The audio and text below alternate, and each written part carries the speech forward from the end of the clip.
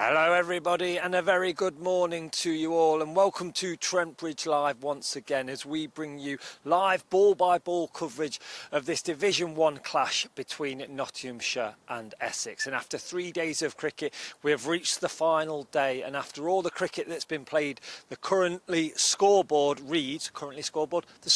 currently reads, I should say, Nottinghamshire leading by 213 runs. So we've had 3 days of amazing cricket. It's been a tight, tense affair between these two teams, but let's recap what happened on day 3 with a little bit of highlights. Here's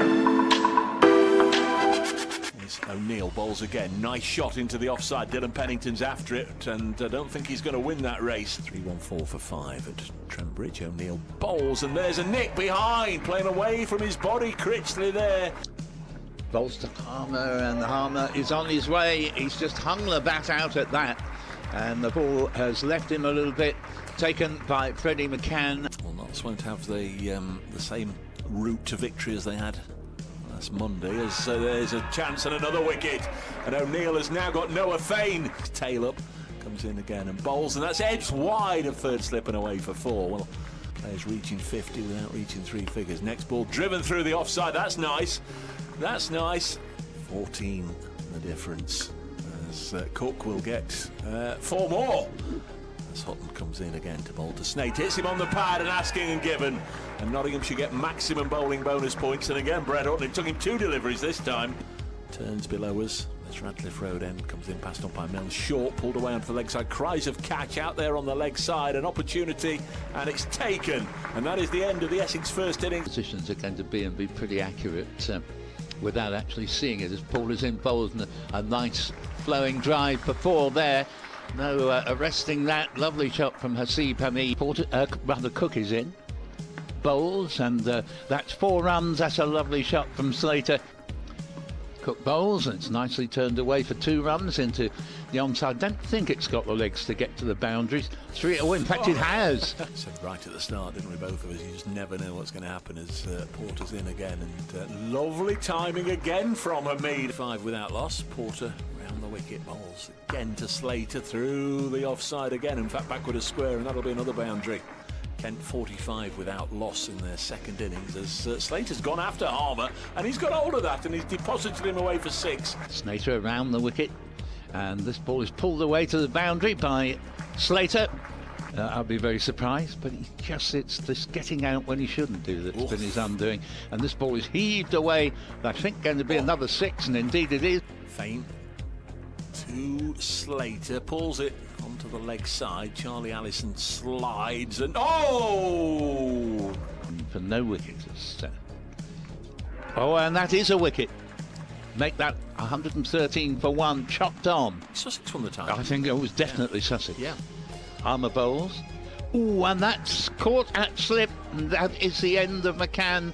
It was a good bit of bowling from Harmer. It just flicked the edge and was caught low down at slip. There, though, you can't get runs back in the changing room, and that's going to run away for his half-century.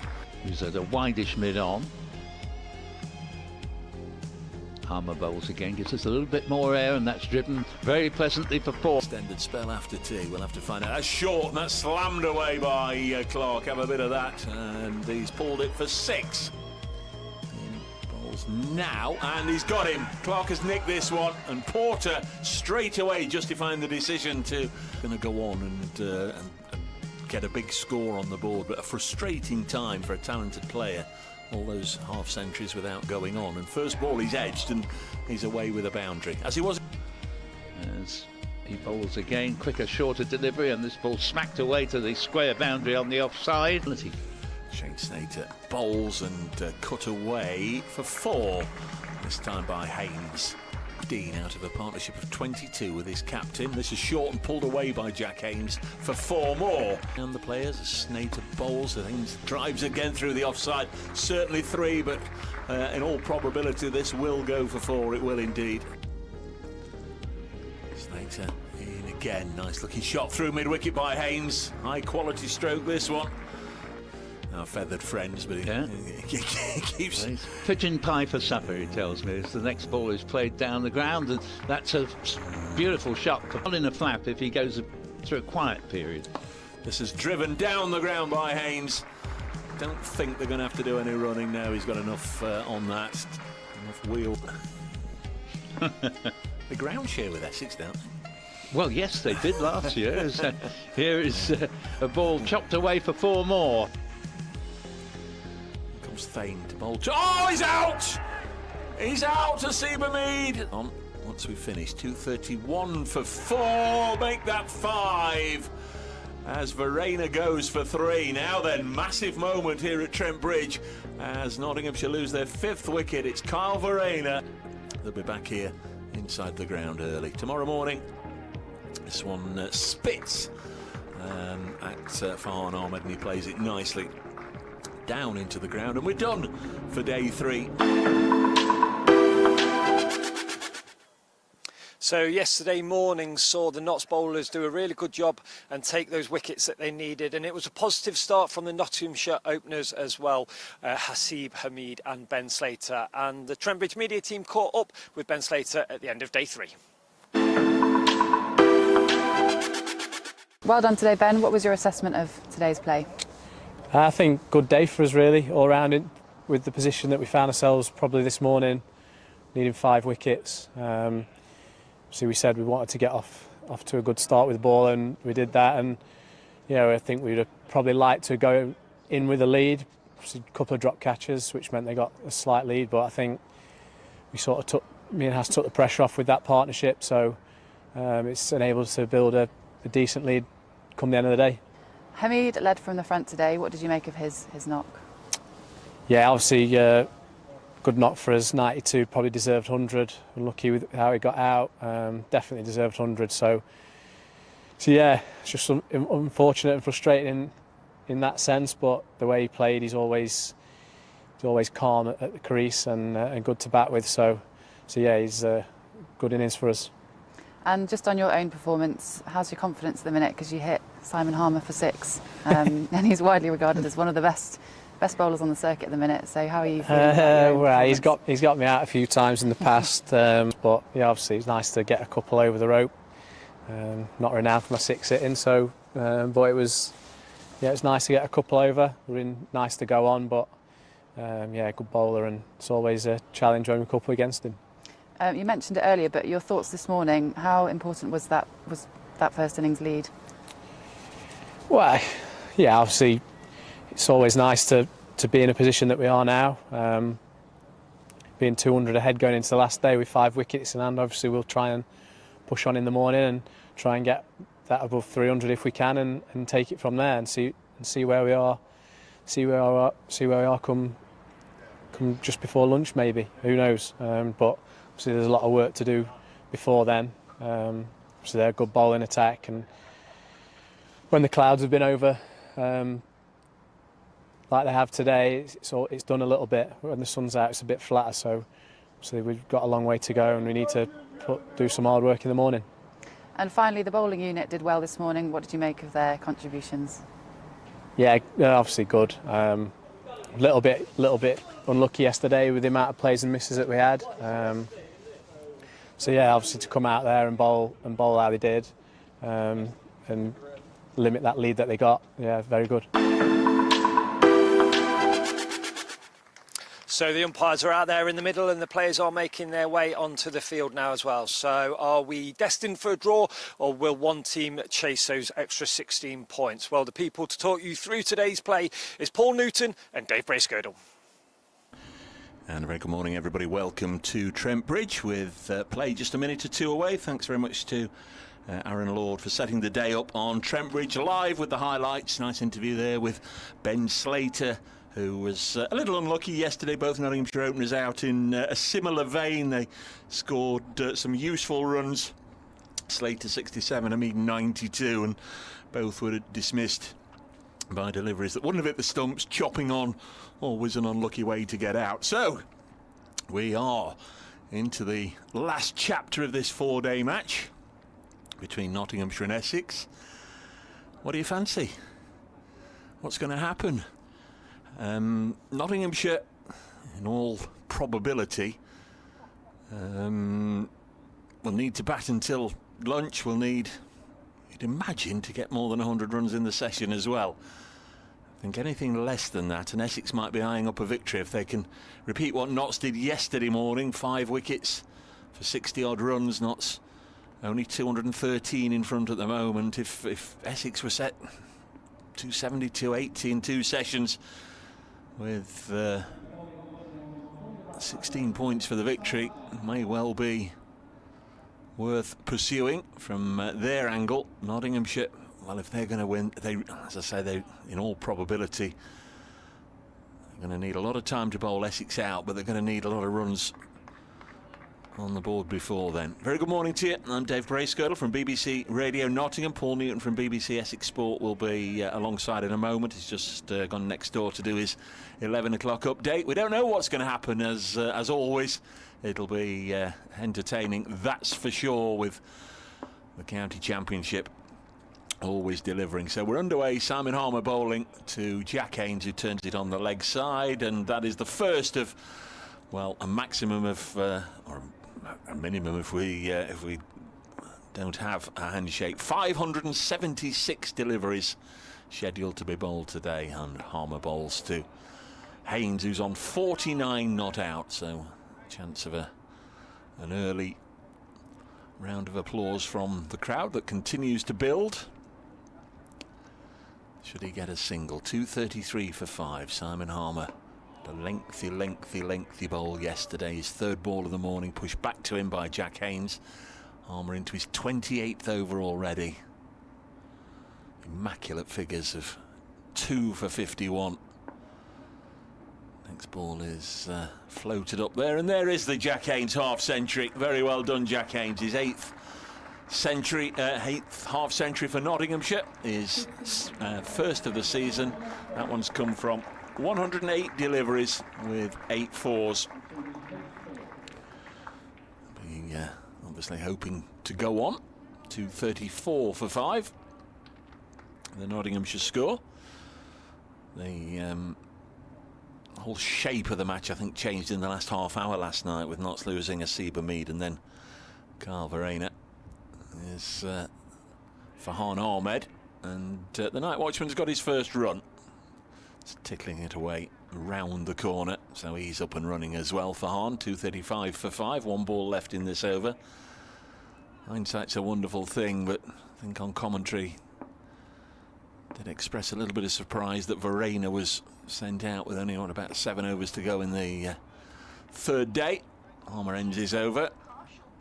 2 runs from it. We'll just do an update for BBC Radio Nottingham, then be back with you. Very pleasant morning right now. The alarms about rain on the Monday seem to have abated, and hopefully we'll get through the full day's cricket if that's what required.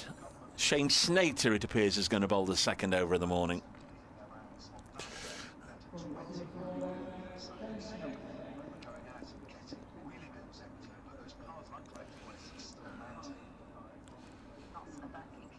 Here is that radio update. Yes, all results possible on this final day between Notts and Essex. The home side have resumed in their 2nd innings. They've added 2 runs this morning, 235 for 5, so the lead is 215, and the first of those runs came to Jack Haynes, taking him through to his first half-century of the season. Notts lead by 215 at 235 for 5.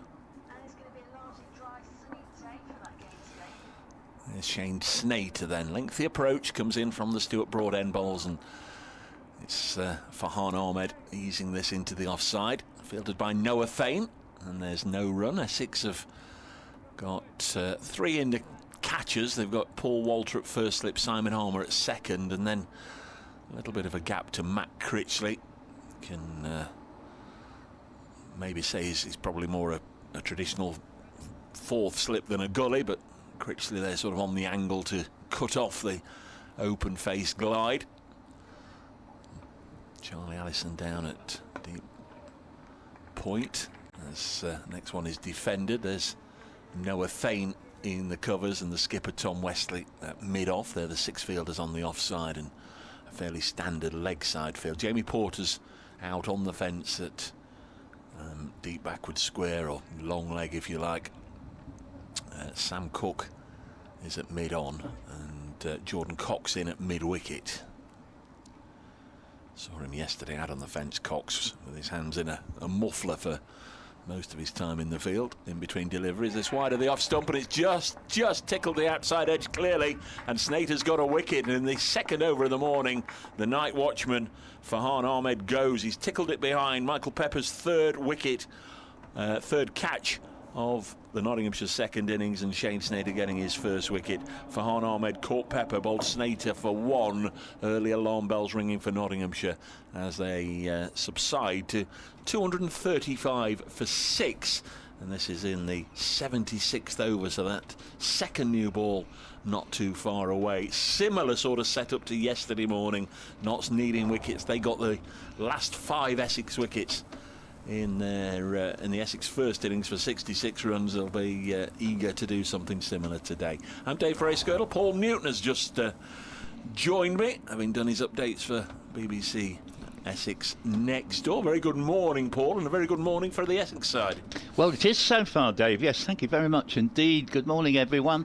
Lovely day here, but there is the forecast. It will get steadily cloudier and possibly showers later on, but we were lucky yesterday. Let's hope the luck holds. A good start for Essex, to be sure. A little bit of a bonus in that I think they'll be looking to Cook and Porter to do the main damage of the day. But normal first change bowler Shane Slater has opened up this morning, because that new ball is due in another 5 overs time after this, and I think we then will see those two come into the attack. But Slater's no mean performer in his own right. He's got rid of the night watchman, and at Nottinghamshire at 235 for 6 will be looking to add, you'd think, at least another 60 if they're to feel reasonably confident. Don't think it'd be easy for a chasing side to score particularly quickly in this game if it comes down to the chase. So time is very much of the essence, and Essex will need to run through the final 4 wickets rather more quickly they did in the first innings to have much chance of a victory. New man is Lyndon James. Like last week, when Farhan Ahmed was used as a night watchman, he comes to the crease at number 8 in the order. Last week against Durham, he proceeded to make 125 terrific runs.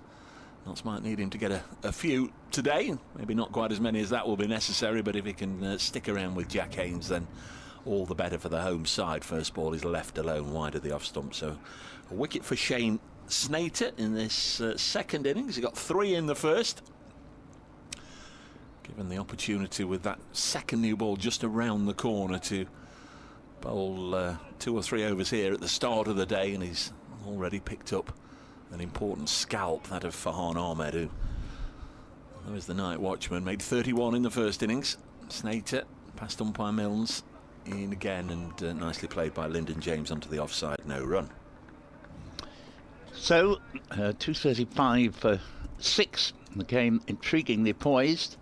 And this is well, roughly what you want to be the situation going into a final day, with all 3 results, 4 if we want to be pedantic, technically still possible. And it's been a good game of cricket, to be sure. Never seen a tie. There's only been one in Nottinghamshire's entire history back in, I think it was 1993 here against Worcestershire. Wasn't here for that. Next ball pushed out by Lyndon James. He remains on 0 at the end of the over. Jack Haynes on 50, 235 for 6. Shane Slater 11 overs, 1 maiden, 1 for 40. Have you had the drama of commentating on a tie, Paul? No, can't say that I have actually, Dave, other than possibly in a one-day game, but we don't count those in this particular context. We're talking about championship cricket, and Essex have actually been involved in at least 2, maybe even 3 ties in their history, but I don't recall being at any of them at the critical moment. Still less actually commentating on one. But I don't think this will be one either. No, that was a very early call, wasn't it? Harmer begins a new over from the Radcliffe Road end, and the score will move on by 1 run as the ball is clipped off the hip down to deep backward square leg by Jack Haynes, who's got his 50 and moved on with that single to 51, 236 for 6. Harmer now to bowl for the first time to Lyndon James. And he comes forward, plays it confidently down to Tom Wesley at mid-on, but straight to the fieldsman, no run. I've had some correspondence that I presume is something that you were talking about, as it's way above my pay grade, this.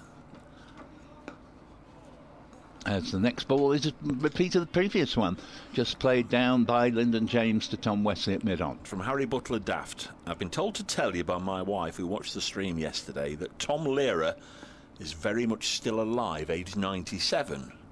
Yes, he is. That's quite right. I did note that. Okay. Passed his 97th birthday a few weeks ago. One run, played out wide of mid-off here. Lyndon James off the mark, 238 for 6. The guy of poisoning pigeons in the park song fame.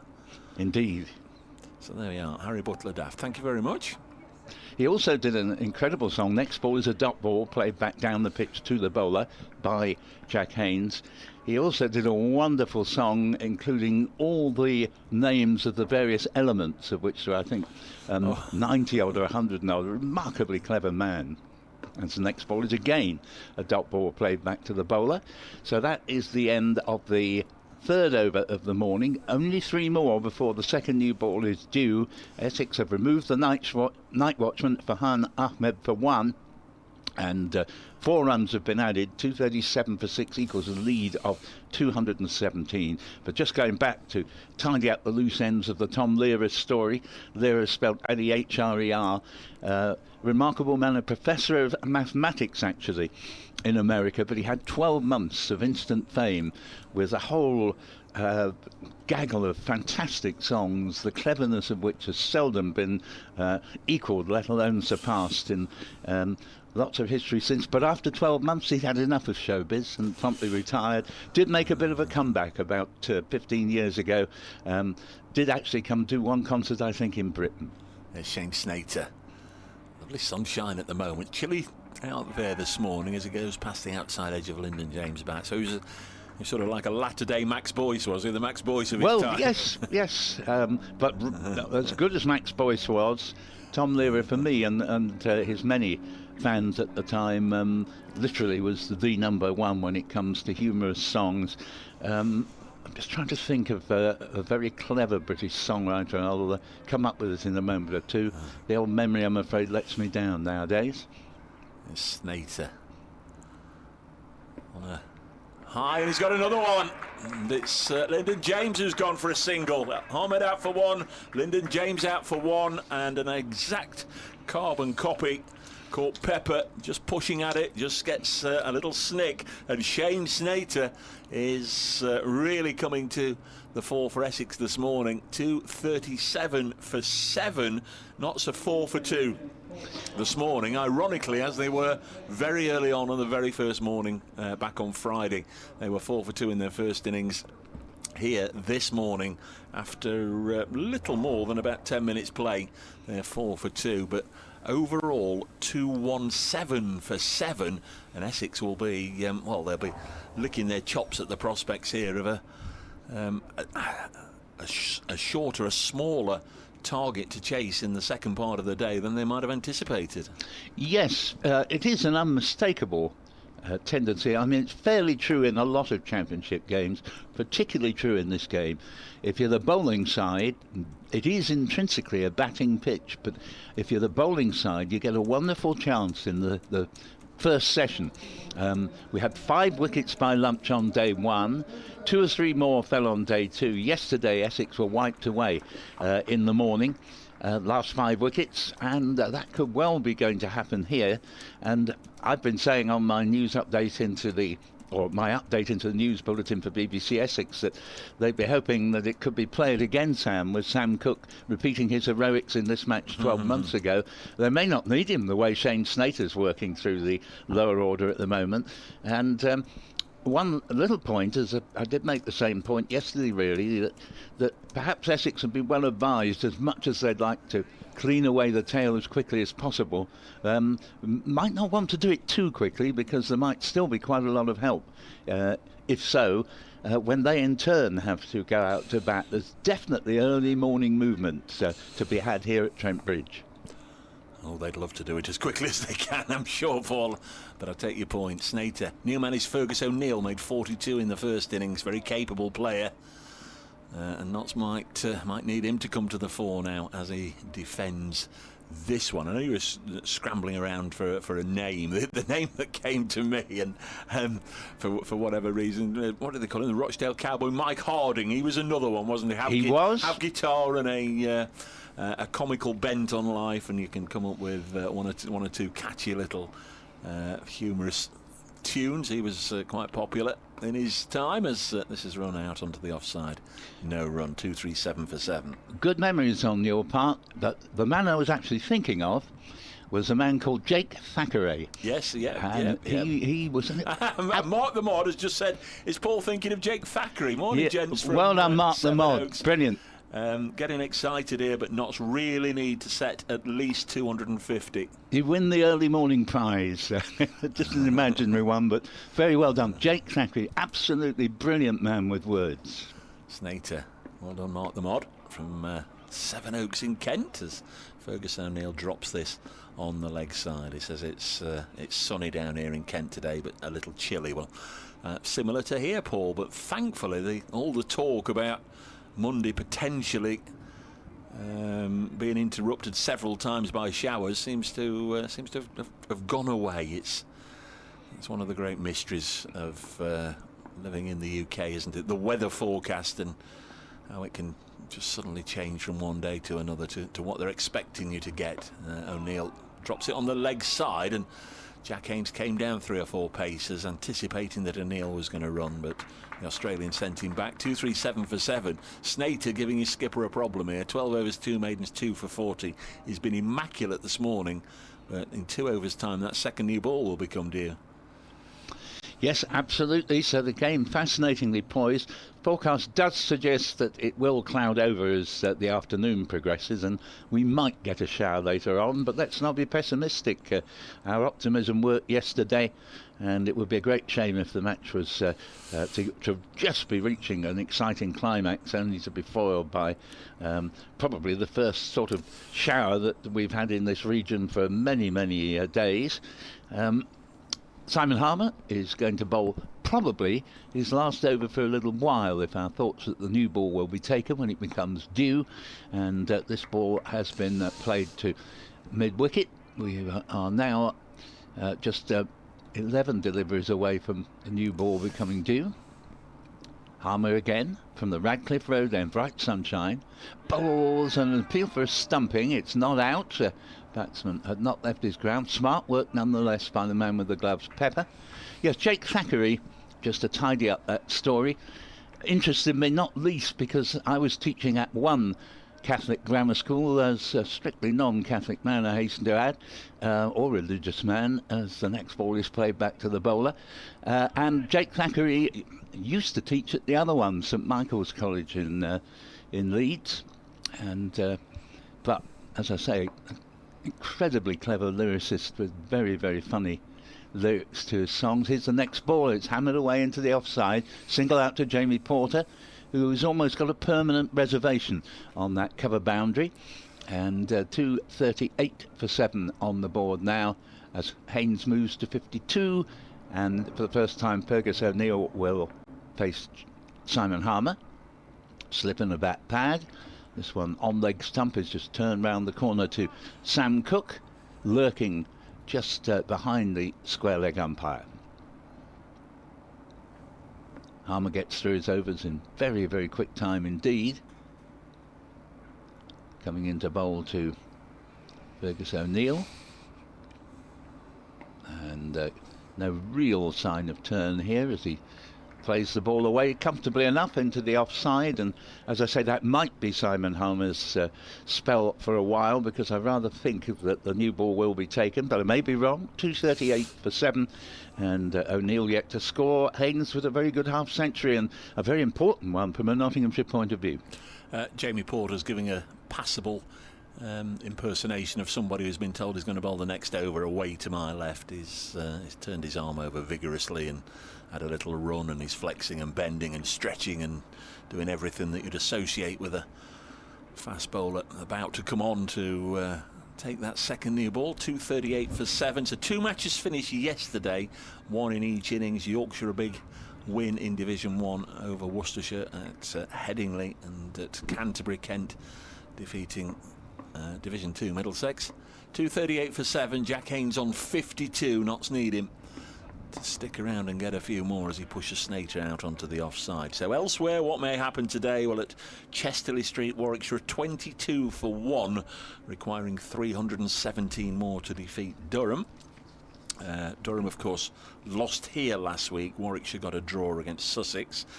Sussex, they're on their way to a win at Hove because Somerset have lost James Rue this morning, so they're 135 for 5, only 5 wickets left, and they are 460 away from a very unlikely win. So that's not going to happen, but it may happen for Sussex as Haynes drops this on the leg side. Hampshire 46 for 3 at the Oval. They're another one that have been set a huge task. They're 46 for 3, but just listen to the very end of that as I was driving home last night. That was the one game that's still playing when all the others had finished. And Hampshire sent out 2 night watchmen who were both dismissed right at the end of the day. So although they are 46 for 3, they've got Fletcher Middleton and Nick Gubbins at the crease. Gubbins eventually having to come out and bat as Haynes pushes this into the offside for at least a couple. Nice looking shot. Matt Critchley's out there, and they're going to take on his arm, and they do come back for 3, so that's good running between this pair. They're the Division 1 games. In Division 2, Glamorgan, who are following on, are 122 for 2 at Bristol, trailing Gloucestershire still by just 39 now. At Old Trafford, Lancashire 141 for 2. They still trail Northants by 127. So Lancashire probably got to bat through the day to get a draw out of that one. Next ball is turned away to leg by Fergus O'Neill. 2:42 for 7.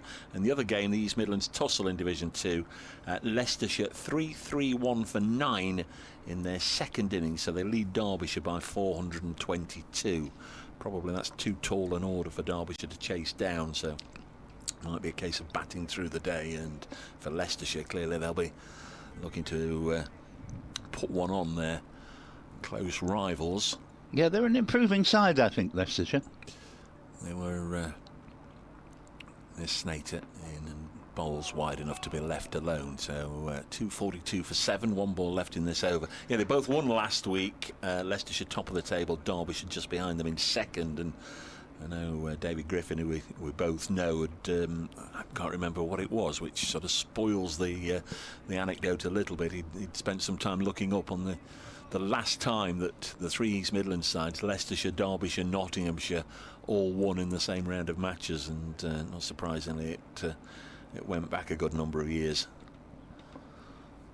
Poor start for Notts this morning. Excellent start for Essex and Shane Slater, who comes in to bowl to Jack Haynes, who reached his 8th half-century in Nottinghamshire colours this morning.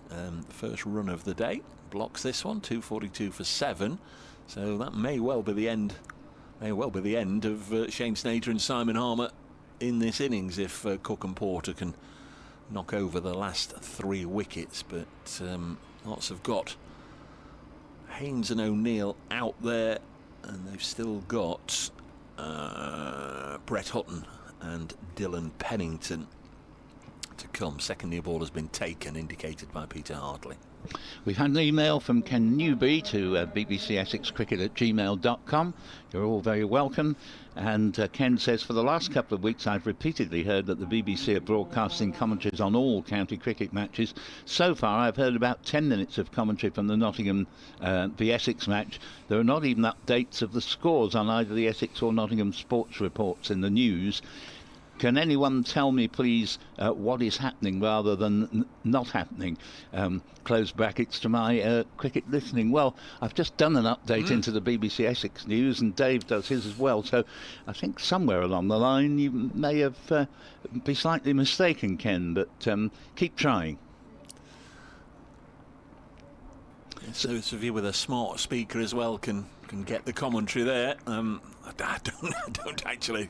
I'm surprised anybody who knows me. I don't actually know how they work, but just nor do I. Just ask your smart speaker to play Nottinghamshire versus Essex Day 4, and I understand that will sort you out. Here's Porter. Yep. So he comes in now. Bowls, and ball just played out into the offside at short extra. There's no run.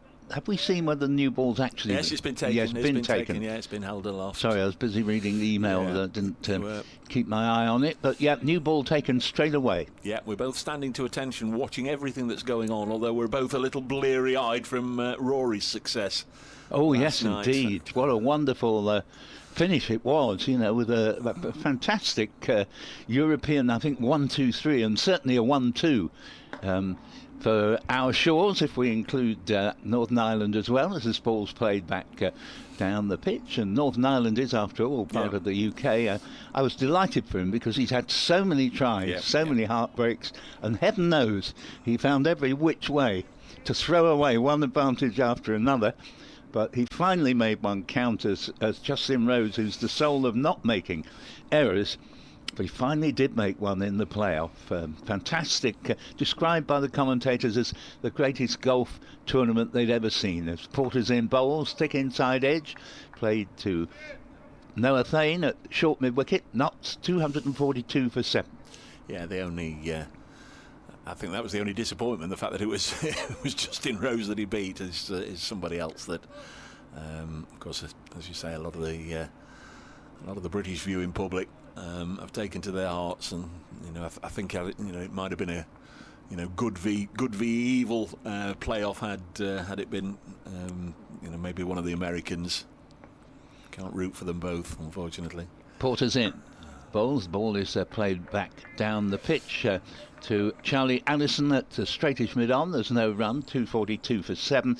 Just completing the new emails we've had this morning on the subject of the songwriters. Simcha Ben David says, and the very good point he makes as well, I think Flanders and Swan came close. And they were another pair of brilliantly clever wordsmiths. Yeah, musical entertainment at its best. They don't make him like that anymore. As Porter's in bowls, and that is a fantastic piece of fielding by Noah Thane. A brilliant catch, an inch off the ground, diving to his right at mid-wicket. And for a moment I wondered if he could possibly have got his hand under that. It was clipped right out of the meat of the bat, and an astonishing catch there sees the end of Fergus O'Neill. Absolutely amazing catch. First correspondent of the morning, I think, was Steve Battlemuch, wondering, really saying that all results are on. I think I've not got your message to hand, Steve, but it was along the lines of, do you think Notts can win? And I did say, do you think really we're going to see 15 wickets go down today? Because invariably for Notts to win, that's what would and still would need to happen. Obviously, for Notts to win, they're going to have to bowl Essex out. 15 wickets go down today, really? I thought, and said to Steve, well, that's 3 that's gone down in what? I'll make it 11:27. So they're on their way. Essex doing the job here. Of course, it's going to be a lot tougher for Notts a little later on, but this game moving on dramatically quickly, and it's not good news for the home side. The way these 3 wickets have gone down so cheaply this morning. It was 2-3-3 for 5, so it's 9 for 3 this morning, as I say, in 27 minutes. So they say catches win matches, and that was outstanding because, as I say, it was right out of the meat of the bat, going like a rocket, just about to go to ground. It was only fractionally off the ground at any point, and Thane just dived to his right, got a hand under it, and the ball stuck. One of those where all you can do in many ways is exactly what he did, just make a desperate grab for it and hope it lands in. So well done to the young man. 242 for 8. All the 3 batsmen out this morning have made 1. Gavin Haynes, meanwhile, has looked pretty rock solid at the other end. Jack Haynes. Gavin's I said didn't I? Yeah. I'm sorry, a Freudian slip. But he's moved on to 55, in the process of which he actually got the 1 run he needed for his 50. Porter to complete the first over with the second new ball, which has already reaped dividends for Essex, and the ball is played into the covers. There is no run. The completion of the over at 242 for 8.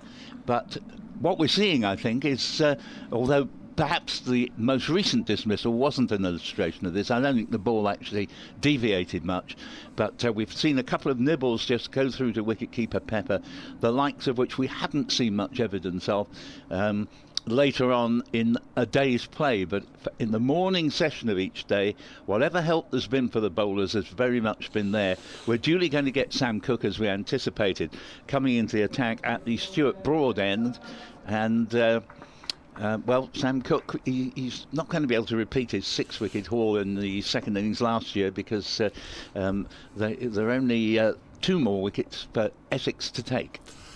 Here's Sam Cook from the Broad end, comes in now and bowls, and this one gets up big on Jack Haynes, just plays it down on the offside. The ball didn't run more than 8 or 10 feet away from him, but they scamper through for a single. 243 for 8. Sid Jenkins has been in touch. This is going to be as nervy as the golf last night, Dave says Sid. Some fella called Aaron listening to you and Paul whilst inside Trent Bridge enjoying the coverage. Could you say congratulations to the Nottingham Panthers for qualifying for the Elite League playoff weekend, whatever that is. Fantastic for the city of Nottingham. This is ice hockey. This is Aaron. Well done, Aaron. Who, you know, he's 2 doors. He's 2 doors up. Always likes me to try and get ice hockey in, but as I constantly remind him, this is a sports show. 243 for 8 as this is pushed into the offside, and there's no run on this occasion. So how do Notts play this? Just Dylan Pennington to come. The lead is 2-2-3, and I would suggest that's nowhere near enough. Tell you what, that was the ball before the one we've just seen was very well played indeed by Gavin Haynes, because the ball stood right up towards his helmet, and he stabbed it safely straight to ground. And I think probably Brett Hutton is glad he didn't get that particular delivery. Here comes Cook into bowl to Brett Hutton, and well, he's slapped this into the offside. There's no run. Jack Haynes is 56 not out. Brett Hutton yet to score, and as Paul has spotted, Farhan Ahmed, Lyndon James and Fergus O'Neill all out for 1. My word. I go back to last night. I did say it when the wicket fell, even before the wicket fell, and certainly whilst he was out there, I wouldn't have sent Carl Verena out last night. I really wouldn't. I'd have sent the night watchman before him. Next ball is pushed out into the offside by Brett Hutton. May not have, you never know how things are going to pan out, but I wouldn't have sent him out. No, as Notts did with 6 overs to go. You did say that, and I think you were right. But there we are, 243 for 8. Very often, certain players will say no. I'm quite happy to go out there myself, but it didn't work out to Nottinghamshire's favour. And bearing in mind Carl Verena's first innings, 128 not out, it looks with hindsight and in your case foresight to have been an error.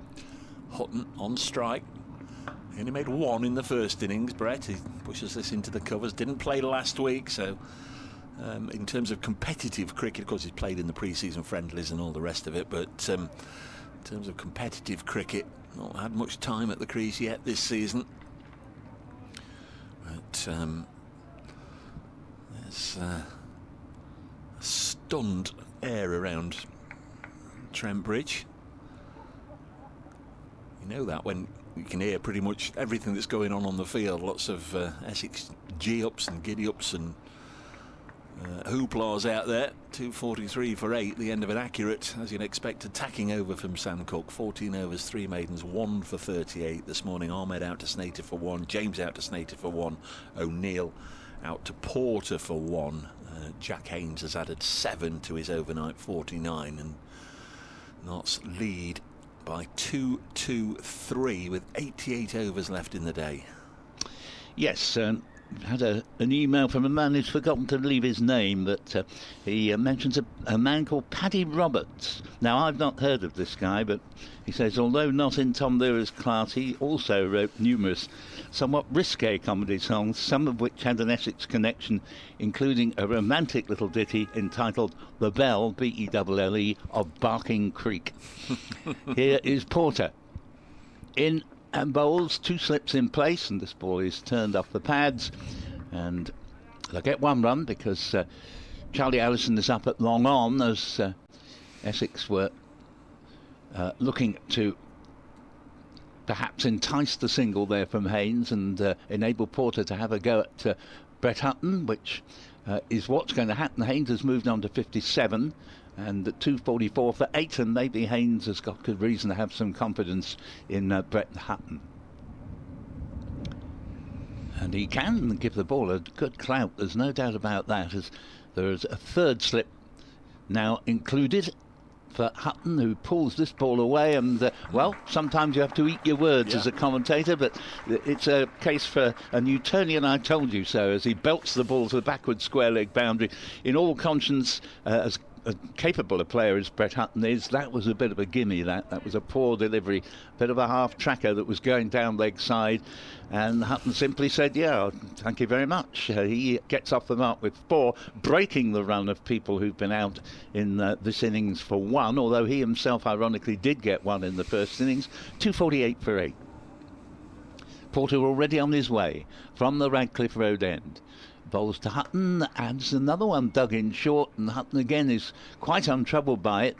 Very shrewdly, just makes sure he gets over the ball, doesn't hit it in the air, and guides it to deep square leg for a single. He moves up to 5, 249 for 8. It's no mug with about Brett Hutton when he gets in. Best, in fact, his best was achieved last year. He's had plenty of 50s for Notts, but he actually got a 86 down at Canterbury for Nottinghamshire. He's a thoroughly good cricketer in my book. As Porter's in, bowls, and again this isn't Porter's usual over. He's 3 times straight onto leg stump, and that's very untypical of him. Another single easily taken by Haynes there, playing the ball out to deep mid-wicket.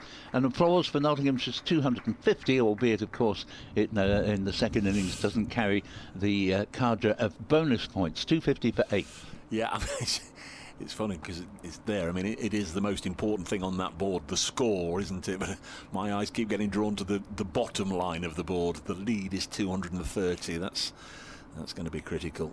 Yep. How many will Essex have to chase, and how long will they have to do it? Porter bowls again, and this one's a straighter delivery. Not ideally pitched in that it was still a little bit short. Comfortably played out to Jordan Cox at shortish extra cover, about 20 yards from the bat. I think everybody you've mentioned, all the entertainers that could sing and could entertain with by bringing a smile and a laugh and a joke. I think they've all been predominantly singers first. As the next ball to complete the over is played out into the offside, no run, and 250 for 8 means that if the last 2 wickets were to fall immediately, Essex would need 231 to win. There's others, of course, that the other way, and I'm thinking because this week actually on the Sky documentary channel it was fantastic. There was a 2-hour documentary on Ken Dodd, the lives of Ken Dodd. Oh yes, and it was his good lady sorting out all his belongings to give to the museum in Lancashire. Have the not in Lancashire, in Liverpool. Still lives in a place called Knotty Ash, but it was fantastic finding all his old costumes and whatever. But then frequently cutting back to interviews with Ken and showing some of his stage shows and all the rest of it. And you forget what a fabulous singer he was as well, as this comes in from Cook, and it's defended. It was a marvellous 2 hours of television. I think they tend to repeat those things on the Sky documentary channel all around the clock. So I presume it's still on, but I would thoroughly recommend that. And, Well, and another one sorry, Paul, and another one I saw back in the day. It's the only time I've ever been to the Leeds City Varieties. My parents actually got tickets. They'd been in the queue for the ballot for tickets for the good old days, the old time music hall. 250 for 8. Next ball on its way now and turned away on the leg side, and there's going to be runs, 4 runs. Nice looking shot for Jack Haynes. And I think it was my 16th birthday. I think nobody was admitted, could be admitted younger than 16, and it just coincided that they got I don't know, they got a dozen tickets for. And the screening was actually on the day of my 16th birthday, and they got family and friends, and they got a minibus, and we all went there. And Roy Castle was a star, and well, he was brilliant, absolutely brilliant. Not the traditional 16-year-old birthday that many people would have had, as there's guided down with the outside edge for single. Charlie Allison down below us, 1 more to not, 255 for 8. Yes, he was another all-round entertainer, and you don't get so many all-round entertainers these days, do you? The triple threats. They can sing, they can dance, they can tell jokes as well. Very good point. Yes, I remember Roy Castle, because he eventually died from having inhaled too much smoke, not of his own making. No. He was very bitter in the end, because he just, all the people he was playing with, because he was a great trumpeter, and just as I say, ingested too much of other people's smoke. Cook into his 15th over, comes in now, and that's a lovely shot from Brett Hutton. He's played it past the bowler, down the ground towards the pavilion fence. It's cut off in the deep, so 2 runs, but got solidly behind it. Good shot. Bowler just got a hand down to take a bit of the way off it, or he'd hit that so well that it would have been 4 runs all the way. Lots of added 15 runs in this. We're in the 84th over. They've added 15 runs since the second new ball was taken. Essex haven't bowled very well with the second new ball. Well, it did account for Fergus O'Neill, but as you say, since then, since Hutton came to the crease, they've allowed him to get away. He's 7 not out. Jack Haynes has advanced his score to 63. Next one's defended.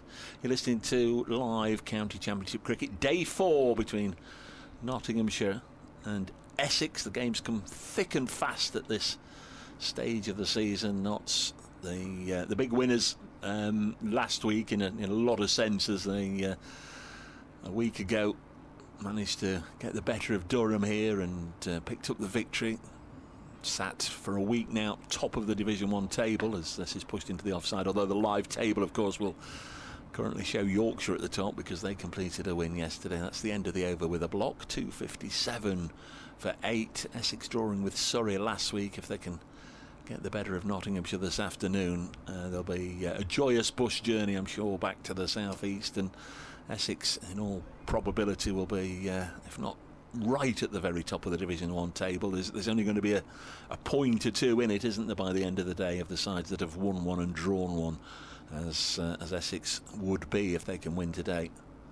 Yeah, we'll see whether they can. I think Essex, with the second new ball, have just got slightly carried away and have overthought it a little bit with ingenious ways to get people out. There's been a lot of leg side bowling. It really hasn't worked, and I do think this Nottinghamshire 9th wicket pair are doing the right thing, attacking the bowling, getting what runs they can onto that board as quickly as they can, within reason obviously, as Haynes stretches forward here, and he's on 63, Jack Haynes. I look down to my left, and after calling him Gavin, Dave has very thoughtfully written in large capital letters that even I can read to tell me it's Jack. Just going back to another name you mentioned, Ken Dodd was just a remarkable man, and he was still doing 4-hour one-man shows when he was in his 80s. A good friend of mine went to watch him in London, and he didn't get home till about 2 in the morning. It was extraordinary. As Porter's in, bowls, and this ball, well, you hear a shout there, but I'm not quite sure why, because it came straight out of the middle of Jack Haynes' bat. It was a defensive push and goes up to mid-off for no run. 257 for 8, a lead of 237. Yes, he certainly believed in giving value for money, didn't he? Doddy, and would joke, you can't get out, the doors are locked, so you might as well sit there and enjoy it. Yeah, truly brilliant comedian of the ilk we shan't see again. As Porter's in, 2 slips, bowls, and the ball is played down to mid-off. We get a gaggle of emails coming now. Sam Atkinson, thank you very much, says, I know that Essex is slow over rate. Got a mention on Friday, and I was just wondering what it is now and what potential penalties may get imposed for a slow over rate. They've sorted that out, obviously, with all the harming overs yesterday. That's right, yeah. They're +3 at the moment, so they're okay. They know what they're doing, Sam. You don't want to become worried because they might be +3 or 4 at one point, or -3 or 4, as the next ball's played into the offside. Because with Harmer, they know that they can just bowl him for however many overs it takes until the figure comes back into the desired proportions. So 257 for 8 here, 3 quick wickets for Essex, all the out batsmen making 1 run. But since then, this 9th wicket partnership has managed to restore a little bit of order to the Nottinghamshire batting. Has still got some nice sunshine, but it's becoming more and more cloudy as the ball is played down to Tom Wesley, the skipper, at mid-off. He's normally actually found in the onside, but he's at mid-off, and the score remaining at 257 for 8. But thank you very much for your email, Sam. Jeff Leonard, great to hear from you, Jeff. Thank you for your email the other day as well to me personally, but you say good morning, Paul and Dave, and he's got another word on the songs of Paddy Roberts. But first, here is Porter in, bowls, and this ball's played down to mid-on. 257 for 8 remains the score at the end of the Porter over, which was far more accurate than his previous one. And Jeff Leonard says, Paddy Roberts' The Ballad of Bethnal Green was certainly a radio play hit, if not a chart hit. It was often requested on children's favourites, despite slightly dubious words. He also co-wrote a couple of big hits for Ruby Murray and Anne Shelton, way before even my time.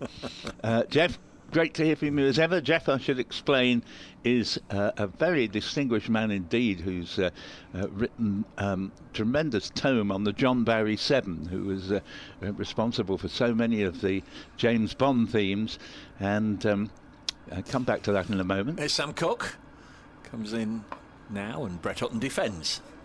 And Jeff is a Gloucestershire supporter who loves to listen to other people's commentaries if Gloucestershire aren't particularly entertaining him at the time. And great to have him with us as always, Jeff. Delighted to hear from you. Thank you very much. Mark the Mod has been back. He was the correspondent that asked if it was Jake Thackeray you were thinking of. Yes, spot on. Mark the Mod. I saw Ken Dodd, Dave, at the Hay on Wye Book Festival. He hit you with a wave of jokes. You could hardly catch your breath from laughing so much. Next ball is defended again by Brett. And yes, Mark, yeah, he's terrific, wasn't it? Absolutely terrific, with his Diddy men and all that. Was it the Jambutty Mines from Nottingham? Yes, absolutely. A man. My tickling stick, missus. Yeah. Would you like a tickler from my tickling stick, missus? Yeah, he was quite outstanding. 257 for 8. Ian's been in touch as well. Thank you, Ian. I'll read it in a second. Just watching Sam Cook turn from the far end in pleasant conditions, bowls, and this is just dropped on the leg side by Hutton. No run. I think it's from Hunstanton. I presume that just from his correspondence yesterday, I think I remember, but I think this confirms it. I've made it in from sunny Honey. Couldn't see you in your hutch with my bins. We're here, Ian. We're here. Haven't been anywhere. Then see Notts lose 3 early wickets. Do Notts need about 300 lead to compete? I think they'd bite your hand off a 300 lead. It's 237 at the moment, Ian. Hope you enjoy your day. Next ball worked into the offside, so there's a couple more here to Brett Hutton, who's played nicely. Seems like he's got a broader bat than everybody else that's been out there this morning. Gets 2 more. Don't think we would dare go into broad bats in in the company of so many Essex followers after what happened here last year. One of the Essex bats was confiscated for being too broad. 2:59 for 8. Yeah, it was Feroz Kouchi and Essex right at the end of the season were docked 12 points for the bat being beyond the required proportions. Hutton back on strike on 9, pushes this into the offside. It does, and I said at the time, does seem a little draconian 12 points for that, but I don't think anybody else will do it this year. You know, there is that, isn't there? Yeah. There is one thing with does the punishment fit the crime, but it is also there as a disciplinary measure to just advise against all that. I agree with you, Dave, but the other point is, why does it take the whole season to decide what you're going to make the punishment? Yeah, that was the one. Next ball is worked onto the leg side. No run. On the face of it, and I know nothing more than on the face of it, but on the face of it, it wouldn't go through the gauge here, so there's a case to answer. But as you say, it just seemed to drag on and on and on. But that's last year. This is this year. 84 overs remain in the day. Don't know how many of those we'll actually witness. Essex in a good position here. They've got knots at 2:59 for 8. Before the second new ball this morning, Shane Slater picked up the wickets of the night watchman Farhan Ahmed and Lyndon James, and then Jamie Porter, as soon as the second new ball was taken, got rid of Fergus O'Neill. So Notts are now reliant upon Brett Hutton, who's on 9, Jack Haynes, who's on 63, to get them as far as they can, with Dylan Pennington still to come. Well, they've done such a good job, this 9-wicket pair, that really neither has looked in any trouble so far. As Porter begins a new over from the Radcliffe Road end, and this ball is mistimed by Jack Haynes, and it goes back to the bowler. He was looking to strike an off drive that came a little bit off an inside edge back to the bowler, not in any danger of taking his wicket, mind, as Haynes has a very good and invaluable 63 for Nottinghamshire. 2 slips as Porter's in again. Bowls, and this ball is very firmly driven and very well stopped in the covers, or that was going to the boundary without any shadow of a doubt. Jordan Cox with a fine diving stop. We've heard from Andrew Vigand, who says, good morning all, great to hear Paul Newton again, welcome back, thank you very much indeed. On the subject of great lyricists, surely the greatest has to be the King of Upminster himself. Yes, I must admit this is a good call, Ian Dury, especially considering the strong Essex connection. Thank you for noting our omission there, because he is a brilliantly clever lyricist, as this ball is played out to backward point for no run. My name is Dickie and I come from Billericay. Yes, indeed. 1 run there. I do beg the pardon of Jack Haynes, who stroked it out to the covers there. And I was just momentarily distracted by some of the lyrics coming into my head of Ian Dury. That's my excuse anyway. 260 for 8, and Haynes up to 64. And now we have Brett Hutton about to face the music of Jamie Porter, who comes in as enthusiastically as ever. Bowls, and a very good defensive shot here from Hutton, who's, as I say, so far looked in very little trouble. Yes, Andrews goes on to say, who can forget the genius of Billericay Dickies? Andy from Chester Street. Thank you for your kind words, Andrew, and apologies if I pronounced your surname differently from the way you do, or put more bluntly, wrongly, but thank you very much to everyone who's emailed. Keep them coming. Porter again. Bowls, another very comfortable shot from Brett Hutton, who hits the ball quite firmly, even though it's really a defensive push out to mid-off, and there's no run. What is it? Is it BBC Essex Cricket at gmail.com. There we are. Good stuff, Paul. And if you like to get in touch via email, I'm sure Paul will be only too happy to receive it and read it out. BBC Essex Cricket at gmail.com, or at Brace Cricket on X. Indeed. This ball is guided down to third man for Another single from Brett Hutton, who looks a very accomplished batsman out there. I have to give him his due. You know, he does not look like a man who would be batting at number 10.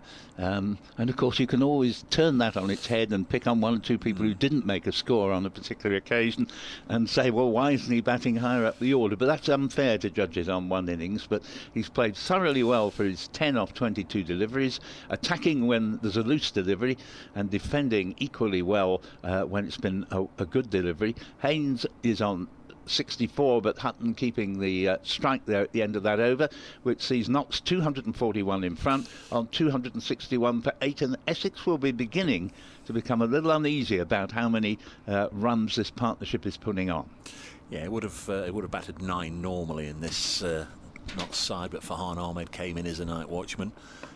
He's on the strike now. The burly Hutton pushes this into the offside. Very much one of the longer servants at the club. Just quickly thinking, probably the longest servant at the club at the moment. Made his debut back in 2011. It was at the start of the season. Played in the Champion County game. His first game for Notts was a pink ball game in Abu Dhabi against the MCC. 261 for 8. Very much part of the furniture here, and drives this out onto the offside. And of course, he didn't play last week. Josh Tong was in the side, so Brett effectively has come in for Josh Tong, and he got a wicket with his very first ball of the match, very first ball of the season in the first innings, trapping Tom Westley LBW. So a nice way to start the season. And got a wicket the second innings with his second ball. Yeah, as I say, I think he does what he does very, very well. I think he's a thoroughly good cricketer.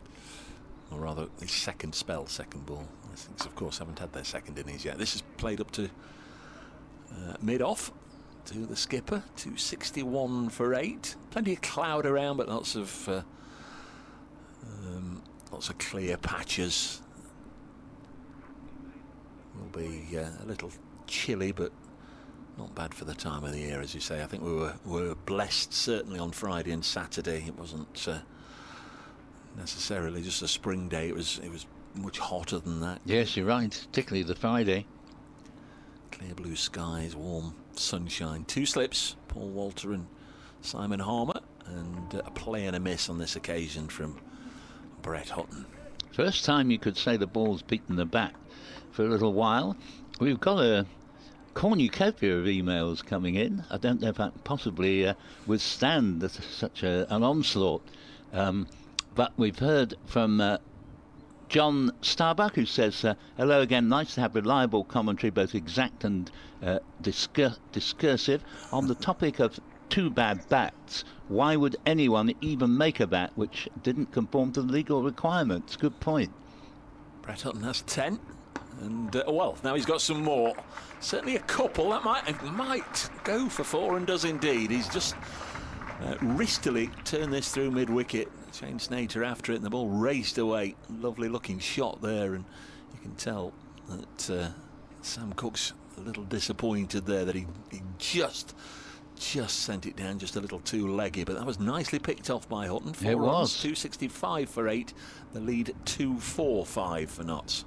Yes, I mean, he's got a heavy bat, and he's only to lean on the ball, and it really travels very quickly over this very, very fast surface. Beautiful shot.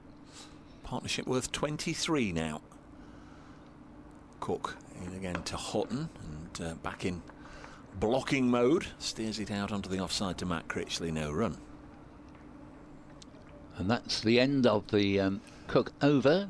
265 for 8, lead of 245. Just finishing off John's email about the bats, he says it sounds more like a cock-up than a deliberate effort. Well, I think you're right there, because I'm not quite sure what a slightly bigger bat than the instructions stipulate. I'm not. You can make an argument that it might be more likely to take the edge and so on. We have a email from Richard, who says Richard Stilgo, and of course Victoria Wood. Oh yeah. 2 more. Yes, regards Richard. Thank you very much indeed. P.S. Thackeray, not Thackeray. Well, I've always called him Thackeray, though. I don't know because how I've heard other people, but I take your point as this ball has gone through for 4. It was just lent on there by Jack Haynes, and the fieldsman Slater running round the boundary got a hand to it but couldn't prevent it going over the rope. And these runs now are again, as we've found so often in this game, there have been some wonderful little interludes where one side seems to be absolutely on top, only for the momentum to change almost before you can blink. And it was all Essex up until 20 minutes ago, and suddenly these are damaging runs from an Essex point of view and great runs for Nottinghamshire. 269 for 8, and the next ball doesn't produce a run. It's played into the covers by Jack Haynes, who's now rapidly reaching his highest score for the county on 68. I think you said he hadn't got past 70 days. 77. 77, thank you. Yes, Richard Stilgo and Victoria Wood, 2 more tremendous humorists. So thank you, Richard, for that. And still several more emails. I'll get through them as quickly as we can as Porter's in bowls, and this ball just not quite played as well as the most of the shots that Haynes has played in this innings. Not that there was anything wrong in terms of likely to get his wicket, but just takes a little bit of an edge down the wicket. He got slightly unbalanced as he played the shot. Goes up to Wesley at mid-off. The Grumbler, a regular Essex emailer. Always nice to hear from you, Grumbler. Happy new season, you say. Sorry to interrupt the nostalgic trip into Comedian's Corner. Michael Benteen's potty time, anyone? Yeah. Michael Benteen, as the next ball goes through outside off stump. Another great name, Michael Benteen. And he says, just like to give Essex a little pat on the back for their opening 2 games with no Dean Elgar and the late dropout of Thacker. These are huge blows. About 7 days in, they have the better of both games. Also, Walter should open all season. Well, I agree with you there. I think he might have been moved up to open some time ago. He's made a very good job of it so far, as Porter's on his way again. 269 for 8, leading by 249. And this ball is played back to the bowler. There's no run there. So thank you very much indeed, Grumbler. Just we've got another half dozen at least to come. Trevor Beaton says, Richard Stilgo, possibly top of Division 2, he says. So obviously Andrew Lloyd Webber to write the lyrics for a couple of his musicals. Porter's in bowls, and that goes through outside off stump. It completes the Porter over, and Nottinghamshire continue to thrive with this 9th wicket partnership. Haynes 68, Hutton 14, a lead of 249. So into the attack. I'm going to do an update into the BBC Radio Nottingham midday news, and then we'll be back with you, and with lots of correspondence. Mark Mugasev's actually just sent in 3 words. Come on, Notts! Thank you, Mark. Nice to hear from you. Shane Slater coming back for Sam Cook. Probably a good move, actually. Cook not quite at his best this morning. I'm sure Slater was actually hoping that he could have gone on a little longer this morning. He was I putting think the you're ball right. in good areas, got a couple of wickets. Hutton's on strike on 14. There is Slater to bowl to him, and a couple of runs again for Hutton, just leaning it on it, pushing it out onto the offside. There's the subfielder doing the fielding there. If any of our correspondents can identify that young man, that'll be hugely helpful. 271 for 8, so the lead goes beyond 250.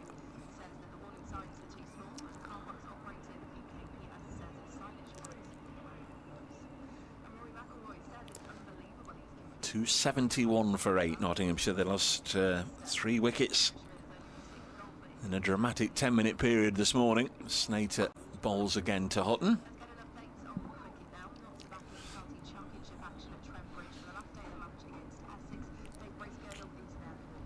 Yeah, quite a dramatic start to the morning here. Final day of this match between Notts and Essex, and Notts lost 3 wickets inside the first 12 or 15 minutes of the day. Notts are currently 271 for 8. That's an overall lead of 251. Jack Haynes still there on 68, not out.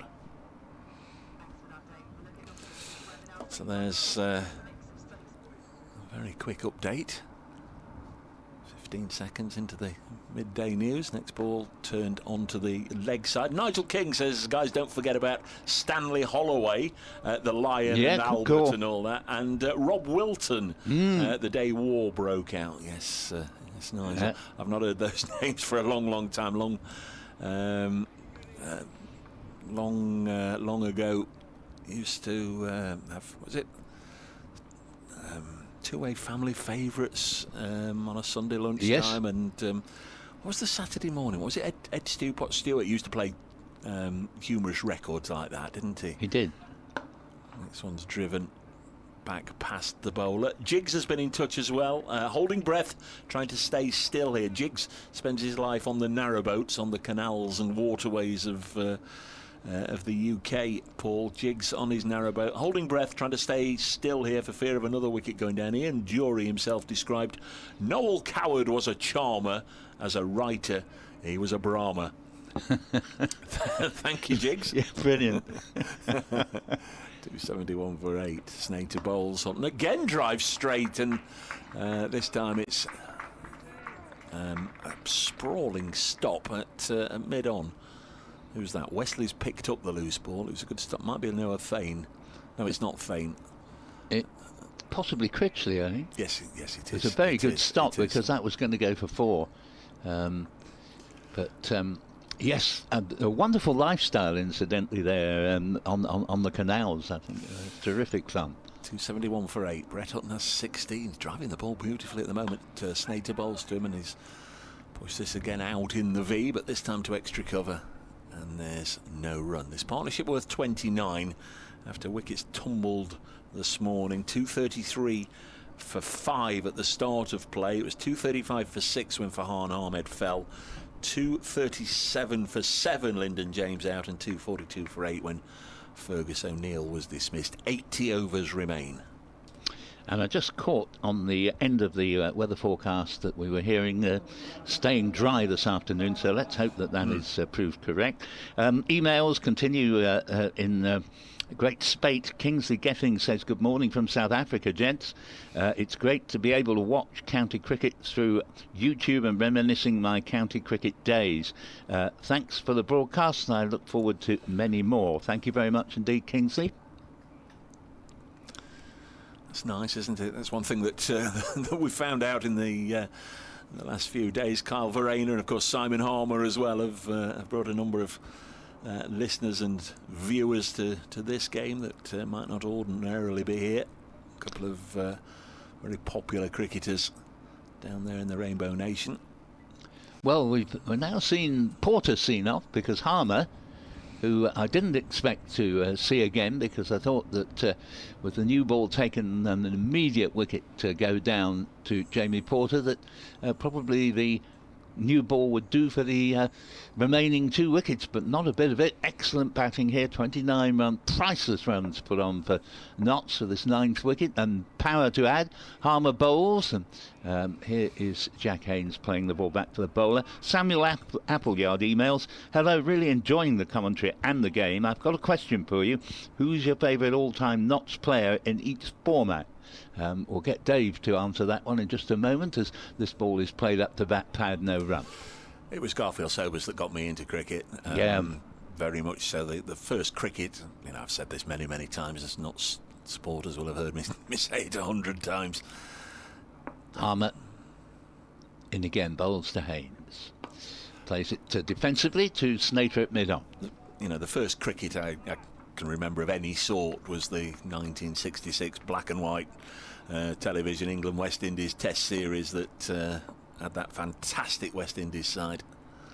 Harmer bowls, and this ball is played to Porter on the cover boundary, and they amble a single. 272 for 8.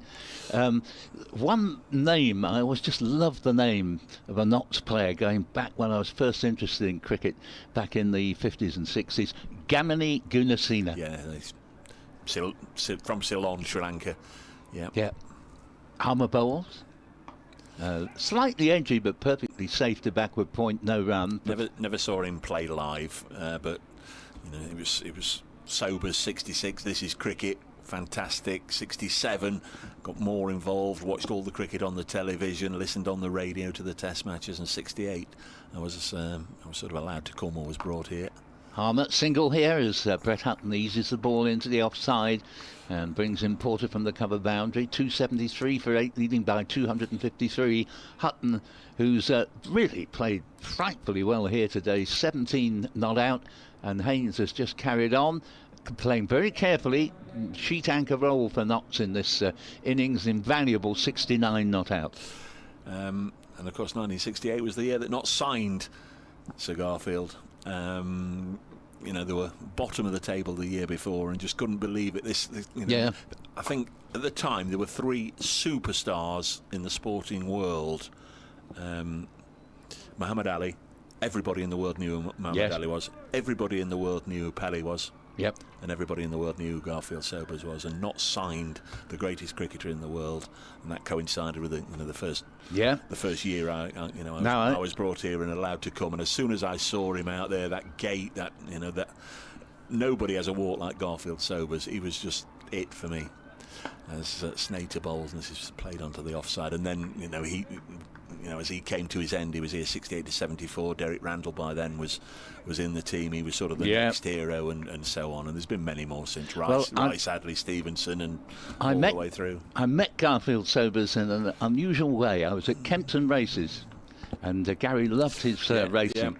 And I didn't know who it was. This man said to me, "Can I borrow your pen a moment?" And it was the great Sir Garfield Sobers. Hutton's on 17, pushes this into the offside, and there's no run. Sadly, I didn't see him in the payout queue that evening, and I regret to say I would know because I wasn't in it either. But 273 for 8, then leading by 253. Lots more emails pouring in. We hear from David Kelly, who says, "Morning, gents. I'm staggered that Richard Stilgo hasn't garnered a mention this morning. For me, the greatest of all comedic lyricists. Regards." Slater bowls, and Hutton has gone to pull this away. Johnny Barron, who we both know, who for many, many years alongside Mark Church commentated on Surrey cricket. Yes. He's an MC as well, isn't he? Yes. Cricket commentator by day, MC by night. And he's worked with Richard Stilgo for many, many years as his MC. And I think Richard Stilgo's son is out there on the circuit doing similar. If I stand correcting. And I'm sure Johnny now works with Richard Stilgo's son doing something similar. There's Slater. Wind's getting up a little bit. Gusty conditions here at Trent Bridge. Again, the flags on top of the Hound Road stand are being buffeted around a little bit. Last ball was just pushed into the covers as an empty drinks container goes flying in here. 273 for 8. Yes, glad you mentioned Johnny Barron. Haven't seen him for a few years, but I live in Dedham, just on the Essex side of the Essex-Suffolk border.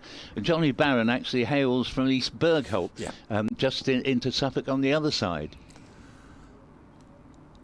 Slater comes in once more, and Brett Hutton again trying to drive it, just almost cloths it down into the ground. In fact, he has a look at the edge of his bat there after hitting it back to the bowler on the bounce. 273 for 8, but I'm pretty sure he works with Richard's son now, but again, I think you'd be right. Must just say as well, I was very delighted that I didn't attend any of the Essex-Surrey game to hear Mark Church back in action after that nasty illness that he had that took away most of last season for him. Well done, Mark. This is the last ball of the 92nd over of the innings, the 80th with the second new ball. And again, Hutton gets into a position to play it in the V, as they say, plays it up to mid-on end of the over. 273 for 8. I've got one or two more quickly, Paul, before you take over. Yes. Mark the Mod, Notts giving us reasons to be hopeful this morning. That was Ian Dury as well, wasn't it? Yeah, indeed. Reasons to be cheerful. Yes. Jigs. A modern-ish Nottingham link would be Ivor Biggin, who wrote for the likes of Esther Ranson. And Miles, not so pleased here, Dave, not just with the runs, but taking some time out of the game. Job one has to be not lose the game and go on from there. Thanks for keeping me and Jack, who's 9 years old, company on a dad daycare day in the Easter holidays. You're very welcome, Miles, and best regards to Jack. Thank you, Miles. Harmer begins a new over from the Radcliffe Road end. At least 2 runs will eventuate here as it goes down towards the fine leg boundary. The Essex substitute fieldsman, again, I'm not sure who it is, but they get back for 275 for 8 as Haynes moves up to 71. Andrew Biggin came back briefly to say I was close enough with his pronunciation. John Shaw is our next emailer. And here is Harmer in bowls, defensively to mid-on, no run. John says, I went to play my guitar at a session at the Eel's Foot pub in Suffolk. One of the participants played beautifully, observed hilarious satirical songs. Come back to that, but here's Harmer in bowling. This one defensively back to the bowler. One of the participants played beautifully observed hilarious satirical songs about the local area. People called him Doc and he seemed familiar. Turns out he is Doc Cox. Come back to that, but Harmer's already in again. Bowls, the ball is played to backward square leg by Haynes for no run. 275 for 8, who played satirical songs about current events on That's Life in the 70s. Yes, I remember him now you mention it. And now lives locally as Harmer, who just is ripping through this over in record time. The next ball is played for 1 run to mid-wicket, 276 for 8, and Haynes getting ever closer to his previous best score for Nottinghamshire is on 72. He said before that he released risque vulgar records under the pseudonym Ivor Biggin. I played terribly, so I never went back. Yeah, that's what Jiggs was. Yep. Talk of the devil, great minds. There's another run onto the board, this time for Brett Hutton, plays the ball out to Porter, inevitably on the cover boundary. The end of the Harmer over, and Essex just don't look like getting a breakthrough in this partnership, doing wonders for Notts. The score at the end of the Harmer over, 277 for 8. Harmer 32 overs, 5 maidens, 2 for 62, and the lead is 257. Just looking there, I've got the window wide open, and that's well, I presume it was 2 drops of rain just hit me in the face, but I can't see any. Yeah, just a little bit on the window, but I don't think it's going to be anything more than those 2 drops.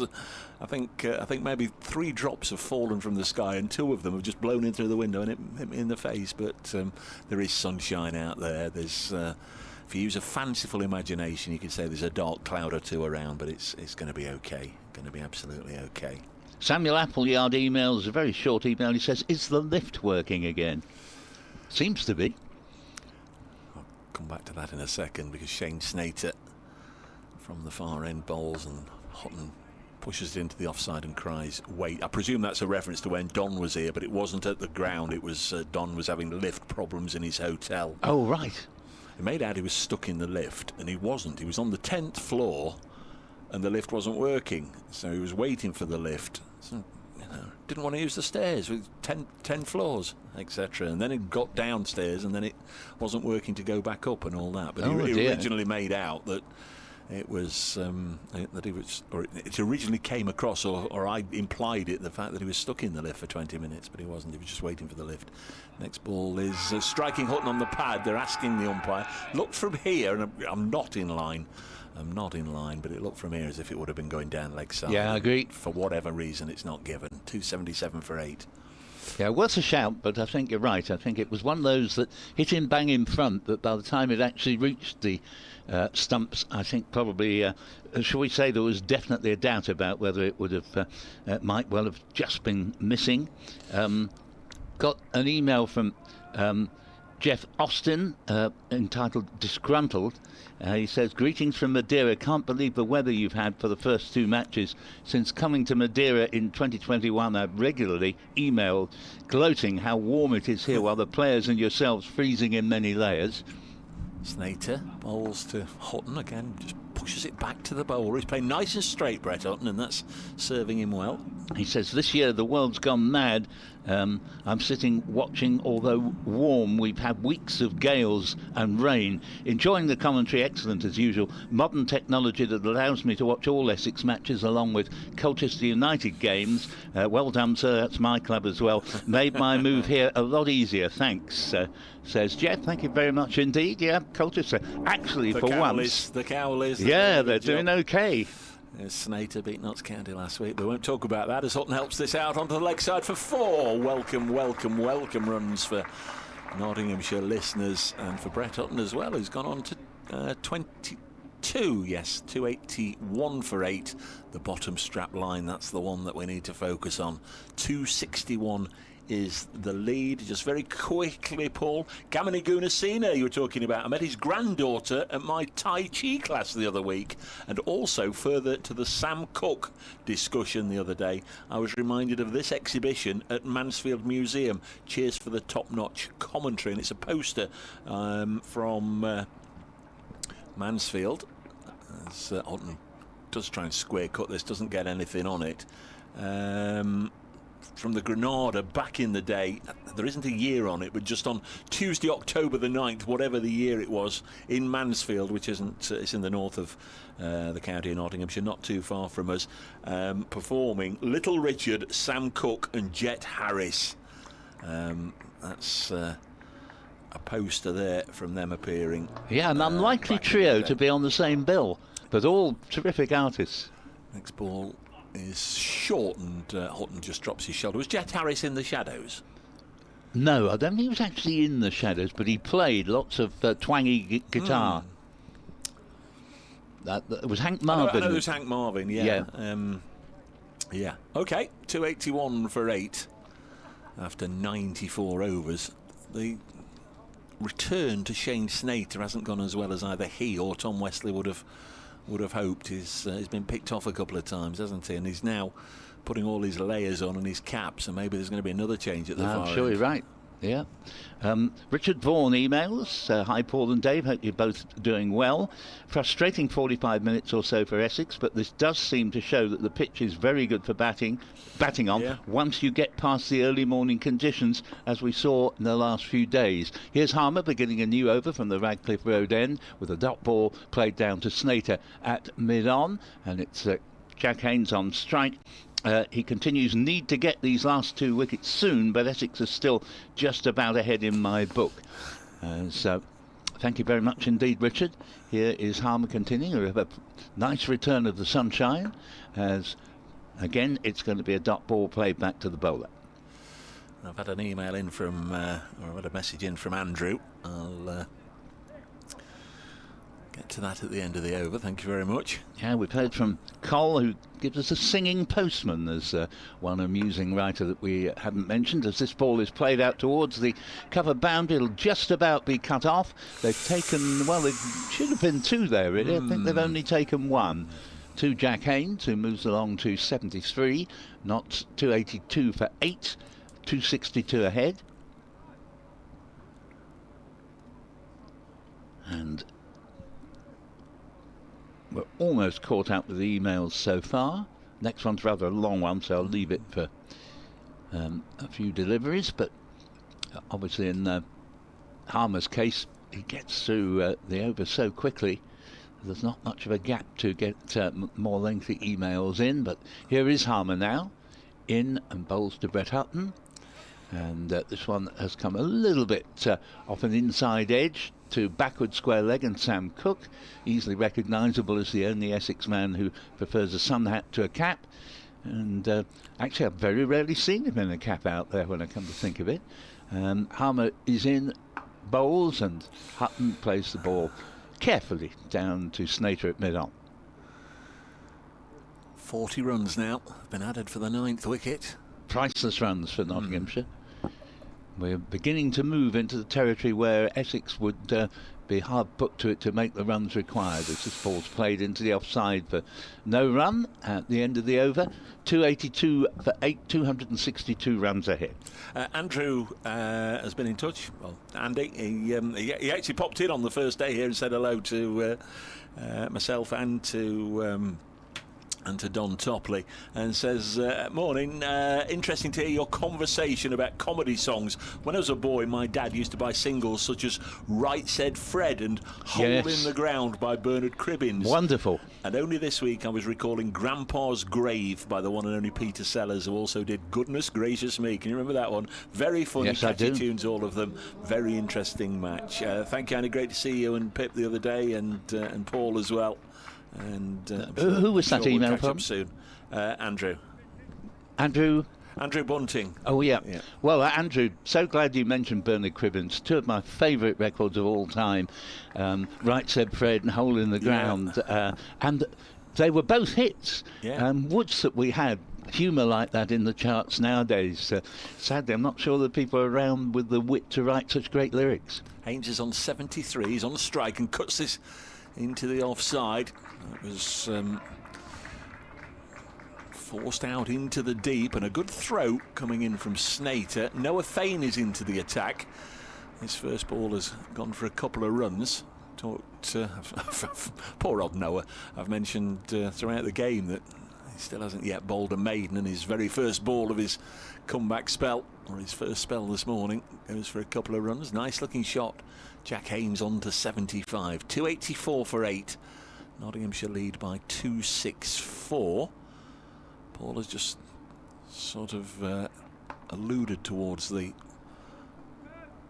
chase if and when it happens. Another single taken here. If you think if it's, I'm still looking. Well, if it was 300 in 60 overs, that's 5 and over, and I still think that's gettable if you have a good start and you've got somebody who sort of stays there and bats through. Well, Notts are nowhere near 300 in front yet. They're 265 in front, and there's a lot more than 60 overs left. 74 after this, so I still think this is in manageable proportions at the moment for Essex, should they get these last 2 wickets sometime soon. Hutton, it's had a low full toss. Just seemed to I seemed to miss the bounce of the ball. I think it went all the way through onto the toe of Brett Hutton's bat. Another single. 286 for 8. Email from Stephen Tockley. Thanks for keeping me entertained as I paint my garage doors. More paint on me than the doors. My wife and I saw Ken Dodd at Southend not long before he died. He started at 7 p.m. and finished at midnight. Value for money. Next ball's eased into the offside, and there's no run. 286 for 8. He continues. We also saw Bruce Forsyth at possibly his last West End appearance. Turning to old cricketers, I saw Sir Gary Sobers at Chelmsford in 1973. He got a 70. In those days, for 50p on the bus as an 11-year-old, I could travel from my parents' house in Gosfield. Gosfield, by the way, we'll come back to that. Here comes Noah Fane. It's got a little cloudy out there now, a little darker. The sun's disappeared as Haynes pushes this back to Fane. Yes, Gosfield's cool, the scene of my best ever bowling figures. And he continues, and that was me saying that, and see the top stars in world cricket play at Chelmsford. My favourite Essex player was, and probably still is, and I agree with you here, he's a wonderful player, the electric Keith Boyce. By the way, is Notts the best chance of winning the game now to be bowled out? Good question, actually, could be right. Fane into Haynes, plays with soft hands, square of the wicket on the offside now. Then his debut for Notts was in the opening game of last year when Essex came to town. His very first innings for Nottinghamshire, Jack Haynes, he made 77. He's just taken a single there to move on to 77. It remains his highest score. This is his 8th 50 for Notts. Hasn't gone beyond 77. I'm not trying to jinx him. I'm trying to just help him, speed him beyond that little landmark. 7 scores last year between 50 and 77. He is due a big one. Now, Rob Mead, he endorses you here, Dave. He says Jet Harris definitely was in the shadows with Hank, and I think that's right. I think he was there but left at some point, and you know, wasn't a sort of full-time member, as it were, in terms of throughout their career. But yes, he was there at some stages. Thank you for that, Rob. This ball is played round the corner. Harmer beginning a new over from the Radcliffe Road end, and there is no run, and the score is 287 for 8. And at the same time, Gary Howe, you were right, Dave. Jet Harris was an original member of the Shadows, played bass guitar. Thank you, Gary. It's just, word association. Jet Harris, the shadows, but next one is defended. But Yeah. I wasn't sure about your greater expertise, but on that occasion, the old memory hadn't completely gone. But I know of Cliff and I know of the shadows, but now, never a great fan. We've got an answer to who this Essex substitute is here. Hat.gate.org says Essex substitute, isn't it Mackenzie Jones? Now I think you're probably right. I don't know of Mackenzie Jones, but I was talking to Chris Silverwood last night, and he started to mention Mackenzie some. I didn't quite catch it because I was asking him any talent coming through, and that's who he mentioned, I think. Single onto the board, 288 for 8. Haynes on to 78 is now. This is his best score for Nottinghamshire. Harmer, again from round the wicket bowls, and the ball just played defensively by Brett Hutton into the offside, no run. Well, it's understandable if his shirt's got a bit sweaty or he hasn't got any more shirts, if it is the same individual. But on days 1 and 2, we did have a Jones as the subfielder, number 50-something. Harmer again bowls, and another studied defensive shot there into the offside, no run. But I didn't take enough notice of him facially to know if it's the same fella. Like I say, it may be just with a plain shirt on, but definitely the Jones who was the subfielder on days 1 and 2 had his name and a number on the back. So thank you very much for that. Some returns, and the ball is played into the offside, and again there will be no run, and 288 for 8 means that the lead is 268, and Harmer 34 overs 5 maidens, 2 for 64, and it's a day that started WWW, and since then there hasn't been any sign of another W. No, there hasn't. 288 for 8. Chris Morley's been in touch. Just saying he's not been well of late. Did get down for a while yesterday. I hope you're feeling better soon, Chris, and can attend more regularly. Says, hope you like the new flag. Well, the new flag is the Nottinghamshire County flag that we've got away on the base of the Fox Road stand. It's better than our Ricks. Yeah, very nice, Chris, indeed. The next ball is cut away by Haynes. He might get a boundary. There's not been a boundary for a while, but there's a lovely shot from Jack Haynes to go into the 80s now. 82 not out. 292 for 8. The danger, I think, was that Jack Haynes might be left high and dry. They're applauding the 50 partnership. We should attend to that first and foremost. 50 partnership from 98 balls. Jack Haynes 27 of that 50. 23 for Brett Hutton. Fabulous stuff for the 9th wicket for the Nottinghamshire supporters. Not so good for the Essex fans. 292 for 8, lead 272. Next ball turned away for another single. 293 for 8. Yeah, and thank you very much to the BBC Essex sports editor, Victoria Polly, often to be heard on 5 Live nowadays as well, and she says Mackenzie, she sent me a news item, Mackenzie Jones signs rookie deal for Essex.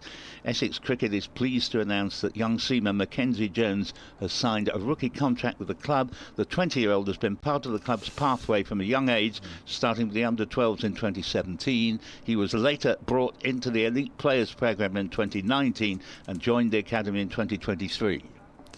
Yeah, Victoria, thank you. She sent me it as well. Grateful for that. It's blocked. Yeah, like I say, I've just mentioned the only query I had. We were told he was 12th man. We knew he was 12th man on days 1 and 2 because he came out with the with his name, and I think it was 50 something. I can't remember. It wasn't 56 because that's Allison. But Jones will wear the number 59 shirt. Yeah. Well, that again. Here's the lad out there, Mackenzie Jones, just in a plain shirt. Yeah, he's pretty quick over the ground. He's made some good chases, actually, to retrieve balls that have gone out near the boundary. Noah Fane in his 10th over. Ball short, and Brett Hutton slams this away through mid-wicket for 4. I tell you what, he's having a very, very good start to his working week. Brett Hutton here this Monday morning. He's a keen golfer. I suppose all the players would have had curfew. Get yourself to bed for 10 o'clock. But Brett likes his golf. He'll have followed Rory if he could. I don't think he's a curfew man, Brett Hutton.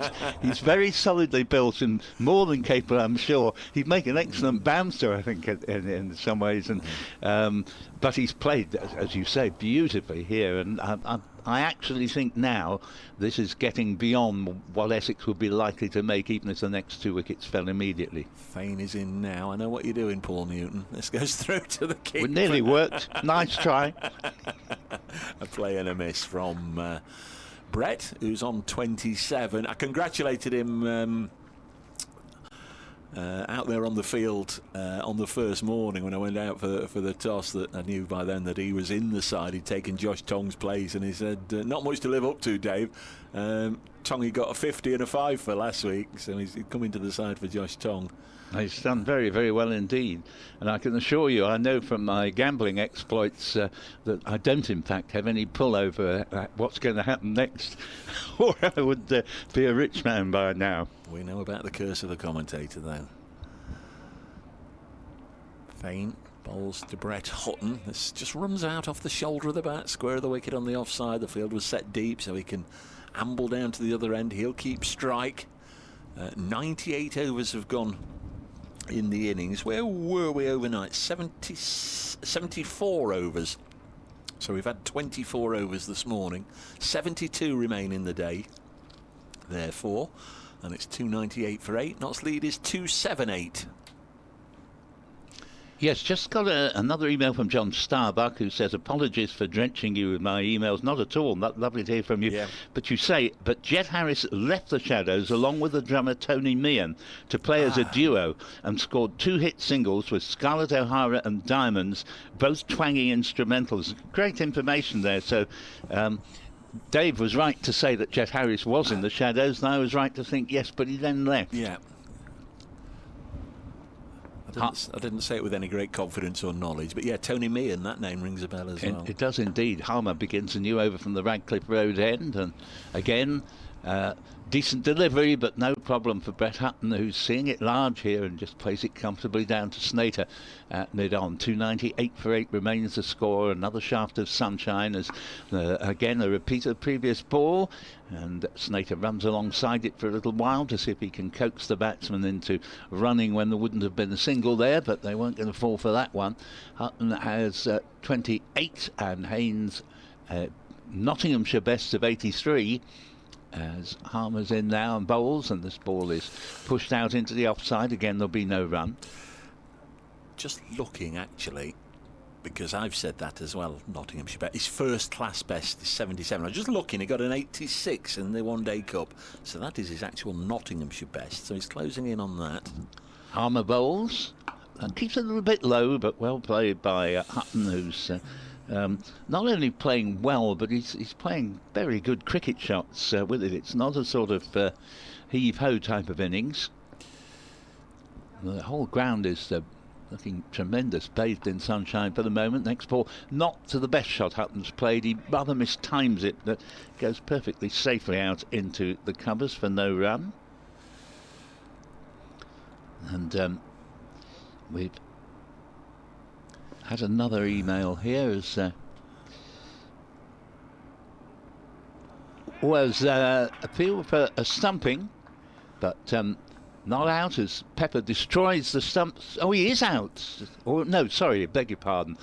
He started walking off, but he's merely walked down to have a chat with Jack Haynes. I was going to say the umpire didn't raise a finger, and suddenly I thought he was walking off. Apologies for raising or worrying people, depending on which side you're supporting. But we just like to keep you on your toes here on the commentary. There's been 1 or 2 instances of that over the years, isn't there? I seem to think Chris Broad in 86, 87, that Australia tour, there was one for whatever reason there was an appeal, and he was prone to go and walk off towards square leg. Well, at square leg, whichever match that was where the pavilion was. So he set off walking 4 or 5 paces towards the pavilion, and the umpire thought, oh well, he must, whatever it was, he must have nicked it then behind and raised a finger. So when he looked back, but that looked like that, didn't he? He set off walking in this direction straight away, but he knew it was the end of the over. He was just coming down to have a word with Haynes. Another email from Col, who sends me a picture of apparently Frank Crummett and Rudy Valley. who I've not heard of. No, I haven't, no. Bowling change, Critchley's coming on at the far end. Thank you nonetheless. Yes, I think it's time Critchley was given a try, not because he'll necessarily pull off the required breakthrough for Essex, but he's in now then, shortish and cut away by Haynes. In fact, he's going to get a single into the offside, so Jack Haynes moves to 84. Little bit of background information from Stephen Tockley, who says, Gents, Mackenzie is a tall young seamer who appeared for Scotland in the Under-19 World Cup. Mackenzie Jones says, I always liked it when Essex had a Scot in the side, possibly because of the number of Scots farmers in the part of Essex I grew up in. There were 3 Scots in my year at my village primary school. I recall, in fact, to come back after this next ball. Critchley then for the first time to Brett Hutton. Having a good look round the field. We've got one slip. We've got Paul Walter in the large presence of Paul Walter, fairly close on the offside, catching a stationary short extra cover, but Hutton just dabs this into the gap at mid-wicket, takes a single, and that is the applause for the 300 up for Nottinghamshire. 300 for 8. The lead is 280. Just wondered if they were going to get anywhere near that when those 3 wickets went down. 235 for 6, 237 for 7, 242 for 8, right at the start of the day if you weren't with us. Knots losing Ahmed, James and O'Neill, a single run apiece, and Essex tails were up. Next ball pushed into the offside, and there's no run. So 300 for 8. Nottinghamshire lead by 280 at the moment. There'll be 70 overs left after this one. Critchley short and stepping deep into his crease and backing away there. Jack Haynes able to cut it out as far as Noah Fane. 301 for 8. And just to complete the email, talking about Scots players for Essex, Stephen says, I recall Denness and Hardy, who both appeared in the Essex sides of the 1970s. I believe Peter Such, who played for both Notts and Essex, was also born north of the border. Thank you, Stephen. Yeah, he was indeed. He was the match referee here last week as Hutton pushes this back to the bowler. Couple more correspondents have come in to me. They're coming into Paul. Many thanks everybody for taking the trouble out of your Monday morning just to keep us going as Hutton defends. Just quickly, Paul, then Tony T. Afternoon, Dave. I tweeted the other day about games being played to a conclusion. With the benefit of hindsight, I'd happily settle for a draw right now. I wonder if the new ball works well for Notts. You might change your point of view. And Sycamore George says, Dave, hearing you talk about the great Cigarfield Sobers reminds me of an occasion in 1973 when he came and opened the Keyworth Show for us, not too far away. A net was set up on the field. Visitors were invited to bowl at him for a fee of around 10 pence. I was 16 at the time. I had my 6 balls bowling at him, and my 3rd ball I bowled him. One of my favourite cricketing memories to have bowled out the great man. Oh, that's wonderful, George. Really, really good stuff there.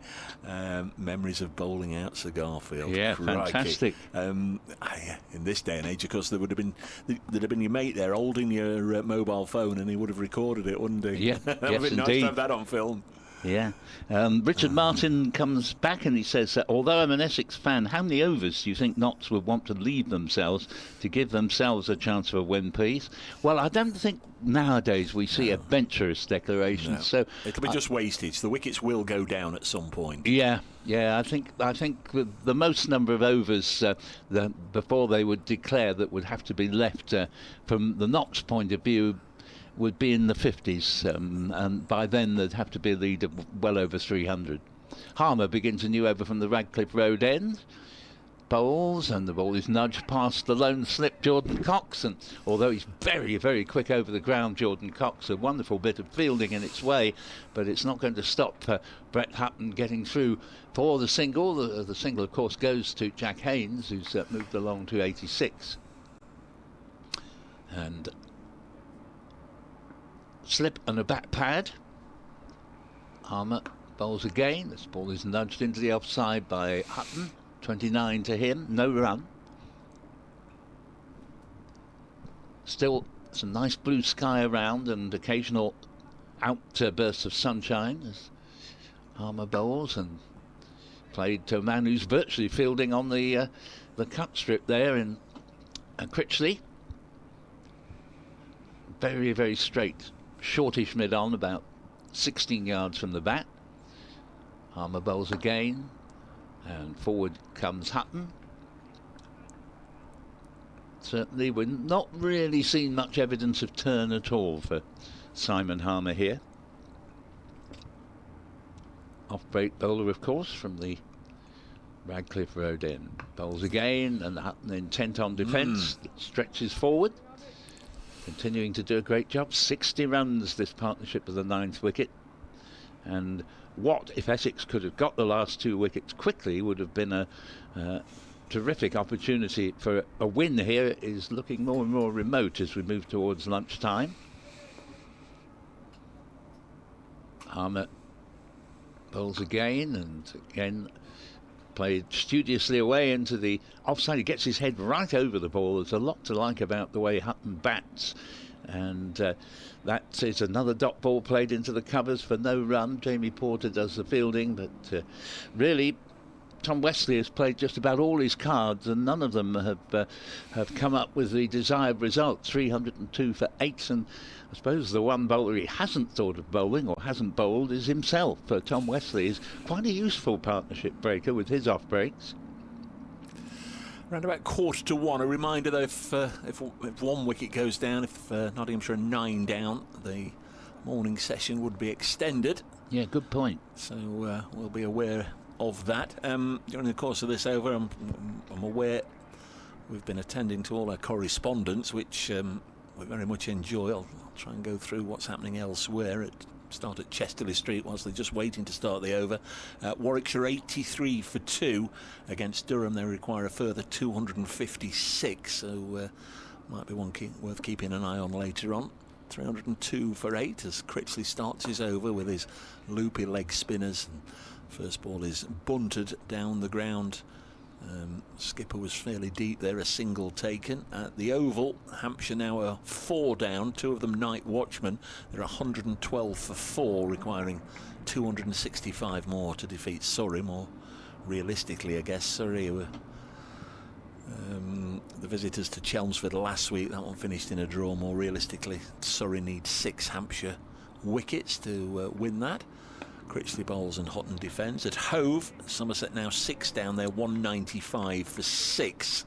Still require a further 400 to win. That's not going to happen. So Sussex need 4 wickets. That's Division 1. Yesterday, of course, Yorkshire defeated Worcestershire in the other game. Hutton plays this slightly skewish off the outside edge to Allison at backward point. Division 2, Glamorgan in their second innings, 171 for 3. They've got a lead now over Gloucestershire of 10 runs. Gloucestershire, of course, would have their second innings at their disposal if they can get Glamorgan out. Next ball is defended. At Old Trafford, Lancashire 203 for 3. They still trail Northants by 65. So Northants in a strong position there.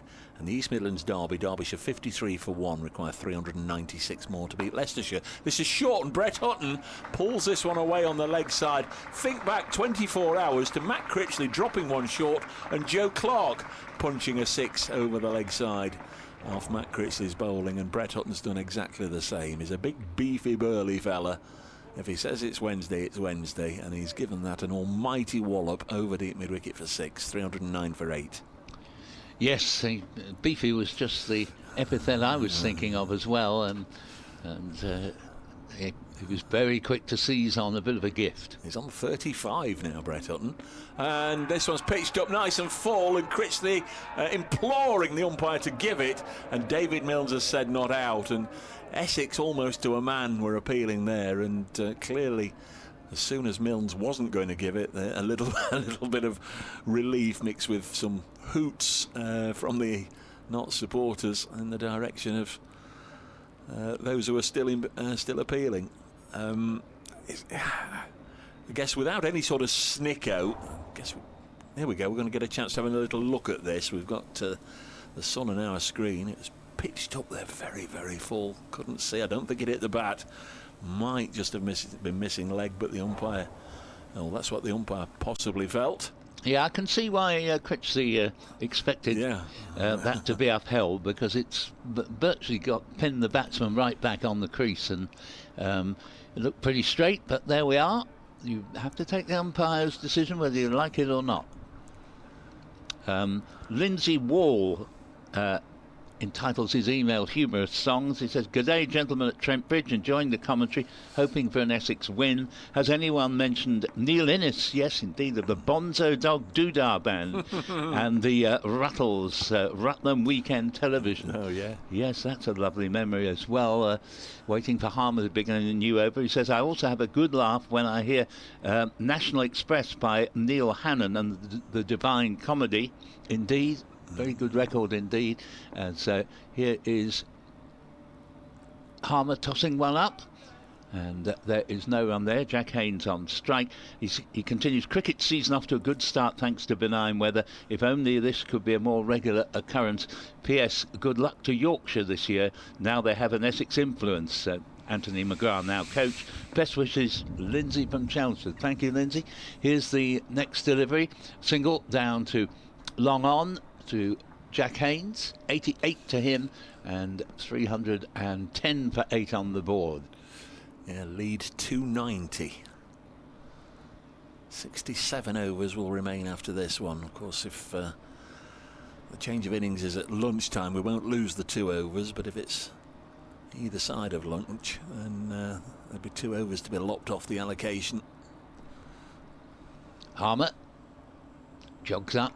Bowls again, this time to Brett Hutton, who just a slight outside edge, but it's all along the ground and easily picks up another single.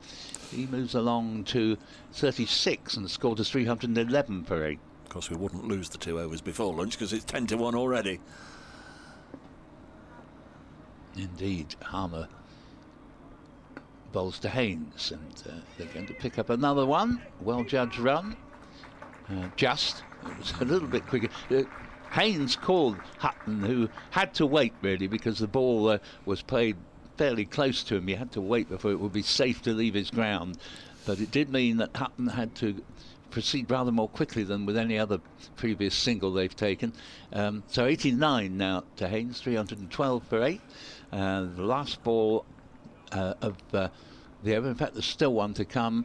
The penultimate ball of that over, therefore, is a dot ball played back to the bowler. And Harmer, in his usual sunglasses, will now complete the over with a slip and a bat pad, and is met with a defensive push from Brett Hutton, and means the score stays at 312 for 8, a lead of 292.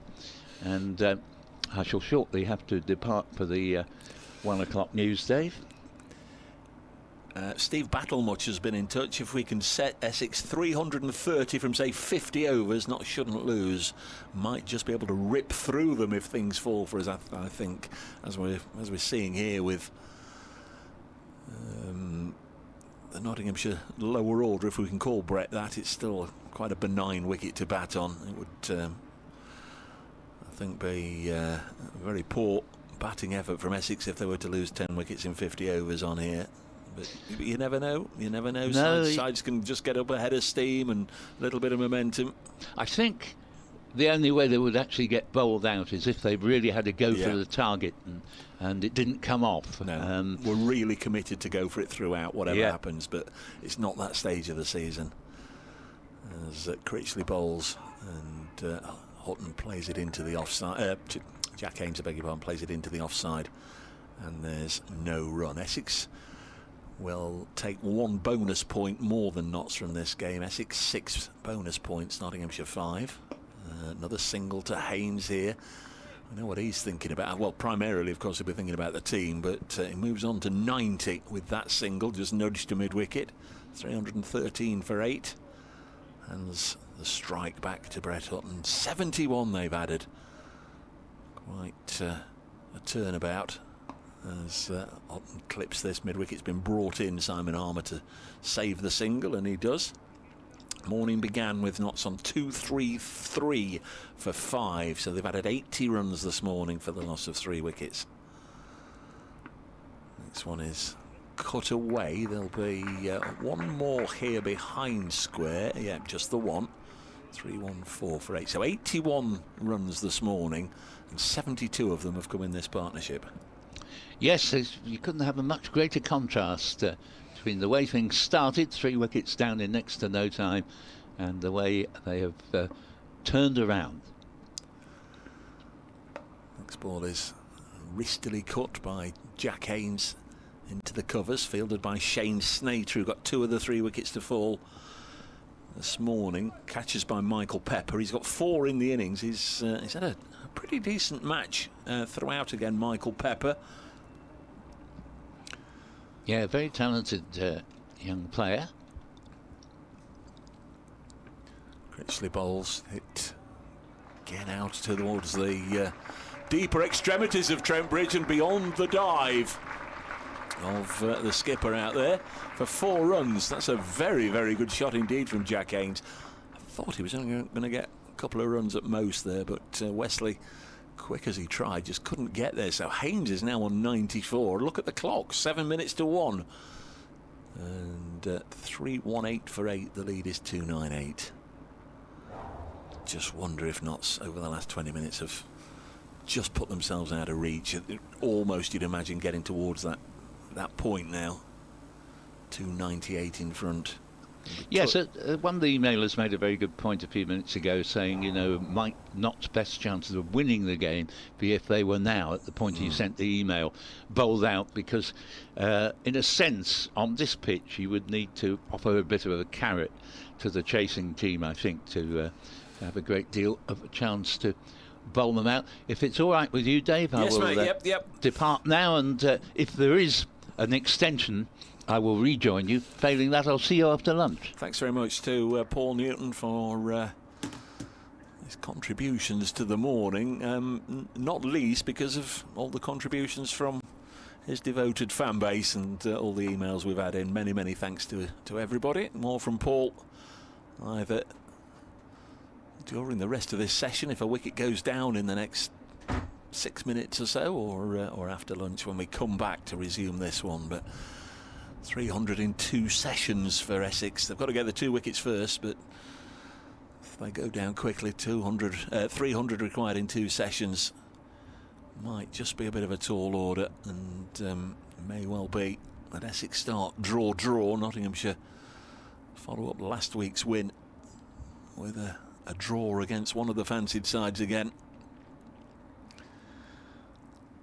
Of course, worth reminding Nottinghamshire supporters, only 5 more home games after this one as it is played into the offside. Notts begin with a fixture list that's given them 4 home matches out of the first 5, but already you sort of wistfully look on and think, crikey, there's only 5 more home county championship games this season. 318 for 8 as Harmer bowls, and Houghton just jabs his bat down on it, works it behind square on the leg side, and Sam Cook fields.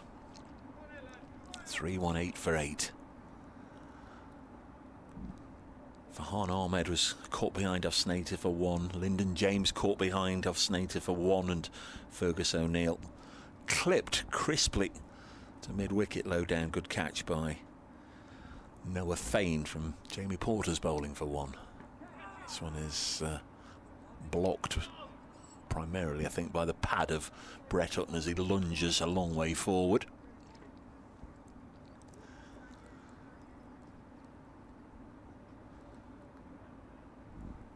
This is the 31st over of the morning, so Essex very much rattling through their over 8 nicely. It's a sprawling stop from Paul Walter away to his left at an extra cover position. Single taken. 3-1-9 for 8. Haynes on strike on 94. Houghton is up to 38. Fabulous from Brett Hutton today, just when Nottinghamshire were staring very rapid end to their second innings this morning. 3-1-9 for 8. He's come to the party.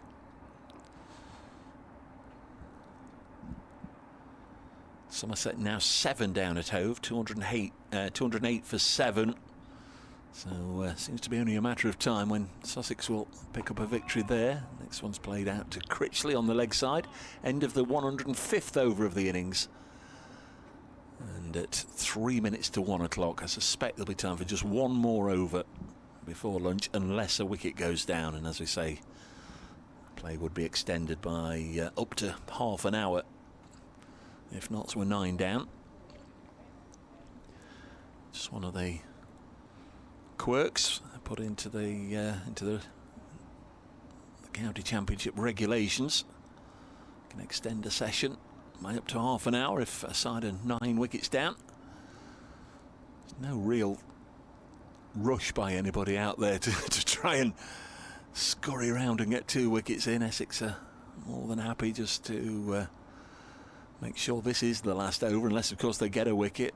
Haynes and Hutton having a lengthy chat. I wonder what that was about. Obviously nothing silly will be the thoughts from the dressing room, but you wonder what the conversation between the two of them was. Brett Hutton's on the strike on 38. Maybe he's saying, oh, two sixes here for me 50 before lunch. Let's see. There's Critchley. Bowls leg spinner, a little bit of bounce and turn. Nicely played by Brett Hutton.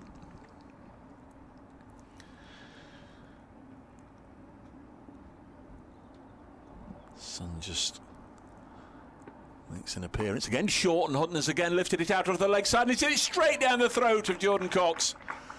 In fact, it's Jamie Porter out there on the leg side, and the wicket does go down. Oh, right on the stroke of 1 o'clock, and Brett Hutton is looking down as he takes the first few steps away from the wicket. And Critchley's got one, and Hutton on 38 has just helped it straight into the hands of Jamie Porter out on the leg side fence. Just needed a bit more oomph, and he'd have cleared the rope for another 6, but he's out for 38. The wicket to Critchley. 3-1-9 for 9. Faced 90 deliveries, 4 fours and a 6 there, Brett Hutton. 91 minutes at the crease. The other issue, of course, is that last man Dylan Pennington, who's on his way out to the middle, will be on strike with 5 balls left in this over, and Jack Haynes 94 not out at the other end. So a little bit of a game within a game there. Everybody be wanting Jack Haynes to go through to his first Nottinghamshire century. It's his big mate Dylan Pennington. They moved to Trent Bridge from New Road, Worcester together. Funny feeling. Certainly they did last year. I'm sure they shared an apartment. Don't know if that's still their domestic arrangements. I've not inquired about that, but certainly last year they shared a place together. And now he's hoping his mucker will stick around for a while, just to help Notts get a few more runs, but to help Jack Haynes get up to 3 figures. We should be going for lunch, but we'll be delayed by however long it takes Essex to get this final wicket, or for another half an hour. Can't have more than half an hour. So up to 8 overs as well is the other thing. 8 overs or half an hour. So Dylan Pennington, 56 matches in first class cricket. His best score is 56, and that was at Chelmsford in his Worcestershire days.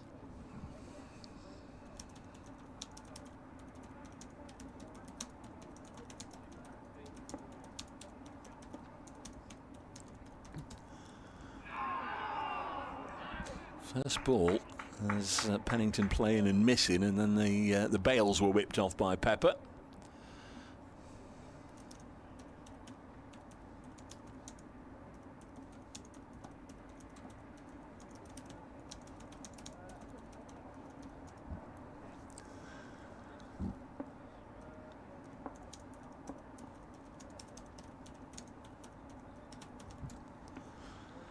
Dylan Pennington will get off strike now, gets a single.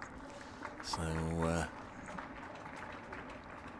little bit of applause round the ground. I think everybody, like me, was well aware of the possibility that Jack Haynes might not face another ball, but he's got it in his own destiny now. There's 2 balls left in this over just to control things.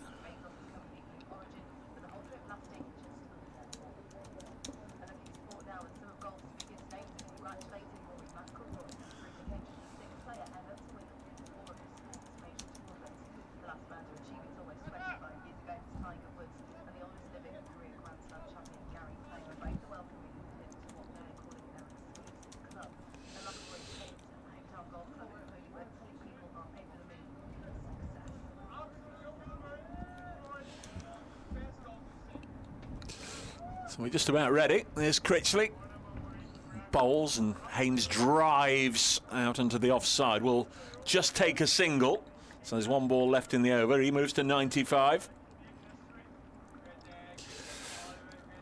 Just waiting for the BBC Radio Nottingham News. There's lots of Rory McIlroy stuff in my ears. So here we go.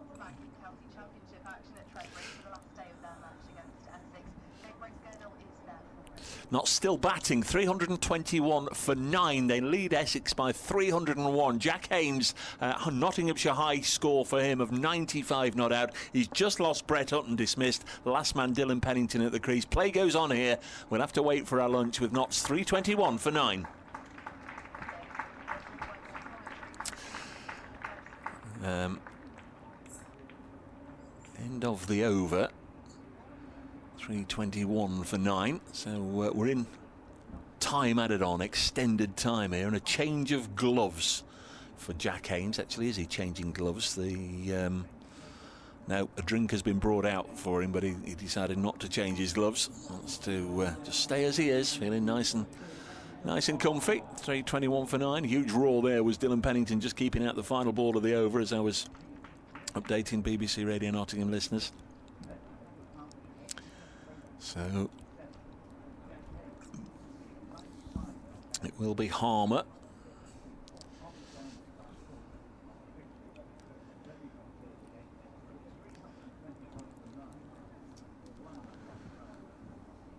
Two for 69, his figures. Both his wickets coming yesterday, Ben Slater and Freddie McCann. Field set deep for Jack Haynes. He's happy to block for the time being, or at least the first ball. There is company around him. There's a short leg and a slip. 2 saving 1 on the leg side, but then everybody else pushed deep enough for him to get a run anytime or anywhere he wants. It's boundaries that he'll be looking for. Could have got a single there as he runs it out onto the offside, but doesn't take it. 321 for 9. Hutton out. Caught by Jamie Porter from the bowling of Matt Critchley for 38. It was a bit of a half tracker, and Brett Hutton, who'd hit Critchley for 6, went for another one, and it was rather too much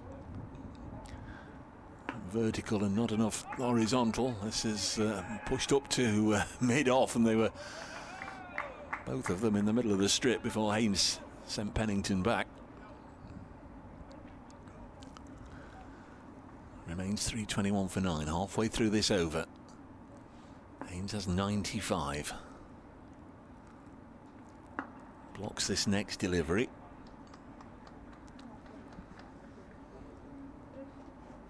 No weather interruptions today, thankfully, and the forecast is that we should be okay.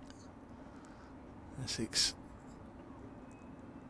would have certainly been eyeing up a victory in the 2 sessions that remain. They managed to winkle out 2 more wickets at the start of the day. Picked up 3 wickets inside the first quarter of an hour. Ahmed, James and O'Neill all out, all scored 1 run. A couple of wickets for Slater, 1 for Porter. Harmer bowls. Haynes will cut this into the offside. No run. That's the 5th ball of the over. But then Brett Hutton hung around for over an hour and a half for his 38.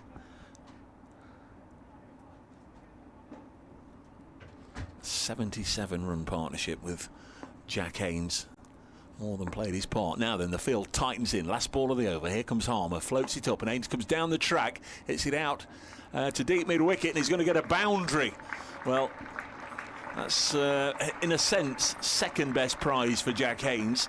He's got 4 runs, takes him to 99 not out.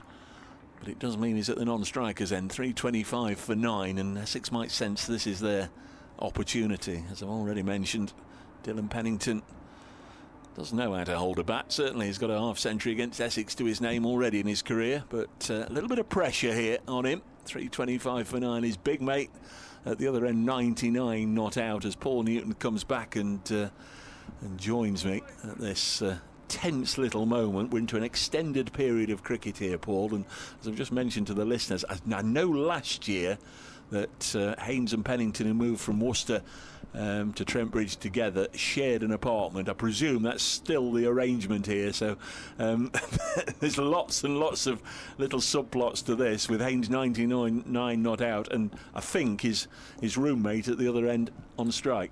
Critchley is in.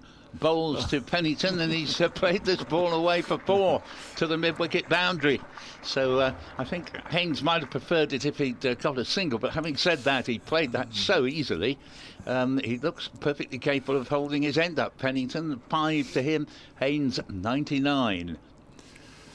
Brett Hutton was devastated, wasn't it? It's straight down the throat of Jamie Porter, who didn't have to move. Critchley bowls again, and the ball is played back to the bowler for no run. Yes, I think he visions of repeating his earlier 6 off Critchley, but didn't get it anything like as well. And Porter, as you say, just didn't have to move. Here is Critchley again. Bowling to Pennington, stretches forward, plays it very, very capably back to the bowler. If Critchley had pitched all 6 up, absolutely beautiful line and length deliveries, I'm sure Hutton would have blocked them. But the fact it was a half tracker and an invitation to hit him, his lies it up. Critchley bowls again, and again Pennington looks thoroughly assured, left foot well down the track. He's a tall man, so good reach, and gets right over the ball, playing it to mid-wicket, and there is no run. I think I said my lies hit up. My eyes lit up.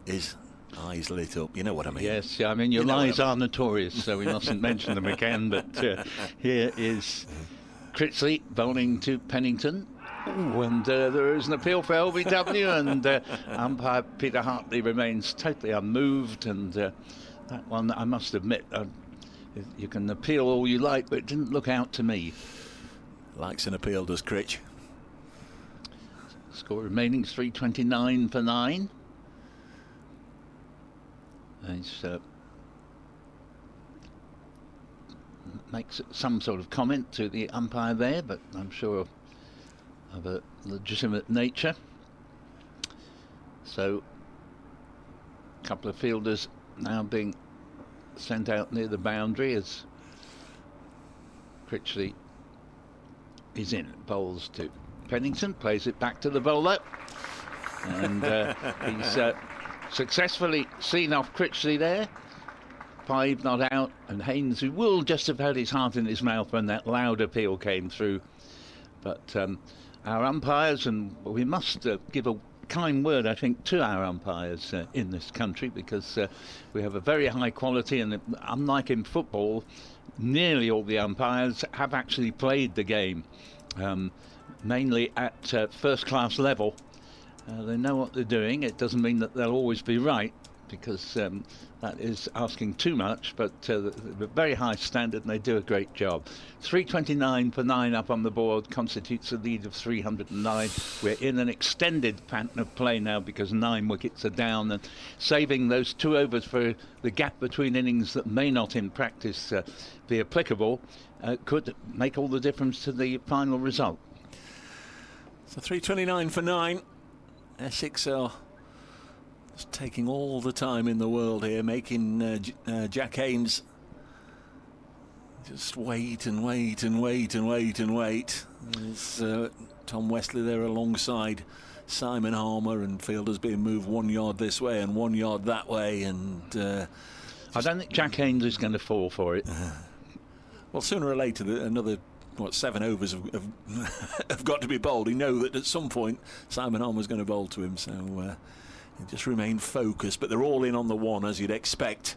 In other normal circumstances, they'd all be pushed deep. They'd want him to take a single so they could bowl at Pennington, but and now it's held up even further while Jordan Cox comes out of slip and stands right in front of Jack Haynes. He's at a Silly mid-on, dancing his way down the track there. Jordan Cox. Here's Harmer then into Haynes, blocks the first ball and runs out as far as Cox. He's a bit like the Aston Villa goalkeeper. As somebody waits to take a penalty, Cox there is bouncing up and down and waving his arms around. Yeah, look at me. Here's Harmer, bowls, and he'll turn this onto the leg side. No run, good sprawling stop there by Charlie Allison. Still wearing the helmet, although he's 30 yards from the bat. 3:29 for 9. Simon Harmer, what's he got in store? This is drilled back to Harmer, who feels nicely off his own bowling. Haynes just trying to belt it down the ground as straight as he can, but it was too straight. Good stop by the bowler. 3:29 for 9. Notts lead is 309. We're in overtime here at Trent Bridge. We should have gone for lunch 13 minutes or so ago. Next ball turned away behind square, straight to Sam Cook. No opportunity for Jack Haynes. Can we come to an agreement, Skip, he should say? You let me have a single and then I'll just chip one up for you. How about that? 3:29 for 9. There's Harmer. Bowls down on one knee and just tries a conventional slog sweep, but it goes straight to Cook. Just hope he gets it. I really hope he gets it. Oh yes, absolutely. He's played well enough thoroughly to deserve it. He did many times last year, found an unusual number of ways to get out. He's hit this into the offside. That's a great moment. Absolutely delighted for the young man. And so is he, understandably. And there's his mate, Pennington. Great shots from the Notts balcony as well. Everybody out there. Very likeable young man, Jack Haynes. And he couldn't be more pleased with himself. That is wonderful. Lovely shot as well through the offside for 4 off Simon Harmer. He'll remember that moment for a long time. That's very, very good indeed. 3:33 for 9. Haynes reaches his first Nottinghamshire century. It's the 6th of his career, by the way. Terrific way for him to get to his first Nottinghamshire ton, and obviously his first here at Trent Bridge. 3:33 for 9. Notts lead by 3-1-3. Yes, thought did occur that with him getting that 100 off the last ball of the over, there might be a declaration, because there are 61 overs left and 314 have been needed, but I'm not surprised there isn't one, because not many declarations are made nowadays, and I actually agreed with the point made half an hour ago, and perhaps even more than that, that perhaps the best chance of a result one way or the other of the game might have been to declare back at that time, but it's not going to be, and Pennington plays the first ball of a Critchley over down to Cook at mid-on for no run. It's Jack Haynes' first century since September 23, his last innings for Worcestershire. Ooh, a play and a miss here from Pennington. Not often that we've had to mention that expression, play and a miss, since the early part of the morning. And we've got some nice sunshine just at the moment as Critchley bowls, and they can take 1 run here, so they could come back for a second if they wanted, but Porter trying to entice them to take a second by running very slowly to retrieve the ball. 334 for 9. Critchley now to bowl to the Centurion, as we can now address him. Jack Haynes, 103 not out from 191 deliveries. And Haynes drops a dead bat on the next Critchley delivery, returns it whence it came. Alec Wilson wondering if we need any meals sending up. He was concerned I might pass out. Such was the excitement. Thank you, Alec. Kind thought. Delighted for him. Absolutely delighted for him. Was crestfallen so many times last year, having battled away against some of the best attacks in the land to get out. And he celebrates. Yeah, 6 runs heaved over mid-wicket there. I hesitated, I can't remember who's meant to be commentator, but I pinched yours. Okay, he celebrates with a 6 of Critchley. Yeah, got hold of that one into the Larwood and Vaux stand, and Spectator goes and gets it, or is looking for it, having to go up a little higher than first thought. Has it gone right up to the top? In fact, there's a youngster up there. He's gone right up to the very top row to get it of the Larwood and Vaux. It's not the biggest stand in the world, folks, but that is a far enough hit to suggest that even on a much bigger boundary, that would have still gone for 6. And he gets a little round of applause, the young lad, for going all the way up the steps to retrieve that. I think it is perhaps me who's meant to be doing Okay. so now. I guess Critchley's in and bowls, and the real waft at this one, and Pepper removes the bails, but he kept his back foot well planted, and that is the end of the over with Notts 340 for 9. Charlie's got a good memory from 2 years ago. He says after that appalling 240 in 40 over declaration that Notts gave Middlesex at Lords a couple of years ago, I just hope we don't do declarations anymore. Says Charlie. Yes, that one didn't work out well, offering Middlesex 240 in 40, and they got there with ease. I don't think you're going to bowl a side out in 40 overs more often than not, even with No, you're right. Stuart Broad playing. It was I don't know. It was a punt. It was a hunch that sadly didn't come off. Middlesex romped a victory. Something they've not done too often in No. recent times. So where are we? 18 minutes past 1. Should have made note of the overs. I think it was about 104. So we might have had 6 of the 8. It's half an hour or 8 overs. Here's Harmer, tosses this up, and Dylan Pennington drives down the ground for 4. Dylan Pennington is batting like Joe Root here. Lovely shot down the ground from the number 11. It does go to show that players, wherever they are on the card in the batting order, can go out there and play their shots with a little bit of belief and reliance and conviction that there's not going to be any devilment in the surface.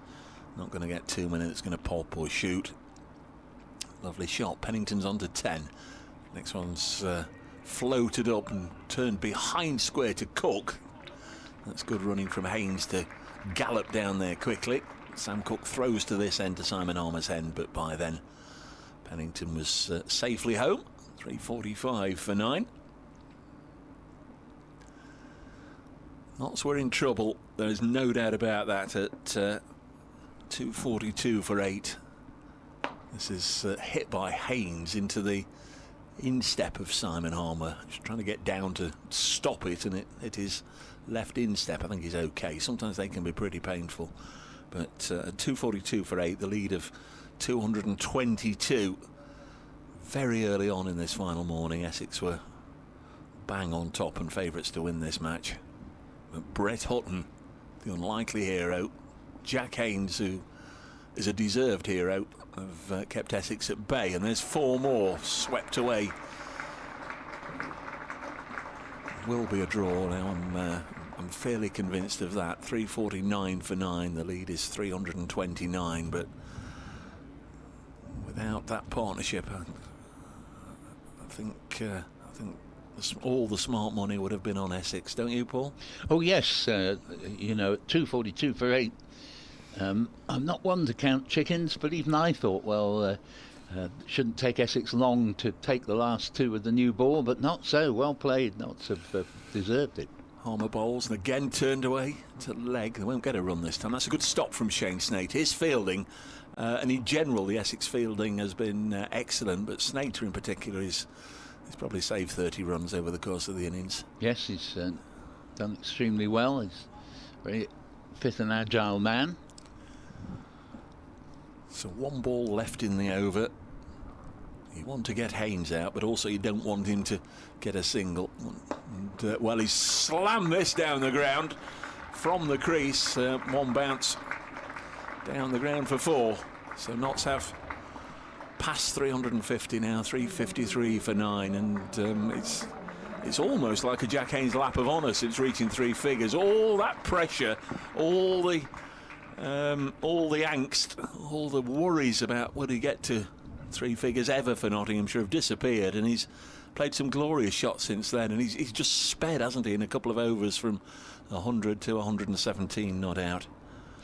Yes, and of course it may well be that if Essex can't get the wicket, and to this end Sam Cook is just about to come back into the attack at the Stuart Broad end, if Essex can't get the wicket, a declaration might come during lunch, because I think at the rate these two are scoring, including Pennington, who's moved very swiftly to 11 from 14 deliveries, I think it's quite likely that Notts might decide that they had... I wouldn't. No, well, that's fair enough. And the other thing with that is, you know, there's the mess the openers about bit factor. Yeah. You know, Walter and Allison wouldn't know when the last wicket was going to go down, when the declaration, if you like, was going to go down. They'd only have 10 minutes to rush off and pad up and come back out again. You know, I guess you'd like the 40 minutes now to prepare for your innings. There's Cook. Comes in and bowls, and the ball's played to mid-off very comfortably by Pennington. You know, I take your point. If Notts are thinking, right, we can win this, then yes, you know, if you're not out at lunch, you declare. If they are thinking, well, you know, we're not going to get 10 wickets on there. We're not, unless Essex capitulate dramatically. Let's go back out, see if we can get another 10 or 15 and just have that, 10-minute mess about factor. But it'll be interesting to see what happens. The wicket may go down and we'll never know.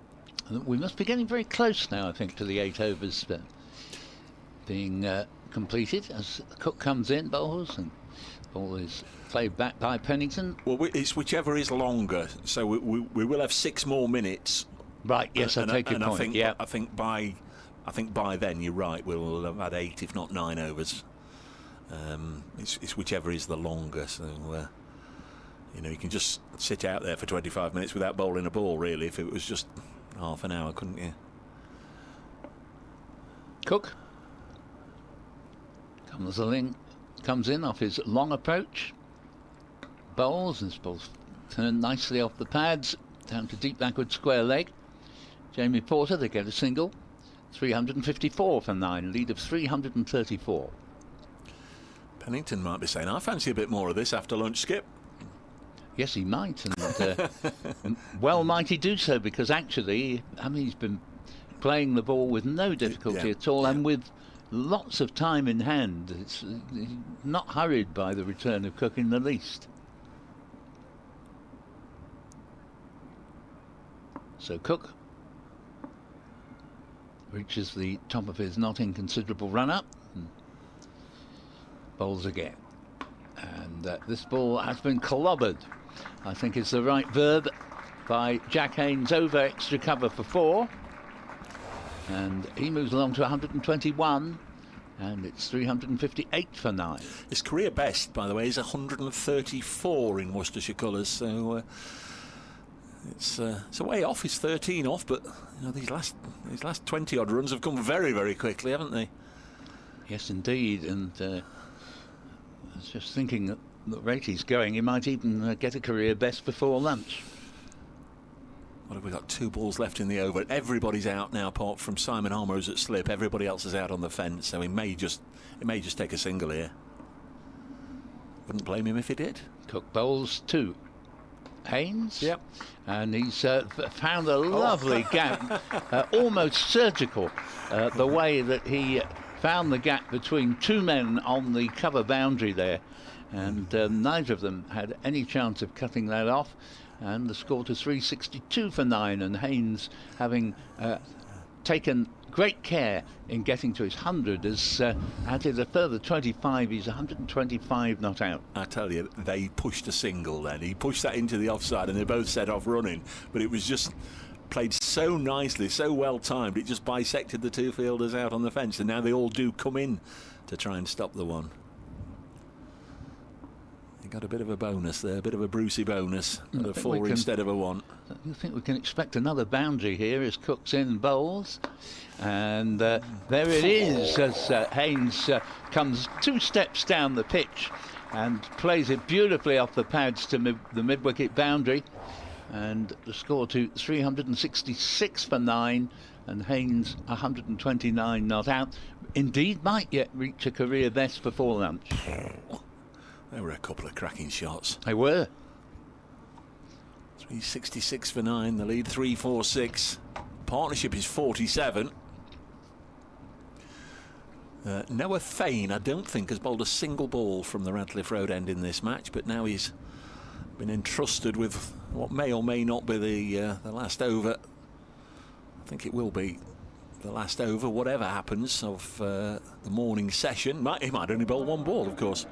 10 overs, no maidens, 1 for 54 for Noah Fane. Took a good catch this morning to dismiss Fergus O'Neill. The Australian just picked Jamie Porter up with that second new ball, clipped it to mid-wicket, low down. Good catch from Fane, who yesterday had the a little bit of good fortune to have a Seabermead chopping on when the Notts captain was on 92. A more conventional field, shall we say, for Dylan Pennington. 2 slips and the traditional ring on the offside and 4 on the leg side. Traditional field, normal cricket. 366 for 9 as Noah Fane comes in past umpire Hartley's left shoulder and bowls, and Dylan Pennington just pushes it up to Westley at mid-off, no run. Yes, I think Essex will make sure that there isn't time within the half hour to bowl another over after this one, if Fane hasn't managed already to break the partnership. Yes, the digital clock on the scoreboard showing us 13:28 as Noah Fane bowls now to Dylan Pennington, and he's not looking for runs as he plays this up to mid-on to Jamie Porter.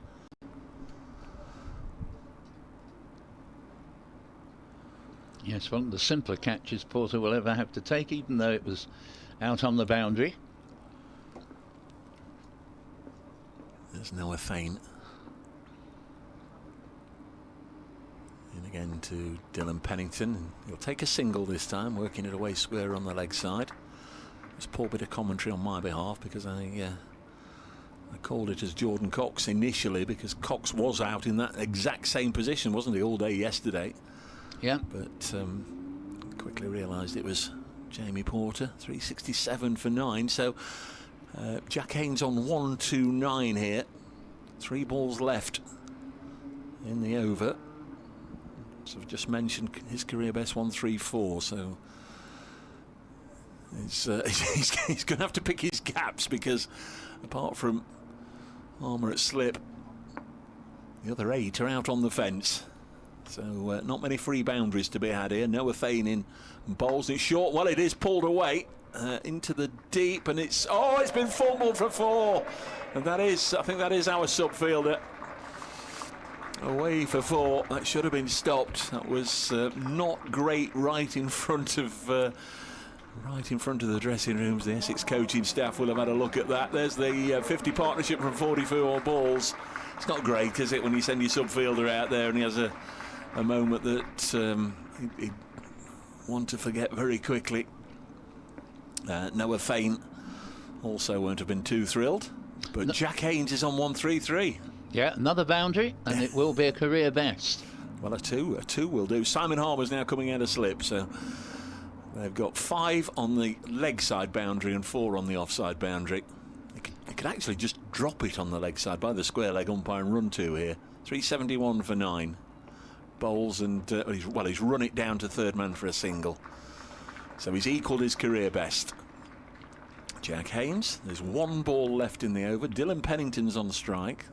The partnership's beyond 50. The score is, or the lead is beyond 350. And we've got 1 ball left in what's been an extraordinary session. The morning beginning with Notts on 233 for 5. So they've added 139 runs for 4 wickets, but they were they were 3 for 9, weren't they, early on? Yes, 3 indeed. for 9. 372 for 9. Last ball of the session. Pennington leaves it alone because it was short and wide, and it's called a wide. It's not the last ball of the session, and we've got a wide from Noah Fane. And sometimes the harder you try, the more you fail. Yeah. And that sums up Essex in the last hour and a half of the morning. The efforts to get through the knot's tail have become ever more desperate. Wickets that came so easily to start with have scarcely come at all, and they've looked rather ragged in this last wicket partnership. Just a point on that wide. Only 4 extras in this innings now with that, as this is hit back to the bowler. 113 overs, Paul. This is a rarity. Not noticed that up until now. Just 4 extras in 113 yeah, it is. overs. So leg bys haven't played. We're going to get another over here. Oh gosh, they're not going off yet. We might be going to get another over. So now I'm completely lost, because I reckon we've had more than the 8 overs. And I think we've had more than the half an hour. Well, we've definitely had more than the half hour. There's no doubt whatever about that. I don't know if it's, well, it must be. I'm going to say in the captain's wish to ask, can we have a bit longer? 373 for 9. I don't know. That seems a little unfair on the batters. If you know, I'm not saying that Essex have said, can we just stay out here indefinitely, because Haynes and Pennington presumably, I don't know. Maybe they've been asked, do you want to stay out a bit longer? I don't know. Cook to continue from the Stuart Broad end.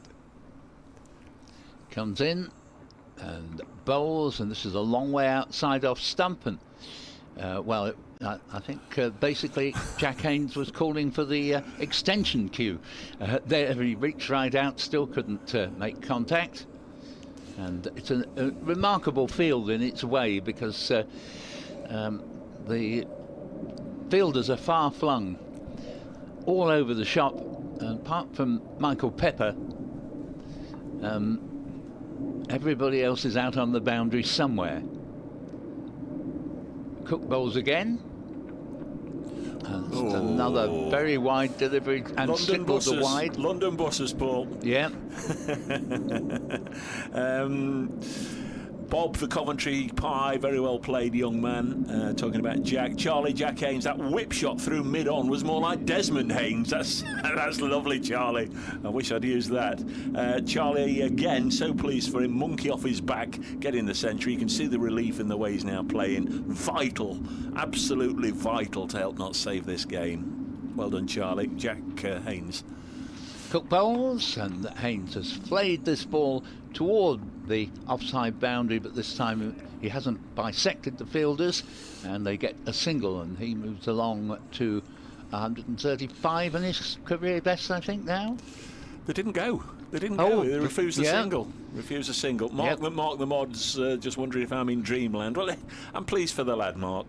I really am. You know, you talked to him, and I know he was constantly frustrated last year to play so well to 50 and not go on and get the big one. Cook bowls to him, and again he will eschew the single, as is played out to Slater in the deep, where everybody is. I'm surprised that by now, actually, you know, he's not had enough faith in Dylan Pennington. Well, I'm sure he has got enough faith. It's just strange that he's electing not to take these singles. Yes. He will know his best is 134. Take a single this ball, Jack. Take a single while the fielder's still out on the fence. Don't make it hard for yourself. Cook again. In and bowls to Jack Haynes, and again the single is eschewed. Well, it'll just be interesting, I think, to see if by any chance this will be lunch at the end of this over. I don't know. Every year we think we know the regulations, and then something comes along and hits you in the face to say you don't know the regulations. I mean, there must be a limit to how much longer you can go on. The umpires must be ready for a comfort break, if nothing else. You'd think so. No, that's not factored in, but Cook bowls again, and yes, this time they are taking the single. Career best for Jack Haynes. Career best. Well played, sir. He raised his bat as well, so he knew. Yes, I think most players do. Sometimes they pretend they don't, but I think they do tend to know. I don't know what the proportion of players who get a Playfair annual is or not, but even one shared between them all would be enough to tell them. As I say, very well played indeed. 135 not out from 208 deliveries. So last ball of this over, will it be the last before a much delayed lunch? As Pennington's taken on the pad, there's an appeal for LBW, almost in contrast to the Critchley appeals, an almost apologetic appeal from Cook. They're coming off. And they're coming off. That is indeed the last ball before lunch.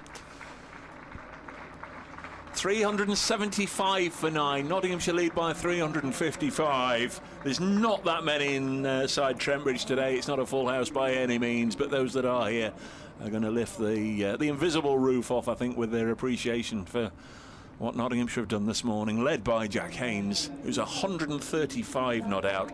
Dylan Pennington 13 not out. Partnership of 56 for this last wicket. I think they've just announced his figures. They're now up on the board.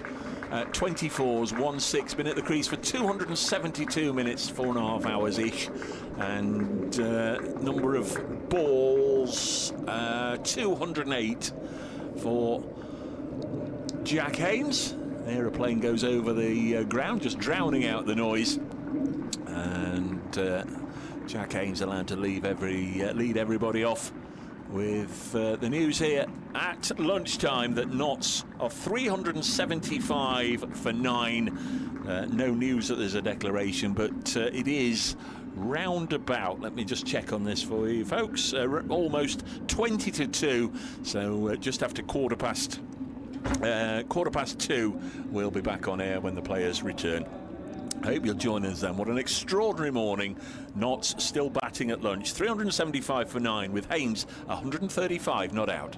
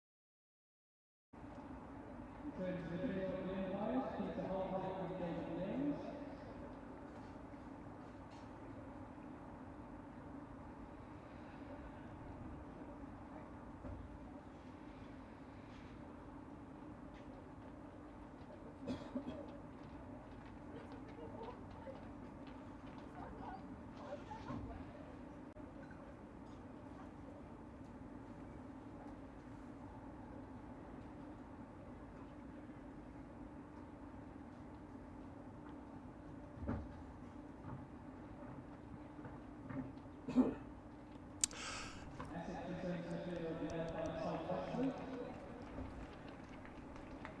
welcome back to Trent Bridge, everybody, as we move ever closer to the start of play once again here in this Division 1 game between Nottinghamshire and Essex. An extraordinary morning session, which eventually ended just before 20-2.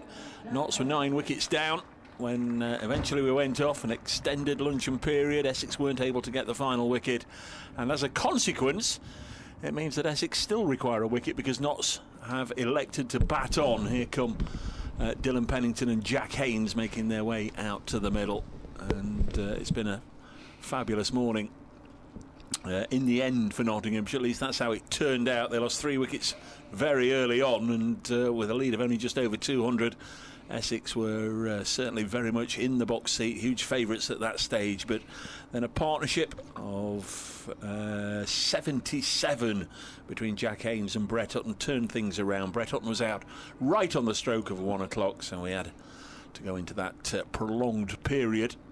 Essex given half an hour or so to try and get the last wicket. They didn't, so Notts will bat on. Looks as if we're now going to go into occasional bowler territory, because I can already see that Jordan Cox has handed his cap to the umpire. He's first out there. I just wonder if he's just got out there and there's a bit of kidology, or if he is going to bowl. I don't know. Is he going to take his cap back from the... Yeah, he's taking his cap back from the umpire. He was just making out to everybody that he was going to bowl.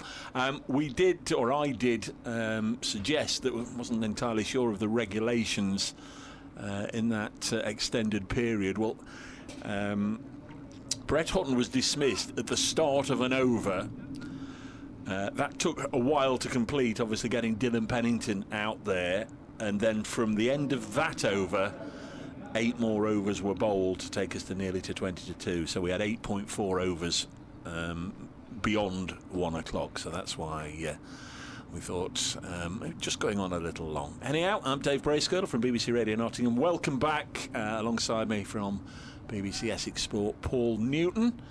Notts batting on, so I think it's fairly clear that they would happily snap everybody's hand off for a draw, and for Essex it'll be a little bit of frustration that what they at 11 thought might be able to be turned into a winning position also seems as if it's going to end in a draw as they head back down to the south.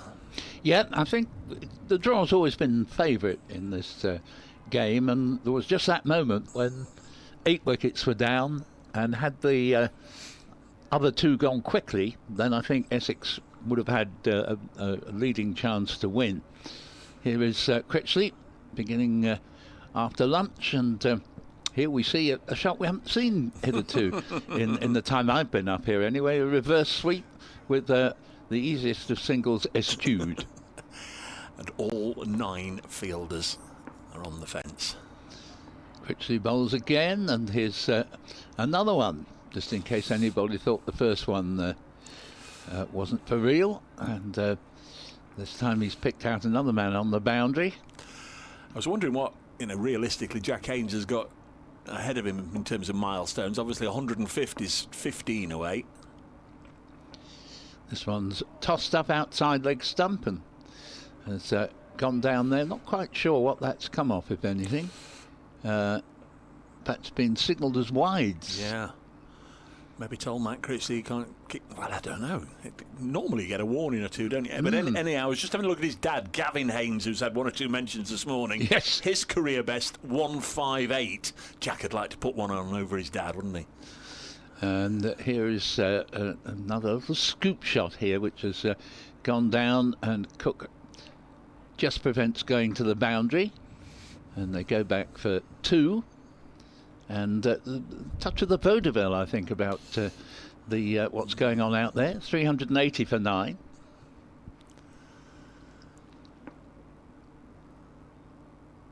Critchley again.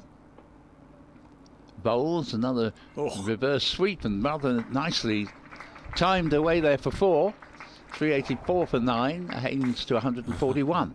There's a lot of hands behind backs and some sideways glances from the fielders on this side of the ground, thinking, what on earth are we doing out here, fellas?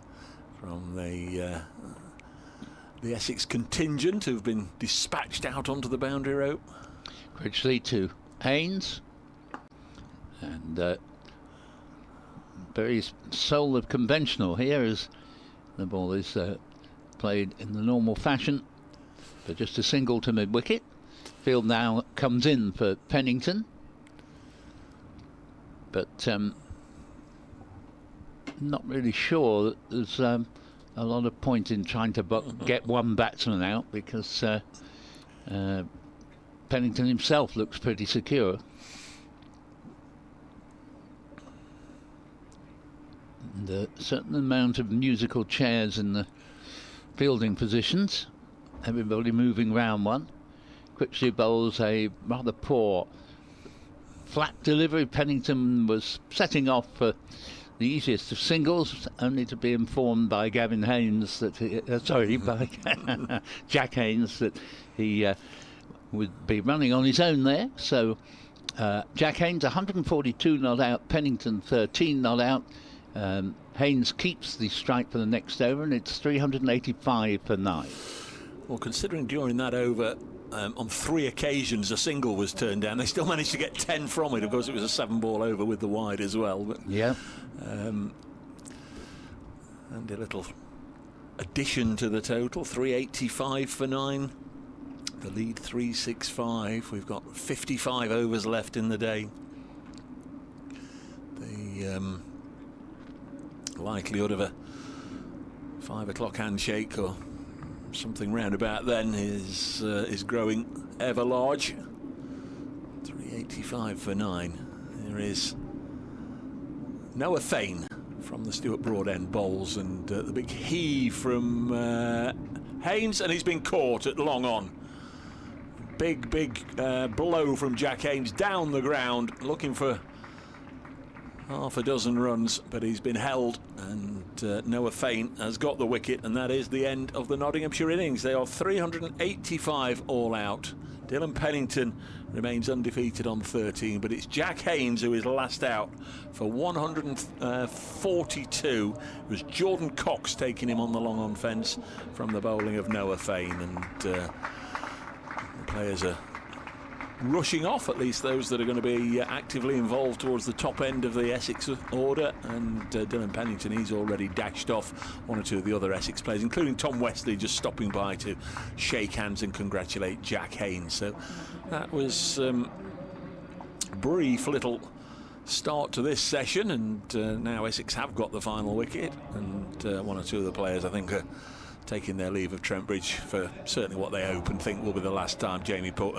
Today, obviously, Jamie Porter, Sam Cook amongst them. They'll certainly be hoping they're not required to put any pads on.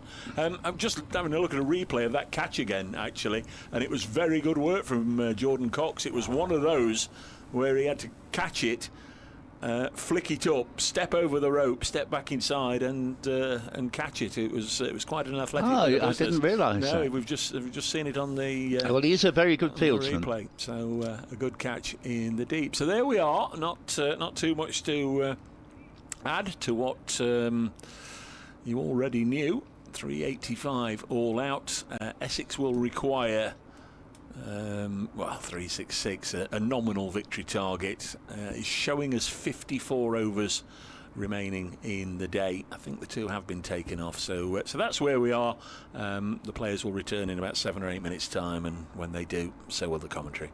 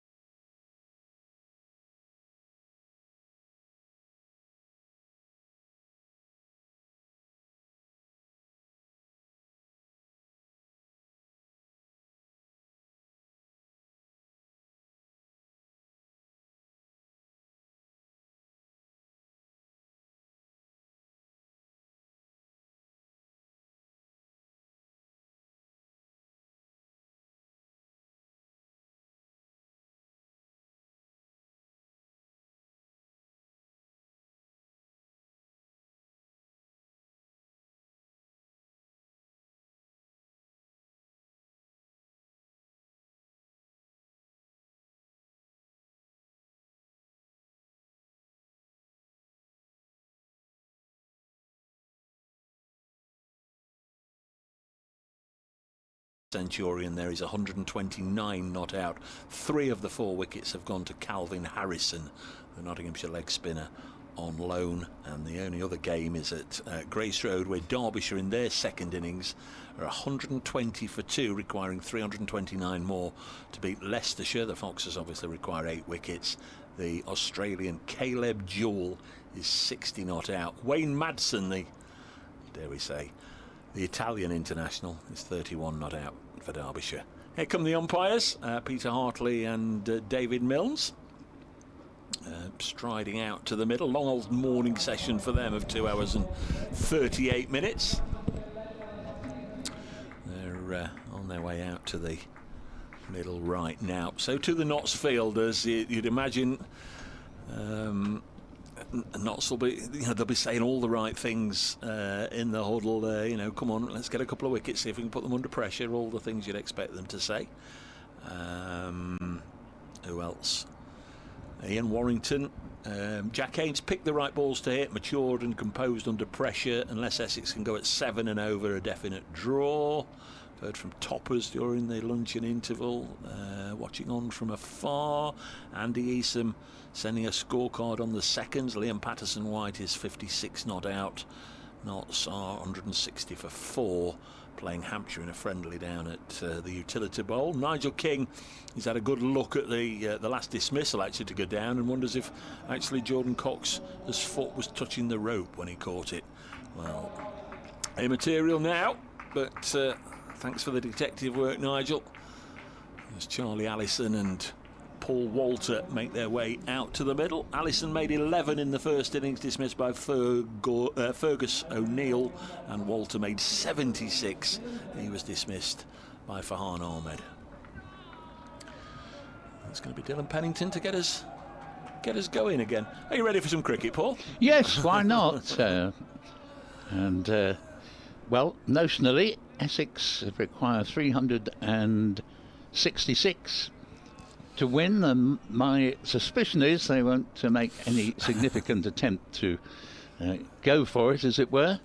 And I think we're probably going to see the 2 captains shake hands at about 10 to 5. And probably there won't be a lot of point going through the ritual of the final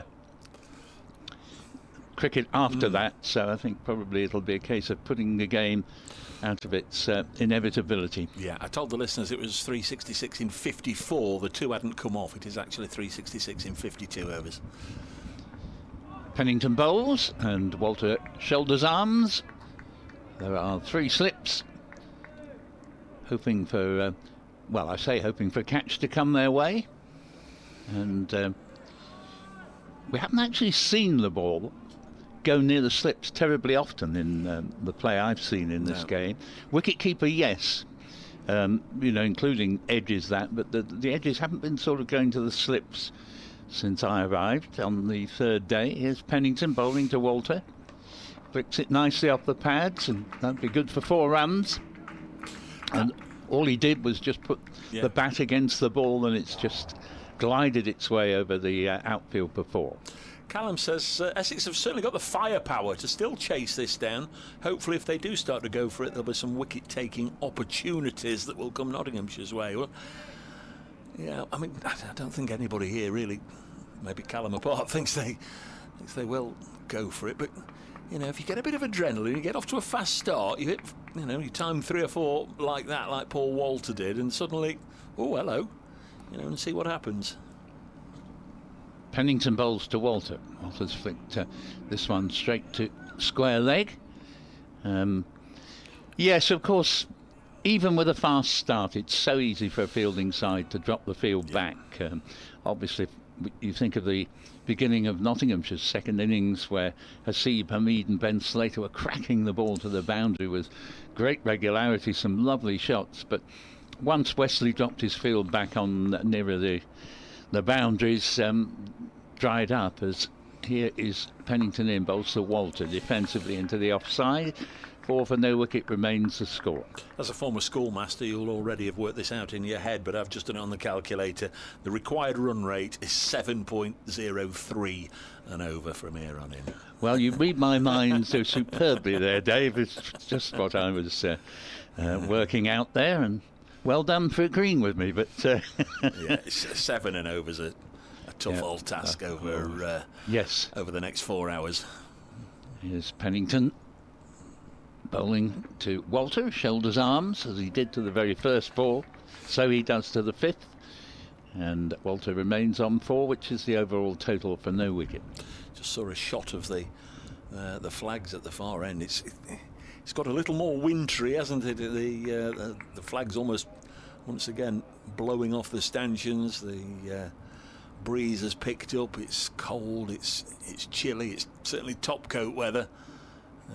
Just hope we don't get any weather interruptions before 5 o'clock. Pennington to complete the first over, and Walter plays it for no run to Hasib Hamid at mid-on, and so a notional target of 366, but it's just a matter, the only way this won't be a draw is if Notts could somehow bowl Essex out, but from what we've seen earlier in the day, notwithstanding 3 quick wickets at the very start of the day, but from what we saw subsequent, the chances of that are very remote. Fergus O'Neill in the 70 choice. Dylan Pennington. Good answer. Dylan Pennington says he bowls from the far end, so I've got this end. So it is going to be the Australian who's impressed in both his first 2 outings for Nottinghamshire. Got 8 wickets. O'Neill passed umpire Hartley, and Allison gets a boundary here as he opens the face, guides it down to 3rd. There's nobody there, of course, except Ben Slater making his way down there just to fetch the ball back. 4 runs to Allison, and like Paul Walter, he's up and running, begun his innings with a boundary, and Essex 8 without loss in the second over. Yes, I was talking to Chris Silverwood last night, and he was saying that Allison is only opening because Dean Edgar's away on paternity leave, but he said, you know, he's an excellent attitude, Charlie Allison, and volunteered even though it's not where he's used to batting. This O'Neill bowls this wide of the off stump and through to the keeper, so it's more with a view to the long-term opening partnership being Elgar and Walter, yes, rather indeed, than Elgar and Allison. Yeah.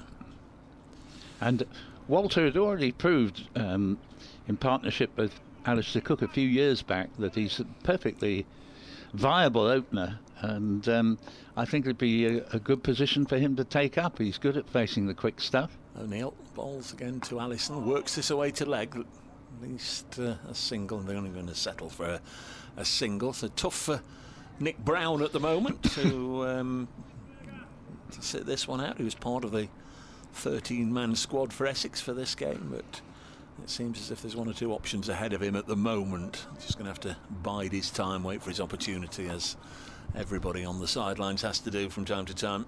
Yes, he's had a few seasons now where he's had 1 big 100 in the campaign, but too many low scores.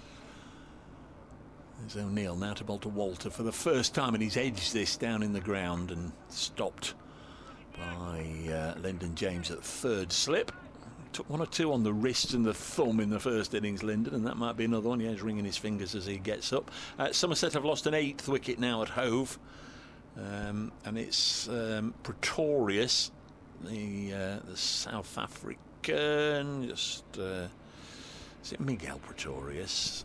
Yeah, Miguel Pretorius. He's just been dismissed, so they're 8 down, 294 for 8. 2 more wickets, and Sussex will celebrate their return to Division 1 with their first victory. Yeah, unless Somerset do a Worcestershire as of last week and hold on against impossible odds for the draw that, of course, precisely frustrated Somerset. It's as if in this game against Sussex they've still been suffering from that disappointment. As Pennington begins the 3rd over of the innings, and he's played some nice shots in the last sort of half dozen balls he's received, Allison, and he gets 2 more there with a nice little push off the back foot to deep extra cover, And all the way from mid-off, the skipper chases after it to retrieve, and Essex are up to 11 without loss, 4 to Walter and 7 to Allison. Yes, for many this would seem to be a rather futile exercise, but for Charlie Allison, there's a great opportunity here, isn't there? On a test match ground, go out there and get some runs. Pennington bowls to, he's edged this one down, and he not quite sure if the fieldsman got a hand to that. Yeah, he did. He did, McCann. yeah, it's a miss as McCann lies with his head down in the ground for the moment, and it would have been a good catch, no two ways about that, but Allison gets a life on 7 and moves up to 8. They take a single, 12 for no wicket, but Allison is the one really, as you've just implied, Dave, with the most to gain from this innings here. If he could get a 50, for example, it would be a feather in his cap. It would be the first of his career. Normally he'd be batting 5 or 6, as he's going to be at least one more run as Walter deflects the ball past square leg. Very enthusiastically chased by Farhan Ahmed, but he couldn't have prevented the single, but he certainly made sure there wouldn't be a second, and Walter moves up to 5 and score to 13 for no wicket. The other thing, looking at the time, Paul, we're less than an hour to tea. Yes. It's 2:42 on the scoreboard. Tea on the last days is always fixed at 3:40. Yes, good point. As Pennington from the Stuart Broad end. Lovely straight approach, bowls. Allison shoulders arms, and the score remains at 13 without loss. Yes, and one thing I must actually say on behalf of the Nottinghamshire support teams here, the friendliness of the staff is absolutely outstanding. Don't think I've come across such a welcoming and friendly set of people running a cricket ground. Many thanks to them, making it very pleasant, my stay. And that's edged away, and Allison is living dangerously in this over, but it flies over the slips for 4, and he moves up to 12, 17 for no wicket. Nice of you to say that, Paul. Yeah, they they do pride themselves on being a friendly bunch. All the stewards, all the catering staff. Yeah, they really are. That works on the ground. Jackie and postcode Pam down on reception downstairs, and everybody else around the ground in the club shop. Everybody, there's generally a warm smile on the face as they greet the. Yeah, well, I was going to say the paying public, but also the members and also the media. They deserve to be thanked and appreciated, and do feel free to quote me on that, because I've been very impressed indeed. As here is Pennington in, bowls to Allison, and at this time gets the middle of the bat on the ball and plays it out into Farhan Ahmed in the covers, and that's the completion of a Pennington over. And there's a replay of he got his hand to it. Yeah, Freddie McCann, his right hand, unable to cling on, went quickly. The other side of that, he saved 3 runs. It would have been a boundary, but yeah, he got his hands to it, and it's one of those on a good day they'll stick, and he can be celebrating a wicket, but on other days, particularly cold days, they often go to ground. Yes.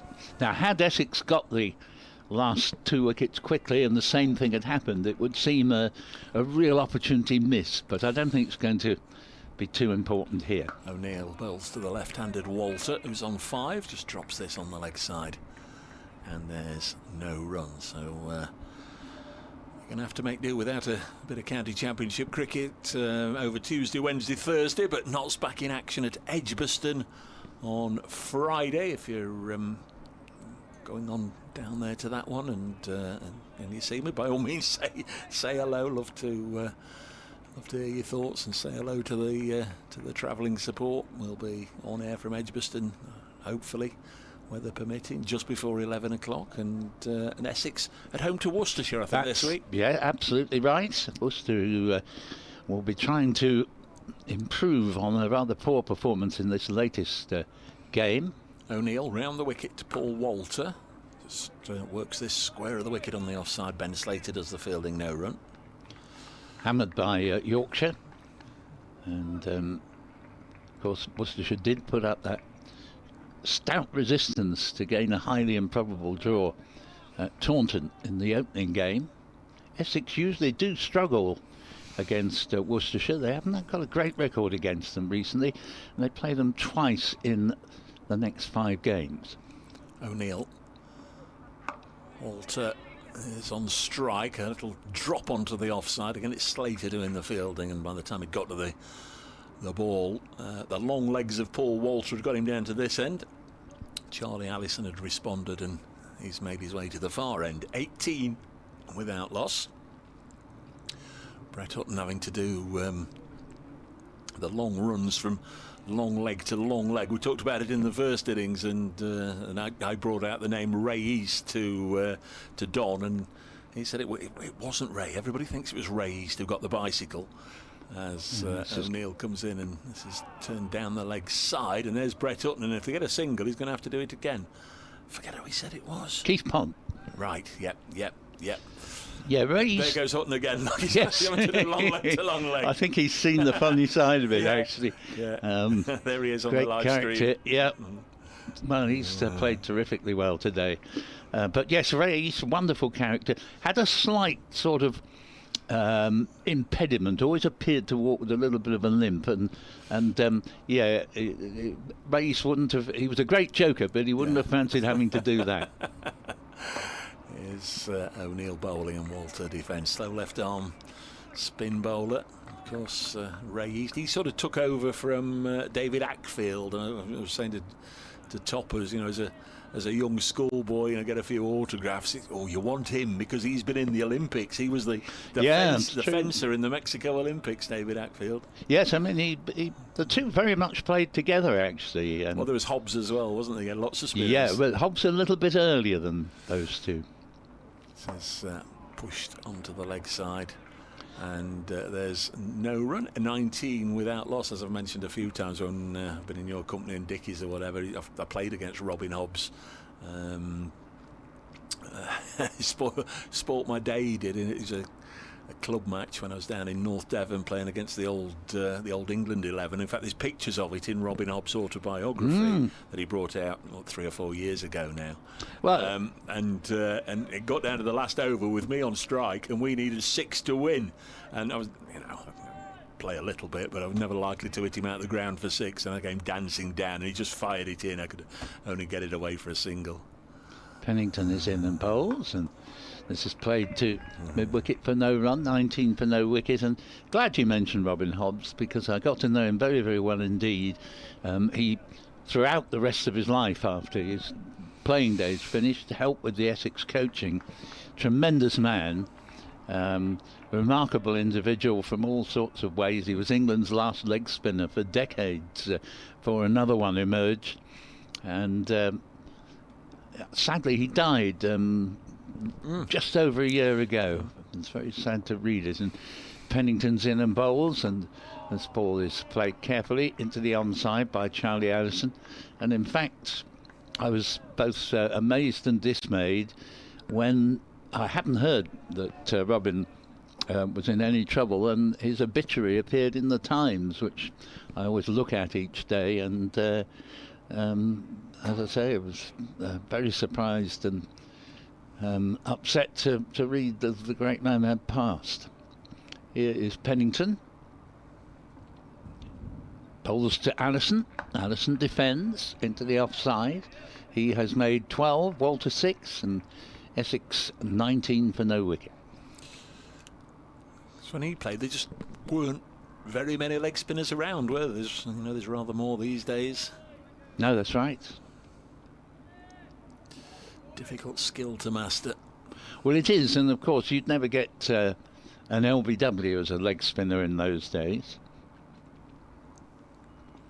Pennington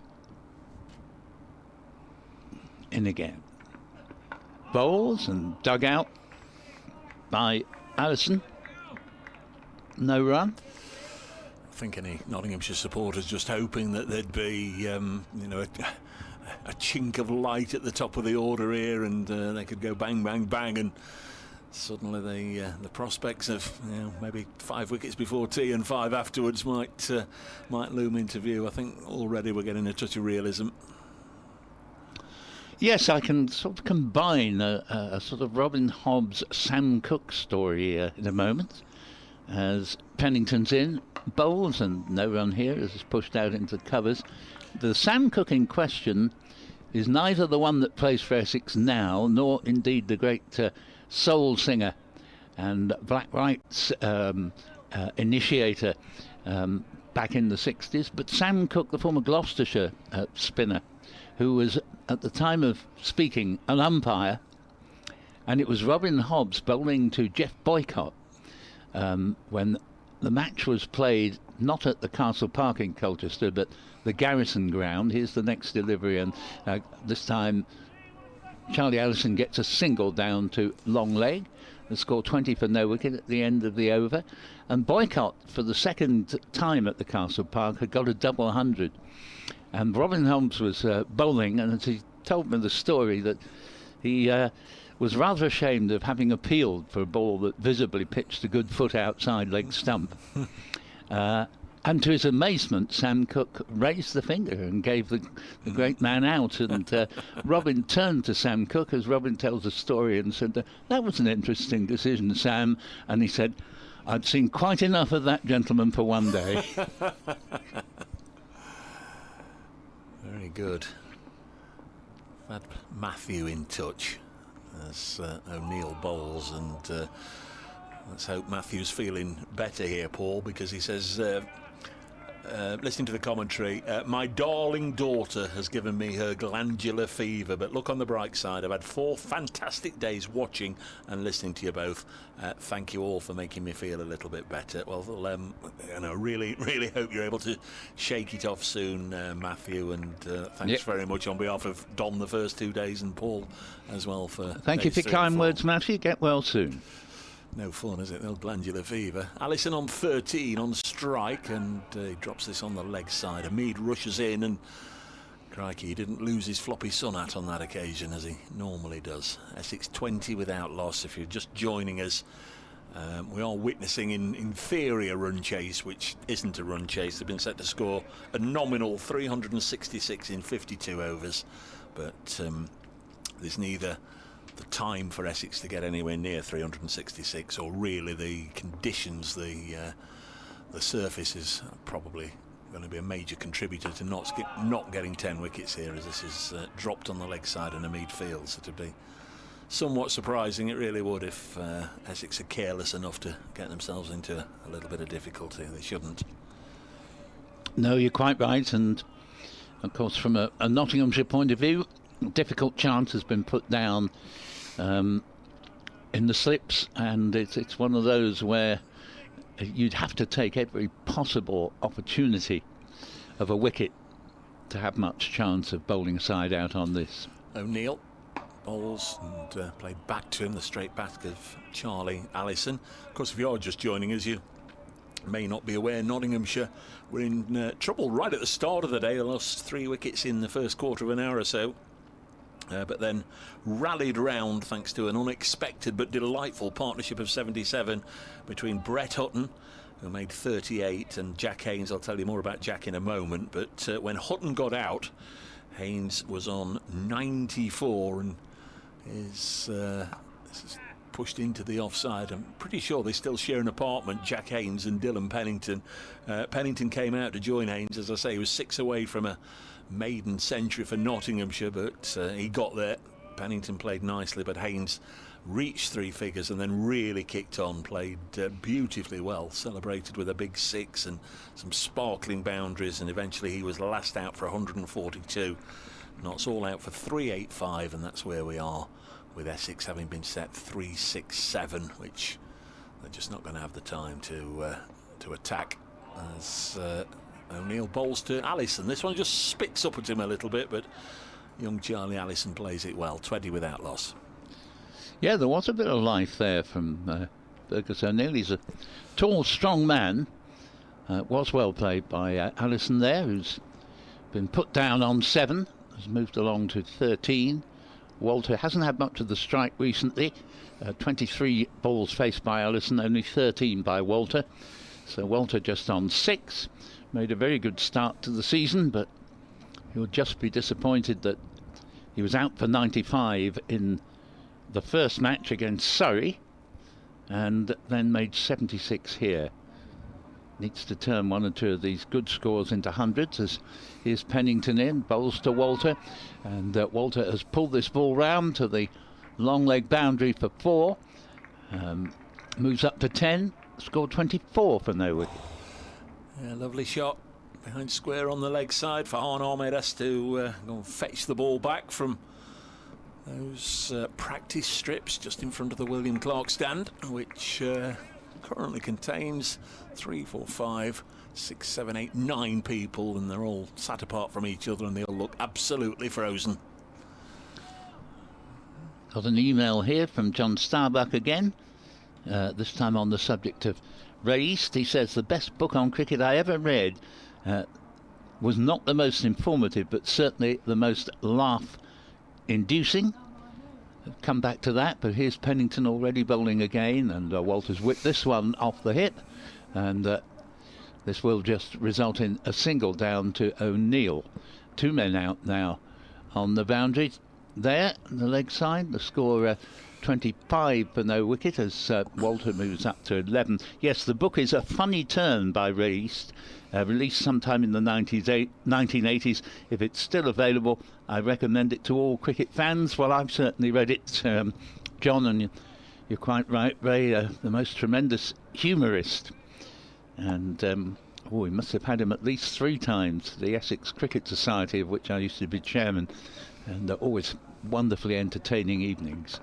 The ball is played into the offside for no run here by Charlie Ellison. 25 for no wicket.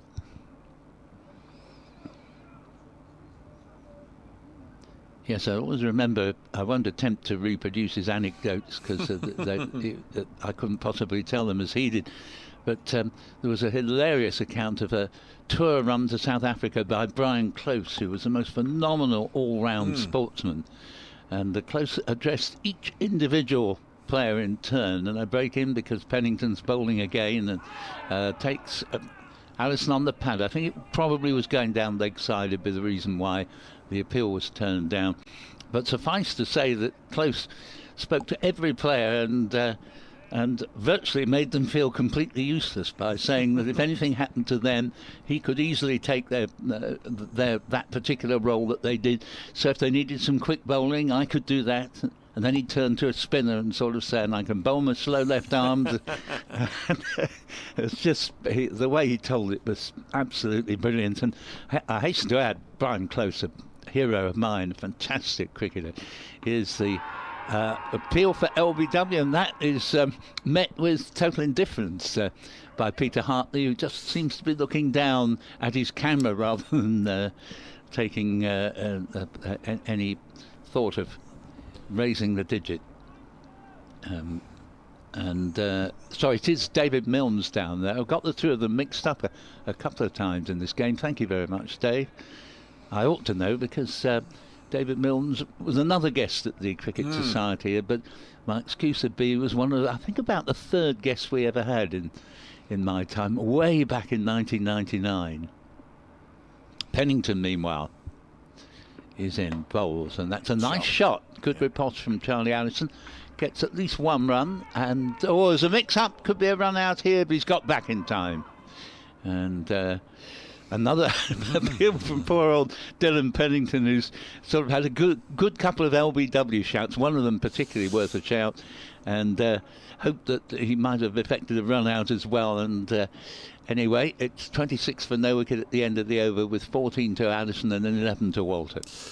Seen most things so far this season, including some extraordinary events that you don't see very often, but not yet witnessed a run out either for knots or against knots, and generally you'll get a calamitous mix-up from one side or the other before too long into a new season. May well be that there's a run out around the corner from one side or the other. Outlaw Chris said it's been a good game of cricket this from 2 well-matched teams. Got a funny feeling that Essex might yet be in for a scare this afternoon as Fergus O'Neill bowls. Maybe wishful thinking from Outlaw Chris. 26 without loss as this goes through to the keeper. It's 3 o'clock, so we'll be having Radio Nottingham in our ears again in just a moment, Paul. Yeah, I mean, if there is to be a winner here, it can realistically only be Nottinghamshire, because it's just not possible for Essex to be scoring at over 7 and over 10. Theoretically, of course, it can. You can get 36 runs and over, theoretically. Well, it was 7 at the start, wasn't it? And yeah, that'll already have gone up. This is pushed back to the bowler. Somerset now 9 down there, teetering on the brink of defeat on the south coast at Hove. Somerset 305 for 9. They're going to lose at the moment by 289, so that's how far they are away from their target. Sussex have had a great couple of matches with the bat in this particular game. They scored 294 in the first innings, then 501 for 7 declared in the second. I think they got more than 500 last week at Edgbaston as well. So lots of runs for Paul Farbrace's side. There is that radio update.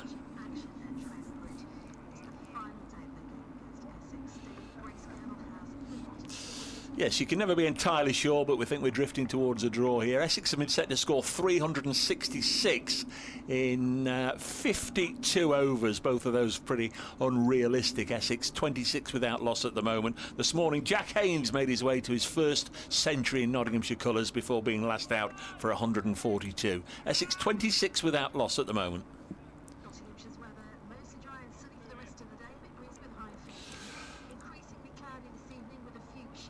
Fergus O'Neill has just sent down one delivery whilst we were doing that update, defended by Charlie Allison. Allison has made 14. Paul Walter at the other end on 11. Here's O'Neill. Comes in now, bowls to the right-hander who just leans forward, plays it on the leg side. He's aided by the fact that there's nobody saving the single on that side, so we can just amble through for a run. 27 without loss, and everybody will swap over for the left-hander, including Brett Hutton, who's having to do the running once again. 27 without loss.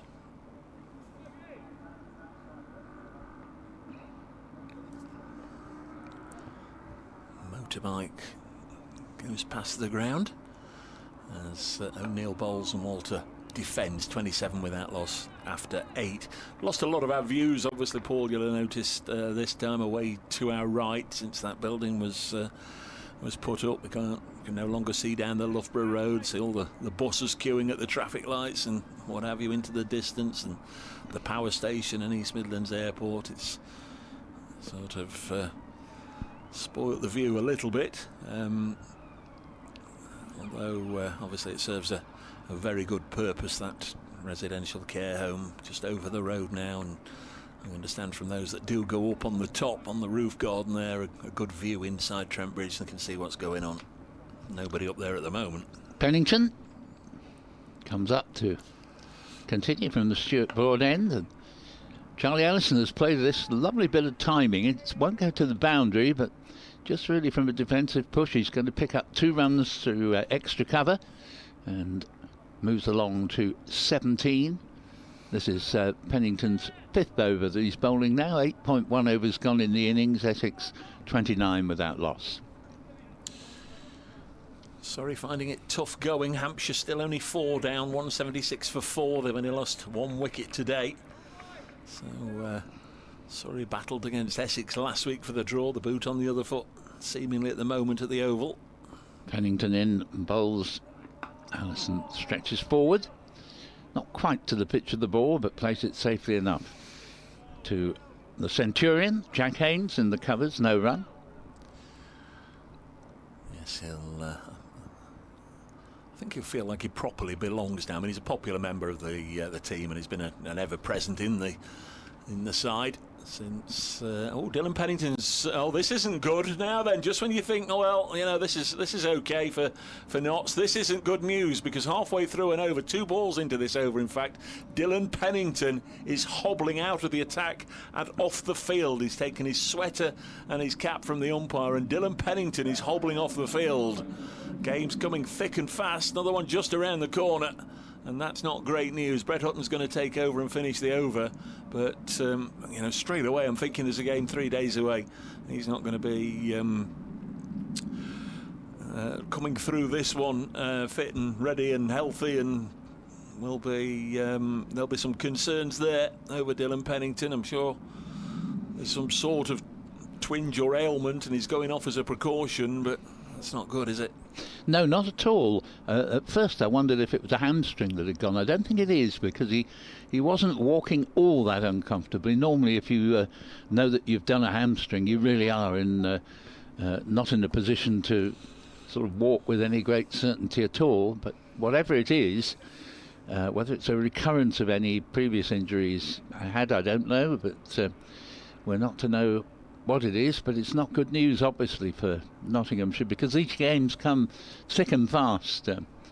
You know, you're back in action the same week as you end this game, you know, Monday, and then Friday you're back again. So Brett Hutton, who batted so beautifully this morning for his key 38 in a partnership of 77 with Jack Haynes, here he comes now to complete the over, and that's left by Addison. And well, he did get a wicket with his first ball in the first innings. Brett Hutton doesn't get one this time, but he has kept Addison quiet for the moment. Scorers hate that, absolutely hate that in the scorebooks, where they've Yes, got an over started and somebody else completes it. Hutton coming in again from the Stuart Broad end. And this is nicely flicked away. Well, I think there was bat on that. There was an appeal, but yeah, either way, there's no change to the score of 29 for none. Yeah, Pennington would only have just been starting his 5th over. I'm guessing Brett Hutton hadn't already begun to loosen up and limber up and all the rest of it, so it's never easy just suddenly getting the call. No, quite right. It was keeping warm as we were commentating on. He was having to run from side to side with every single. Hutton bowls again. The ball's pushed down to mid-off. Yes, I can think of more than one occasion when Ben Stokes has had to be replaced in the middle of an over. Yeah.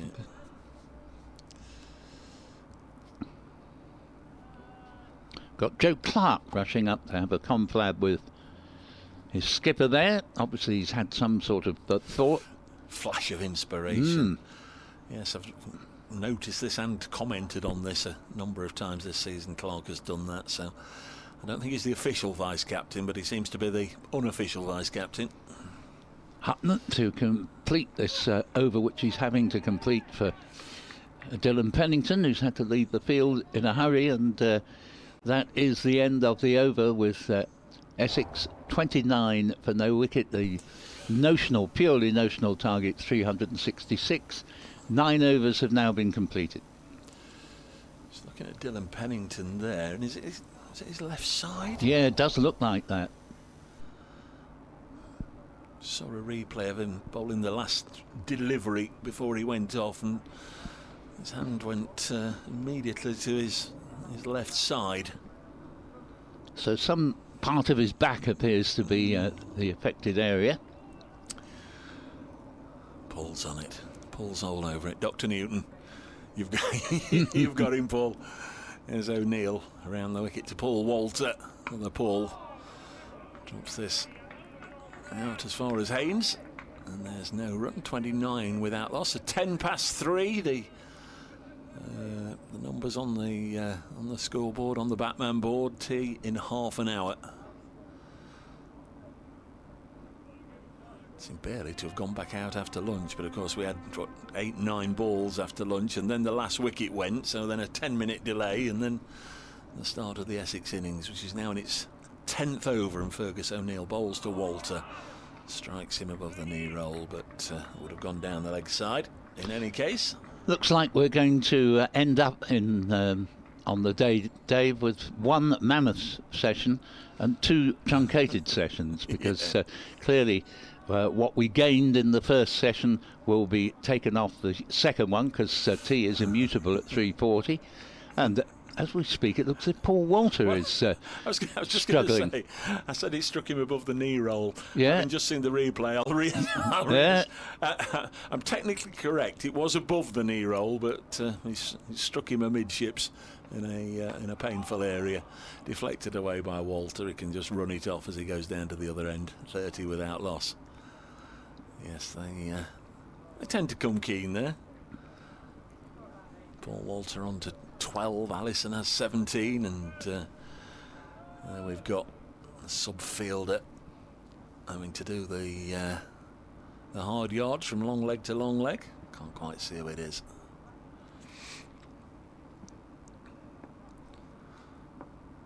Pockets of the outfield looking very parched now as O'Neill bowls to Allison. Get another single here, and again the field will have to swap over. 31 without loss.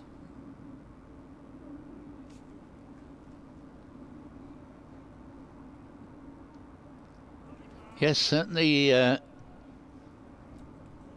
You could sort of say in a way that none of the teams in Division 1 this season has made an electric start to the season. I think there's going to be a lot of sides within fairly close touch with each other. O'Neill bowls, and left alone goes through to the diving Verena. I think first time we've mentioned Carl Verena. Made a century in the first innings, and last night sent out to bat in his normal position in the evening gloom with 6.5 overs left, and was dismissed for 3. I think Nottinghamshire could have utilised the night watchman a little earlier and saved Verena for this morning, but they saw it differently. O'Neill bowls again, and Walter just nice and neat and tidy, deflects it down to long leg. Another single, 32 without loss. Yes, the early exchanges, the early skirmishes, you'd say Worcestershire look as if they could be in for a tough season. They need to go to, don't want to say it, Paul, but I will, they need to go to Chelmsford and get something at the end of the week, having lost by 500 runs or so. But everybody else just vying for contention, but it is still early days. Just coming towards the end of the second round of matches. Brett Hutton to continue from Stuart Broadend, having come on from the third ball onwards to continue complete an over that Pennington was unable to finish. As here Walter plays the ball to skipper and mid-on. Hasib Hamid, there's no run. This could confuse the systems because he's bowled 5 balls in all, Brett Hutton. But if he bowls a 6th one, he's not conceded a run. If he bowls a 6th one, it won't be a maiden. No, that's right. So his analysis will be 6 balls, no maidens, none for none if this is a dot. Hampshire still only the 4 down. As Hutton bowls, Walter plays the ball to mid-on. There's no run there. So there it is now. It doesn't say 0.6 actually. It says 1 over, no maidens, none for none on the board against his bowling analysis. Yes, one of the many cricketing curiosities. Yes, just looking at the Hampshire scorecard. Obviously they're bent on defence. 182 for 4 in 70.3 overs. But Gubbins is 79 not out for Hampshire. And Albert 38 not out, and the two of them have so far added 78 unbroken. Here is Hutton in, bowls to Walter. Single to Walter at least as he plays, so that's all it'll be, out to Farhan Ahmed on the square leg boundary. Nice tidy bit of fielding, score to 33 for no wicket. Walter 14. Pretty well all Walter's runs in this innings have come into the onside, mostly behind the wicket,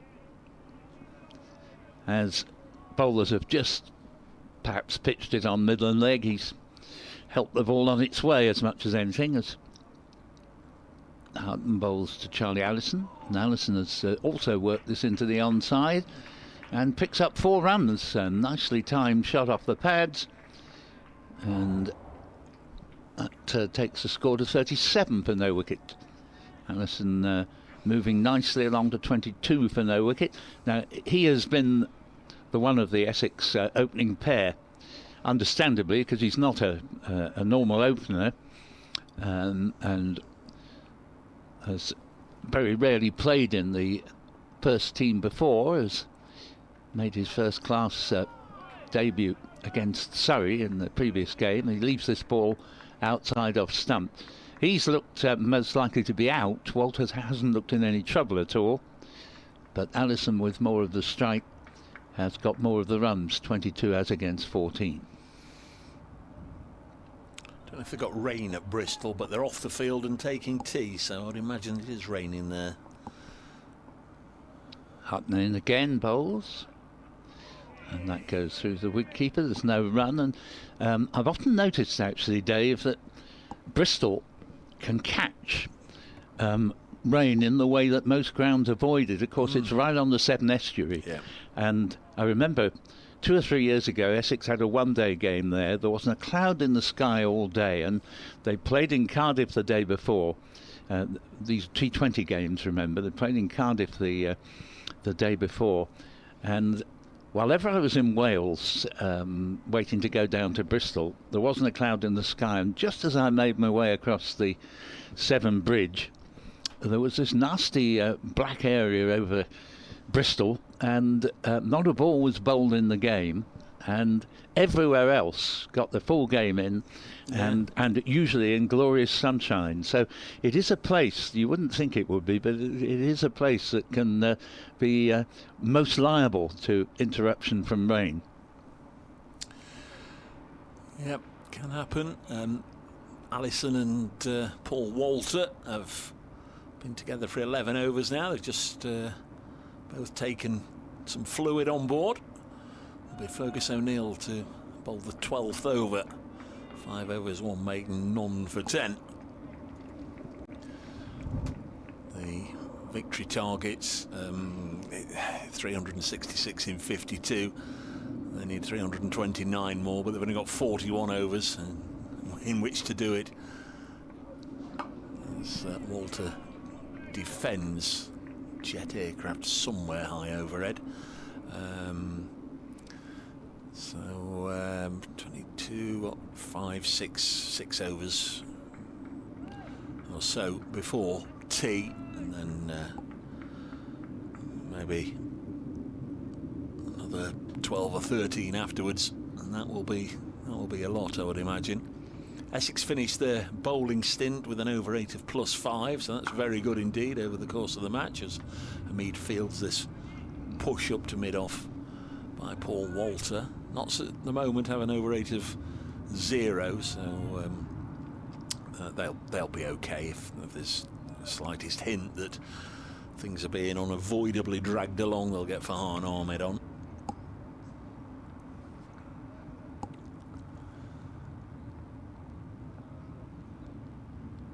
Walter has 14, left-hander with very good technique, blocks this one up again to the Notts captain. Was delighted to lead his side to victory last week, and I think against a very strong Essex side, a team that's consistently over the last 5 years been up in the top 3 positions. I think they'll be quite pleased with how they've acquitted themselves here. It's been a proper game of cricket, this one. There's been fluctuations in the side being on top at various points. This is turned to leg. 37 without loss. We're always talking about winning sessions. Well, it was a strange one on the first day, because you can make a case for Notts having won 2 of the 3 sessions, the afternoon session and the evening session, but by the end of the day, it was just about parity, because Essex had so dominated the morning session, having had Notts 78 for 5. But each side has produced some very good cricket with bat and ball in this one, and there's been some outstanding individual performances. Here's O'Neill bowling to Allison, 38 without loss. Yeah, it's been one of those no quarter asked, no quarter given games, and not, as you say, particularly after the performance, the win over Durham in the first game. We'll be very pleased to confirm that good impression with a hard-fought draw here. Here he comes once more. Fergie O'Neill bowls to Allison, plays it up to Brett Hutton at mid-on. Hutton does the fielding and scampers off down to the far end to bowl the next over. 38 without loss this morning. Ahmed out for 1, Lyndon James for 1, O'Neill for 1, and by about 11:15 Notts had lost those 3 wickets for just 9 runs, in a lot of trouble at 242 for 8, leading by 222 only. But then Brett Hutton ripped open his shirt, and he'd got the Superman vest on, and played beautifully for his 38, sharing in a partnership of 77 with Jack Haynes over around about an hour and a half, and that just got Notts back just about with their heads above the parapet, and Hutton fell on 1 o'clock, right on 1 o'clock. There's Lyndon James into the attack, but he hasn't got a ball in his hand, so I can just finish. Dylan Pennington 13 not out, and that was after Jack Haynes went through to his first Nottinghamshire century, and then really accelerated either side of lunch before being last out for 142. So Lyndon James replacing Brett Hutton at the Stuart Broad end, and James coming round the wicket to the left-handed Paul Walter, bowls his first delivery of the innings, and Walter nudges it to a deepish gully, come backward point, and there will be no run. Still the weather holding up reasonably well. It's quite bright out there. Very little evidence of blue sky anymore, and the forecast, I think, is going to prove pretty accurate in predicting, as they have, that we would have clear blue skies at the start of the day, and gradually it would cloud over. Possibility of showers in late afternoon, as Walter steers the next one to mid-off. Hasib Hamid, the skipper, no run. Been some good crowds this week, Friday and Saturday in particular. A lot of people inside Trent Bridge. A slight drop off yesterday, and then a few less again today. The smallest of the 4 days, but understandably Monday, difficult day for a lot of cricket watchers, and a chilly old day to boot as well.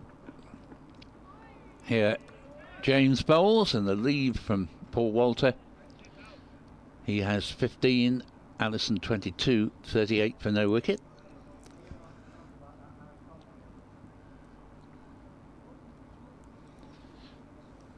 Charlie Allison, of course, is opening, not his normal position, because Dean Elgar, I should say, is on paternity leave, and talking to Chris Silverwood last night, it's expected that he'll be back at the end of the month, Dean Elgar. Probably his first game, as the next ball is another dot ball played into the offside. Likely his first game, if that is correct, will be the one down at Taunton against Somerset at the very beginning of May. So, put differently, Charlie Allison highly likely to continue in his opening role for one more match after this, the home game against Worcester starting Friday. And this is a lead from Paul Walter, 38 for no wicket.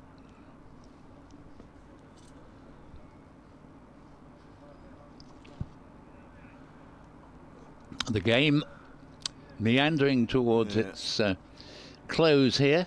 Don't think there's any doubt whatever. It will finish in a draw. And not all that many overs left now until the tea interval taken at the normal 3:40 time, as This ball is played out to Hasiba Mead again at mid-off. So Lyndon James begins with a maiden. Yes, kept them playing, or kept Paul Walter playing there. Good over from Lyndon, right on the money. 38 without loss. 7 overs to go till tea. Yeah.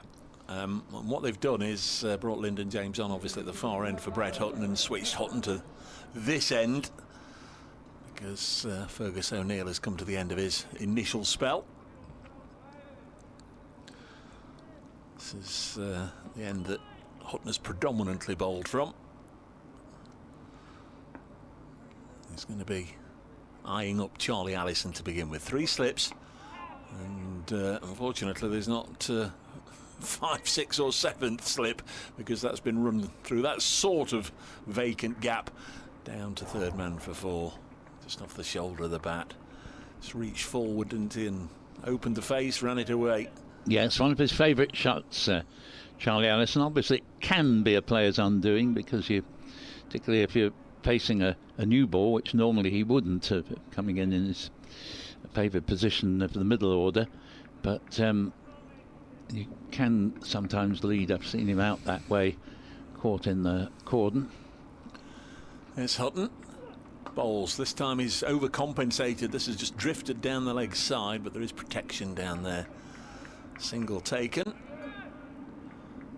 Allison on to 27 out of 43 without loss. Knots of got Dylan Pennington off the field. Wouldn't have thought we'll see him. No real need to send him back out again. No, even if it was one of those things where after a little bit of maybe manipulation he might be able to move more freely, but there wouldn't be any sense at all in asking him to go back out in this situation. Might have been that it's Hutton in to bowl now, and this is cut into the offside. Might have been that Dylan might, and saying this without any knowledge whatsoever, but you know, some sort of rotation would inevitably have had to have occurred at Edgbaston, with Josh Tong coming back into the side. The ECB, I think, have had a say in Tong's match availability at the start of the season. He was available last week, not available this, and then I think it's going to stagger like that, play one, miss one. So Josh Tong coming in for Pennington. This is pushed back to the bowler. Of course, Conor McCurr is another option, the one domestic signing in the close season from Surrey. Conor McCurr, who we've seen here for Notts. He had a loan spell here for T20 cricket a couple of years ago, but he's not played any championship cricket for Notts in the past. He's now very much a member of the squad. He'll be eager to get a go. 43 without loss. Hutton bowls to Walter wide of the off stump and through to the keeper, but I think Fergus O'Neill, who's only here for 4 games, he's not going to be rested or rotated. He'll be involved in all 4 matches, you can be sure of that. Lyndon James, the other member of the 4-pronged seam quartet, obviously he slots in there as well as the genuine all-rounder. It's Hutton bowls. This is just defended again up to a Mead at mid-on, so I would imagine there'd be just the one change at Edgbaston, with Tong coming in, and it seems a possibility. Don't know nothing other than what we saw with our eyes, but there is the possibility that Pennington might not make the trip now, with what we've seen over the last half an hour. Yes, highly probable that he could be out, I suppose. I wouldn't think for a very long time, but he might have to miss 2 or 3 games. Obviously, he bowls at considerable pace, so if it is, as it appeared to be, some sort of back problem, they can take a while to clear up, as Lyndon James comes sprinting in from the Stuart Broad end, and first ball is played by Allison to Hasiba Mead at mid-on, no run.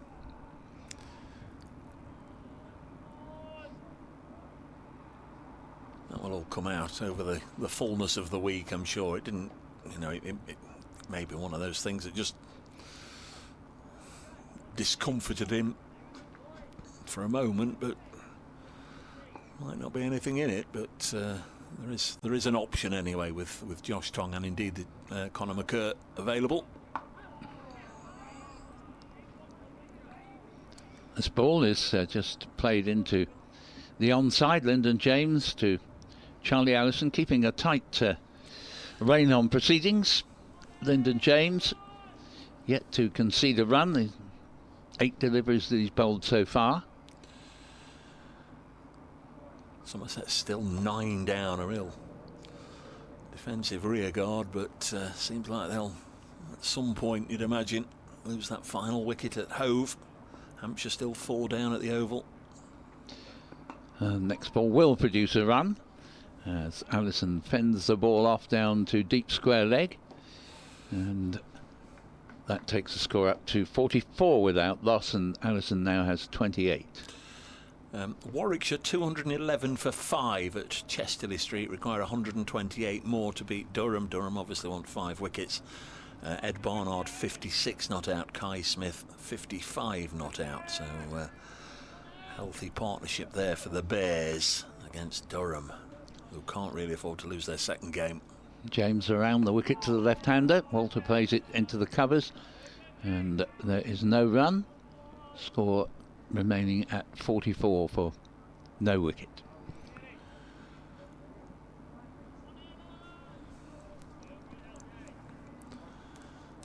Just gone 3:30. I beg your pardon, 3:30. 15:32. So tea at 20 to 4.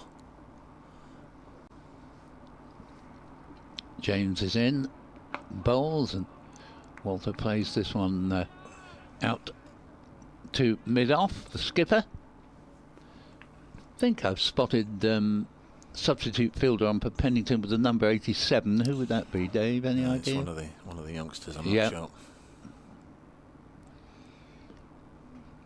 The Mackenzie Jones of the Nottinghamshire side. For a long time we didn't know who the Essex 12th man was. Before finding out it is indeed Mackenzie Jones. Here's the next ball, and well, I was saying that Walter got all these runs on the leg side, and here are 2 more as he flicks this a long way in front of square, and that will take him along to 17, and another over goes by. 5 to go to the tea interval. Allison 28, Walter 17, 46 for no wicket. Notionally another 320 needed for Essex to chase down, but they're clearly not very interested in that. No, it is just a matter of the clock continuing to move round, and it'll get to a certain point, and Asiba Mead and Tom Westley will decide that's enough. Shake hands and move on. Unfortunately, they won't say, as this is down the leg side, pulled away by Allison down to fine leg. This one, will it be cut off? No, it won't. It goes for 4. Just helps it away. So 46 without loss.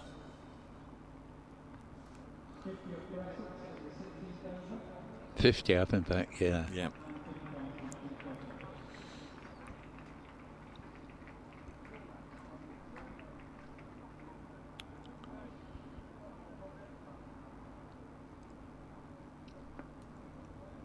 Yes, I think perhaps they were extras in the end there. And there's an LBW success again for Brett Hutton, getting Charlie Allison. LBW just wandered too far across his sticks. I think again just trying to deflect it down to the leg side, and Allison has gone for 28, made from 51 deliveries. The Hampers had added 50 for the first wicket. Brett Hutton has had a good day. Gets the first wicket in the Essex second innings. And Charlie Allison out. So scores of 11 and 28. And you did say, I don't know, I'm looking on from afar. You did say get further opportunities, and you like to see the young man get further opportunities, but as we've already mentioned, Nick Brown is very much in contention. He was in the squad for this game.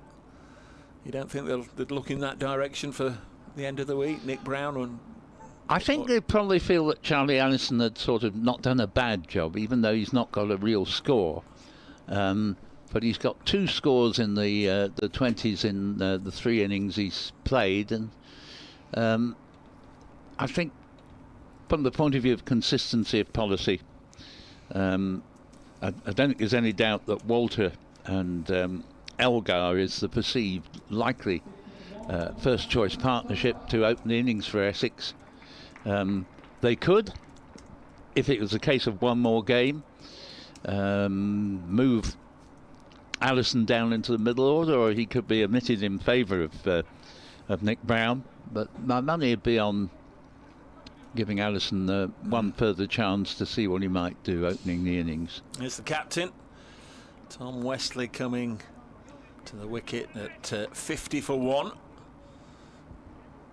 just before the players will go back in the direction that he's just come from. Could almost just put his cup of tea down and said, I'll come back and finish that in a minute. Clock says 3:37 now, so not too long to go in this session. He'll be on strike to Brett Hutton. 4 balls left in this over. To rattle through them, if it's 4 dots, they might be able to squeeze another one in, but if there's any scampering after the ball or fetch it back from the boundary or whatever, it might just drift us up towards the scheduled tea break. There is then Brett Hutton.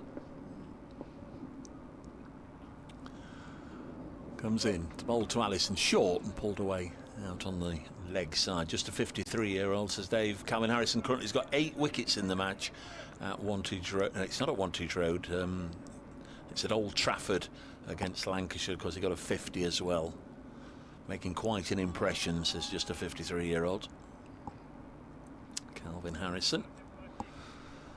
51 for 1 is the score here. Paul Walter on strike. 3 balls left in this over. Hutton bowls and the left-hander defends.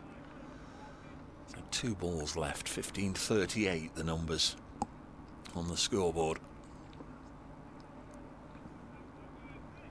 Wesley off the mark with a single, but he'd like I don't think he'd be all that bothered one way or the other today, but he'd like to get a good score on the board sooner rather than later this season. There's Hutton bowling to the left-hander. Nice shot through the vacant leg side and away for 4.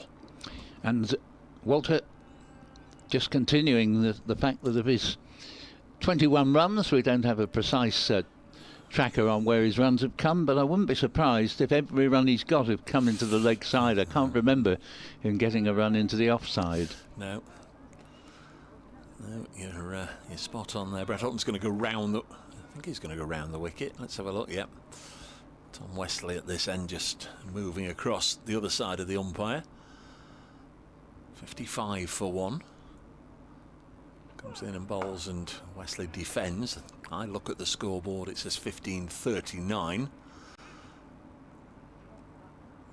Sweater and cap handed back to the umpire. Peter Hartley's remained at this end. They're just waiting for David Milnes to walk in. Of course, it depends which clock they're going by. They might be going by their own wristwatches or the one above our head.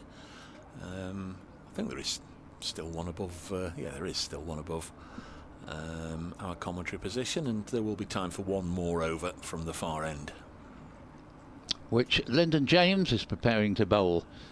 First chance he'll have had to bowl at Tom Wesley, who takes his guard, needs 2 bites to get it right, but just scratching out the mark in the crease.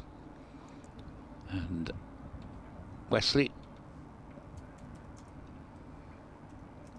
just indicates the bowler he wasn't quite ready as he prepared to come in. So final over before tea.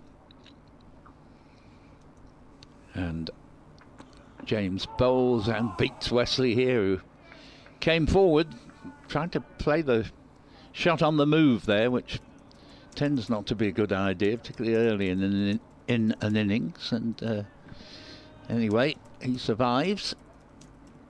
55 for 1 after the day really reached its turning point. 3 early wickets for Essex, all look to be going in their favour, but then that partnership between Brett Hutton and Jack Haynes turned the whole match context around, as Wesley this time does lay bat on ball and steer it into the offside, but for no run. 55 for 1. Just be a matter of taking the tea interval at the end of this over, and then round about 10 to 5, highly likely that the two captains will shake on it. It's the only time these two teams meet this season in the county championship, as Wesley has dug this ball out with a drive down, which may well go for 4. There's Brett Hutton has given up the chase. He'll retrieve it, but he, I think, wisely decides there's no point in busting a gut to try and get to that. He'd have got closer to it if he really tried to, but he still wouldn't have stopped it. No. 4 runs to Wesley, who has 5. 59 for 1. Time is the same do, don't they? Can't see them all day long, and then suddenly they all arrive en masse. Here's the next delivery, and Wesley a little bit cross-batted here. He was aiming it straighter, but he picks up 1 run wide of Hasib Hamid at mid-on. Goes up to 6, and the score to 60 for 1. 2 balls to go until tea. Yes, there'll be a lot of spare kit getting shoved in cricket bags and lockers, yes, and what have you during the tea interval, ready for the big escape at the end of the game. James bowls a bouncer. Walter just moves its head out of the line of the ball. Now 1 ball left to the interval. Essex travelling in a very smart luxury coach, although 1 or 2 of the players I know have come in their own cars. I think it'll be a relatively contented coach on the way down. There'll be areas of the game where they'll feel they could perhaps have just exerted a little bit more pressure. James bowls and Walter edges, and it's fielded in the gully. And that will be it for tea. 60 for 1.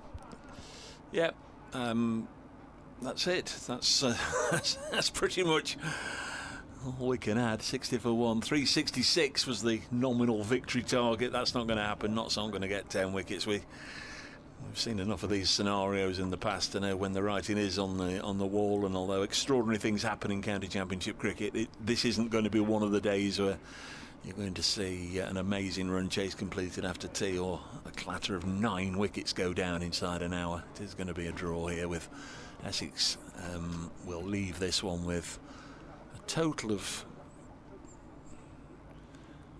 14 points, 8 for the draw and 6 bonus, and Notts 13. That's all to be ratified in the next hour and 20 minutes or so. It's tea at Trent Bridge. The players have left the field, and Paul and myself will be back for the resumption, which will be about 4 o'clock.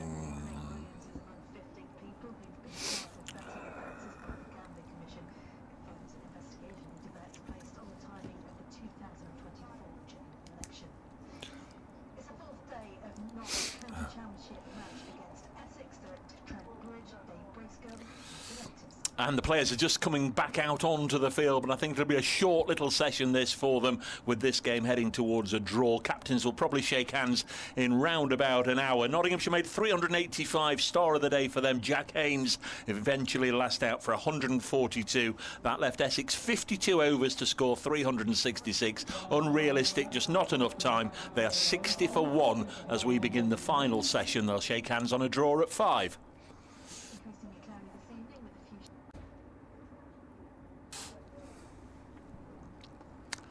So here come our two umpires, David Milnes and Peter Hartley, two of the stalwart characters of the umpiring circuit in this country. Both good fellows indeed.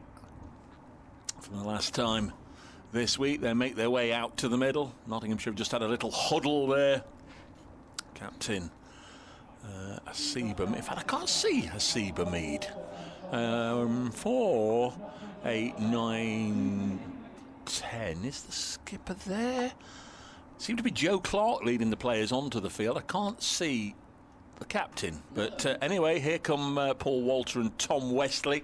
This will be, as I've just said into the news, in all probability, a case of just getting up to the start of the final hour, and then they will shake hands on the draw.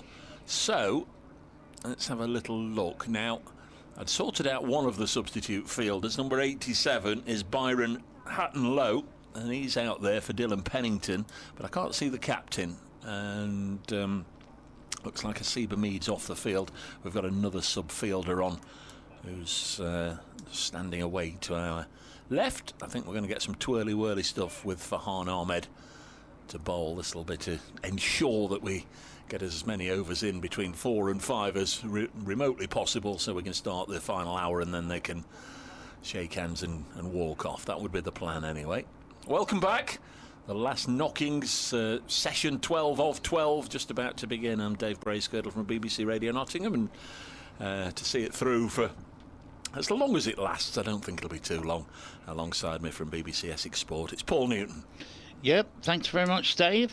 And so Farhan Ahmed into the attack at the Radcliffe Road end.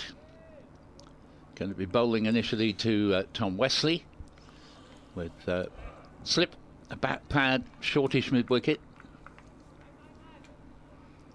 And here we go. Once more onto the breach, dear friends, as Ahmed bowls and the single. Results, Westley will move up to 7 and score to 61 for 1. The result over the last 20 minutes has come in from Hove. Somerset all out for 334. So Sussex have beaten them by 260. That's a bit of a walloping, you know. Sussex defeat Somerset by 260. Just waiting for the results to go on the table. My original Rachel Riley maths here are that Notts and Sussex, if this is a draw, may be joint top. And this ball is turned down by Paul Walter toward the fine leg boundary, and it's probably going to reach it. Fielders are running unavailingly to try and arrest its progress, and so Walter will move up to 25, 65 for 1. Just wait on the results to go up, or the points to be confirmed from Hove, but I think the way it's shaping up, it looks like it may well be Notts and Sussex joint top after 2 rounds, but all that will be clarified later on. Walter gets another run and My theory is that every run he's scored has come into the leg side, and certainly the 5 he's got since tea have all come into the leg side, and both behind the wicket at that. So 66 for 1, Walter 26 and Wesley 7. Perhaps you should have a word, Paul, because Notts have got 5 fielders in the offside to him when he's on strike. He can move them over. Somewhat incongruous, you might think, as here Farhan Ahmed bowls to Wesley, plays it down the ground to mid-on, and there's no run. Lyndon James there.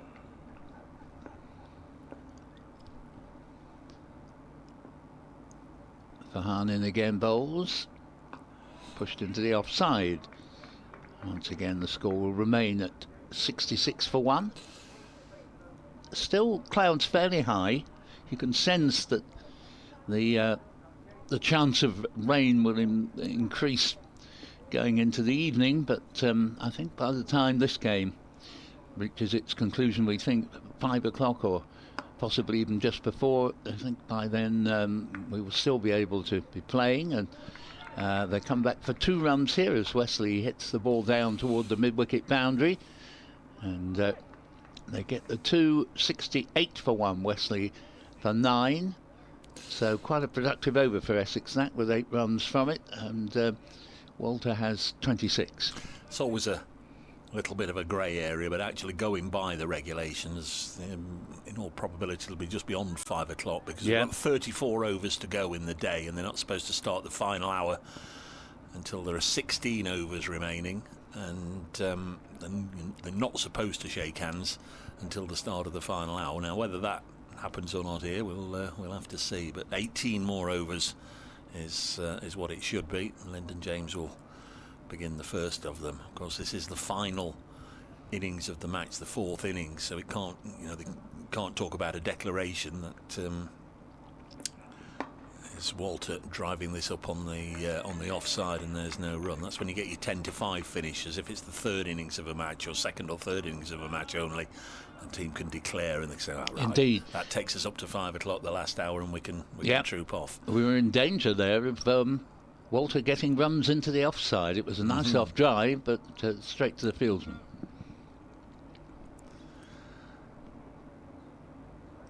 Here comes Lyndon James in once more.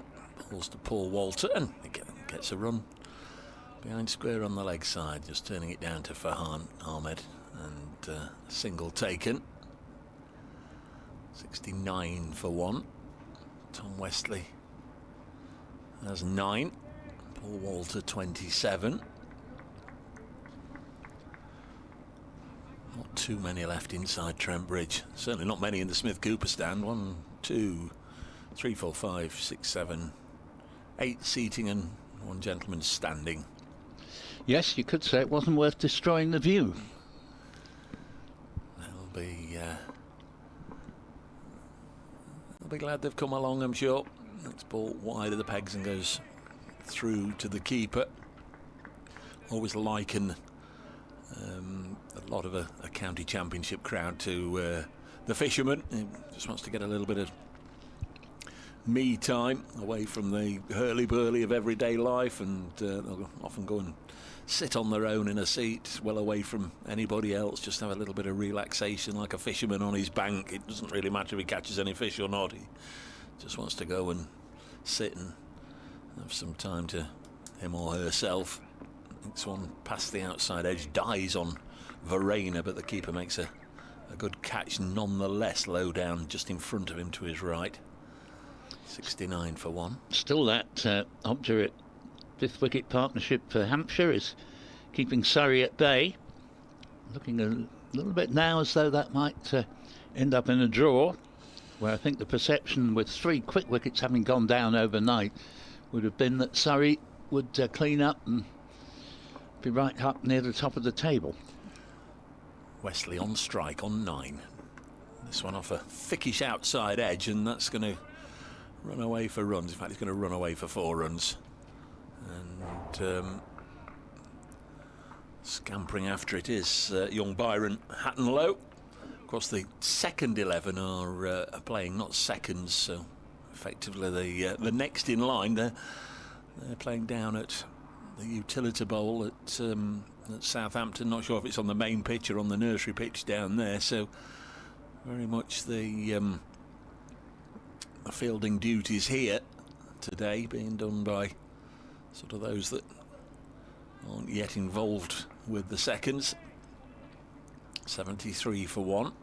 Here comes Lyndon James again, and bowls, and Wesley turns it. Oh, it's a no ball, so that'll have to be resent. Of course, stick with us if you will until we're done here, but a reminder that of course all the games, all the commentaries available via the BBC Sport website and app. Some matches will result in a handshake around about the same time as we're doing here, but not for me to steer you in any direction. But it could be, you could have a good hour's cricket after we've finished at Durham, Warwickshire, where Warwickshire require 100 to beat Durham. This is turned away on the leg side, and Durham require 5 wickets. They're 237 for 5. Warwickshire needing a further 100. And as I say, the home side need 5 wickets. So there's got to be a push there from the Bears to go for that, and that could be one. If you want to follow a match when we're done here, that could be one to attract your attention. 76 for 1. Walter has 27. Wesley 14. They've added 26 since Charlie Allison was dismissed LBW to Brett Hutton for 28. Going to be Farhan Ahmed to continue as a rather noisy motorcycle makes its way away to our right. And he's in his familiar crouch position before setting off on his run up, and this ball is turned just to the right hand of the Centurion. And brilliant innings it was as well, 142 from Jack Haynes, which is guaranteed a draw minimum for Nottinghamshire, and that's almost certainly exactly what it's going to be, as this next ball's cracked off the back foot. Nice shot here from the Essex skipper, a nice diving tumble to prevent it going for 4 from Ben Slater. 2 runs is what they get, and takes the score to 77 for 1. In fact, I think they only took 1 there in the end, because Wesley played that. He moves up to 15, so Walter on to strike on 27. I was thinking they were bound to have run 2. I was watching the diving stop, and this ball squirts round the corner. There's no run. Well, my attention was drawn to the fact that I'd left the scorecard on from Warwickshire Durham, and Warwickshire just lost a 6th wicket. Ben Rayner's removed Kai Smith, so 237 for 6. Still need 100, but Durham now need 4 wickets. Because I think the reason they only got 1, I think Wesley, from that previous ball we were describing, thought it would go for 4, and so it didn't run as quickly as he might have done. Here is Farhan Ahmed bowling, and Walter set off for a run, but sees that it isn't there and thinks better of it. Ball played firmly down to mid-on.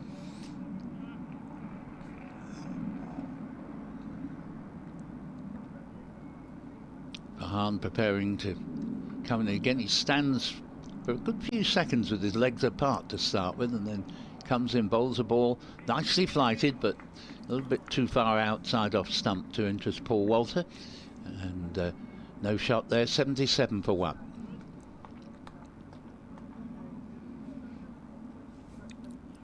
Next delivery on its way, the last of this over, the second that Farhan has bowled, coming on straight after tea.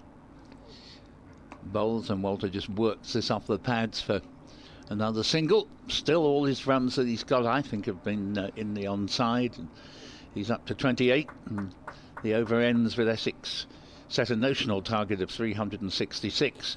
78 for 1. Here comes the captain. Seba Meads back on the field. So Sussex today have defeated Somerset. Yesterday Yorkshire defeated Worcestershire. They're the two results so far in this round of matches. Looks like this is going to be a draw. Surrey, Hampshire, at the moment you'd say it's a draw, with Hampshire still 4 wickets down. And the other match up for grabs, Durham and Warwickshire. Here comes Lyndon James. Comes in, bowls to Paul Walter, and Walter has hammered this one very nicely, but straight down to mid-off, and Hasib, and there's no run. Sussex played 35 points. Now Nottinghamshire will join them on 35 points if this is a draw, because they've got 5 bonus points in the game and 8 for the draw, 13. So it looks very much, the way things are shaping up, as if, not sure who'll be technically on top alphabetically. N comes before S, doesn't it? Nottinghamshire and Sussex both on 35.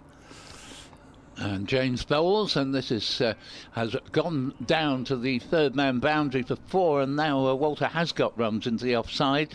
Ironically, with rather poor shot, actually took the edge, flew past second slip, and no arresting it thereafter. 82 for 1 and 32 to Walter. You're a hard man, Coach Newton. I thought he deliberately played that, just chopped it away into the gap, but... Well, you don't know him like I do, well, Dave. Yeah, there is that. There is that. Either way, look in the scorebook, as they say. Yeah, it's you're gone probably for 4. right. Here comes Lyndon James again. Bowls, and this ball is played back past the bowler, down to mid-off. And Walter, with 32, continuing his good start to the season. He's got 100 in the match here, by aggregate. 108 as things stand, but it will, I think, go to his advantage if he becomes a permanent opener rather than batting in the middle order. He'd just like to turn some of these half centuries into centuries, as the next one he plays to mid wicket. Fergus O'Neill, there's no run.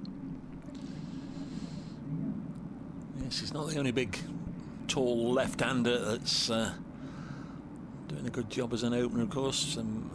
I saw he dropped into the middle order for this game, but Luke Wells of Lancashire and Keaton Jennings, I mean, they're big tall fellas who like to open the batting for Lancashire. They get masses of runs, don't they, the pair of them? Yeah.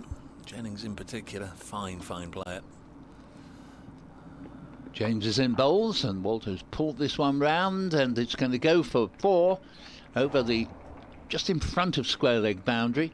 86 for 1, Walter up to, I think that's going to be 36 indeed. It is 88 for 1, in fact. 88 for 1 suggests to me that may well have been a no ball, because there was 82 on the board before that delivery. Yep. It's just gone on the live stream that it was a no ball. Yep. So that'll have to be bowled again as James comes in and bowls to Walter. He whips this one away for a single. No, in fact, they set off for it, but O'Neill was very quickly to the ball there, and rightly the batsman decided to abort such an idea. 88 for 1. We're in the 21st over of the innings, and officially 31.1 overs left in the game, but we very much doubt whether roughly half of those will actually be bowled. James is in, bowls, and Walter looked to me as if he was really aiming that more in the direction of mid-off, but it ends up at mid-on. Brett Hutton, and there is no run. The over ends. Essex 7 ball over that one. 88 for 1, Walter 36, Wesley 15. Thanks for Andy, who's keeping an eye on that Notts seconds game down at Hampshire. Notts made 269 for 7, or the 269 for 7 they are at tea. Liam Patterson-White made 102, Sam Cetron 65. Thank you, Andy. 88 for 1 it is here at Trent Bridge. Going to be Farhan Ahmed to bowl to Tom Wesley, who's on 15. So the ground staff frantically shooing those pigeons away during the tea interval, but of course they're not out there now to move them on. So they've all come back. Might be dispersed by the odd ball flashing towards the boundary, but this one doesn't go near them as Wesley turns it away for Another run, 89 for 1. Wesley on to 16. Walter, who made 95 last week, so he's going to have a healthy average after 2 rounds of matches. I'd just like to push on here and get a nice little 60 or 70 not out if he can, and this one just turns fractionally and beats his forward press, goes through to Carl Verena, who almost has to look up if he wants to have a chat with Paul Walter. The two stood just at either side of the stumps. Obviously Walter in front of the stumps defends this one, Verena behind, and a little look just to see where the line was sent down there by Farhan Ahmed. Joe Clark in at slip. There's Farhan once more. Bowls now and push back to him. Knots on their travels at the end of the week. Edgbaston.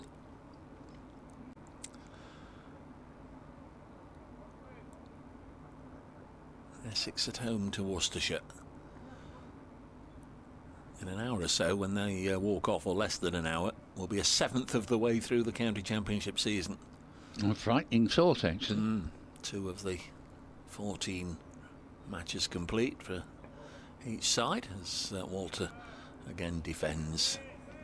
That's one of the things I find depressing about the way the year works, Dave, because the winter seems to last forever. And the cricket season starts, and before you know it, you've got to the final game.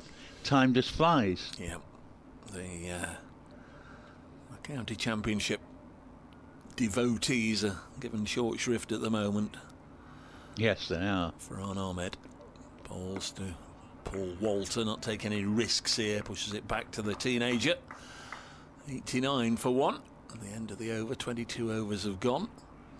Yes, I mean, I just hadn't thought of putting it this way before, but on the lines of what you were saying, the irony is you would hope that the long-suffering county championship supporters, with 4 long days in each match, would have the best of the weather to sit out in, but instead it's the folks who love the sort of 2.5-hour bish bash who tend to get the best of it and play at all the best times. So Lyndon James to continue from the Stuart Broad end, in and bowls to Tom Wesley. Barrels the head with a defensive forward prod, and remains on 16. Walter 36, 89 for 1. The game that's thrown up a lot of good cricket, but meandering to a rather tame conclusion. But games do. It all depends on how the game is built up as James is in bowls, and this ball goes down leg side. There's no run, and there was a moment this morning where it looked as if we were certainly going to get a good finish when Essex got 3 very quick wickets, but that's superb. Well, there were 2 good partnerships, but particularly that first of them was the crucial one, I feel, with Brett Hutton coming in to join Jack Haynes, and between them they really changed the likely outcome of the game as James bowls, and well, Wesley would have us believe he was taking the bat away from that. Jury's possibly out on that one, but anyway, it goes through to Verena, who's 128 not out, was another key innings in this game. It's one of those scenarios, isn't it, that the American comedians would take an opportunity to bash cricket. They say, what, you play for 4 days, all day, for 4 days, and then you shake hands as a draw. Yes, they've never been able to comprehend that. Here's Lyndon James in bowls, and Wesley, a nice off drive, but absolutely arrow straight to Brett Hutton at mid-off, and no run, 89 for 1. It would be a poorer game without the chance to draw. No, you're right. Equally, I have to admit that I've never been able to take to American sports.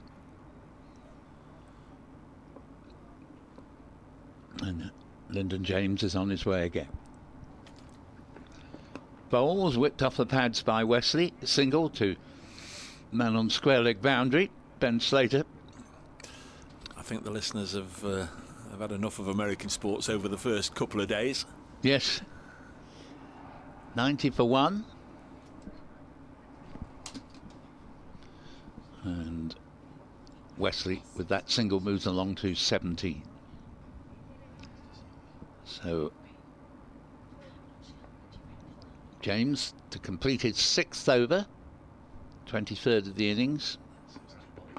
Bowls to Wesley, and this ball's just dropped into the onside to Fergus O'Neill.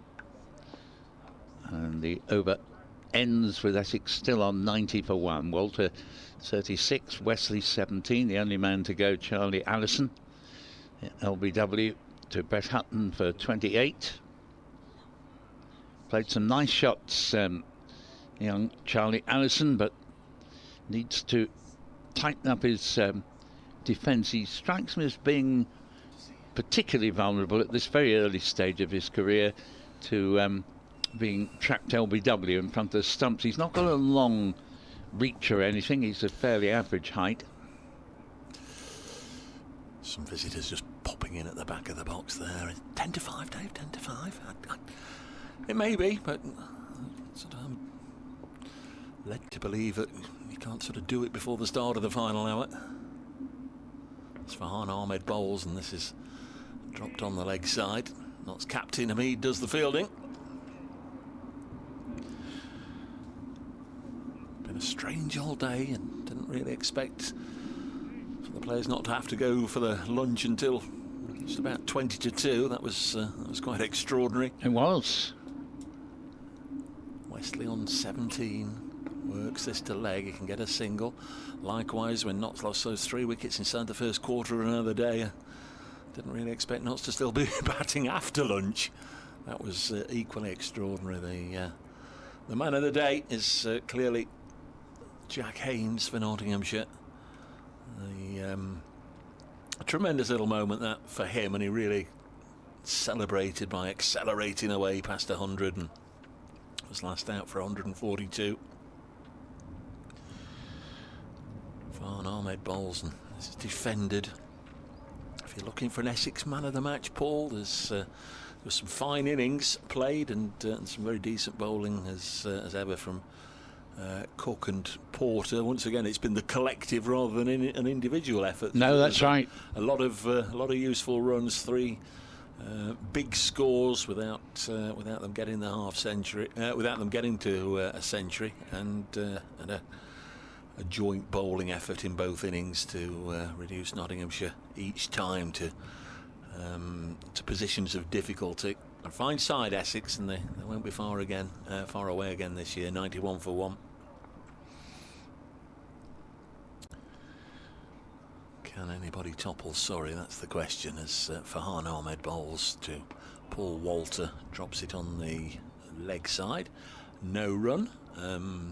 What have we got? 1 ball left. I've just had a communication from Mike, which I'll just rattle through in a moment. With Farhan about to bowl to Paul Walter. 91 for 1. Walter is on 36. There is Farhan bowling, turned on the leg side, and they'll get a single, so he'll keep strike. 92 for 1. Mike says, hi Dave, as this match drifts to a draw, just want to say thanks to you all for the commentary in the cricket. Really nice soundtrack for my day. Notts have made a solid start to the new season, I think. Listen to the morning's conversation about music and comedy acts. No one mentioned Essex's Billy Bragg and his immortal lines about the boyfriend bemoaning his new girlfriend, and how could she lie back and think of England when you don't know who's in the team. Thanks again, Mike. Billy Bragg. Thank you, Mike. Are you familiar with Billy Bragg's work?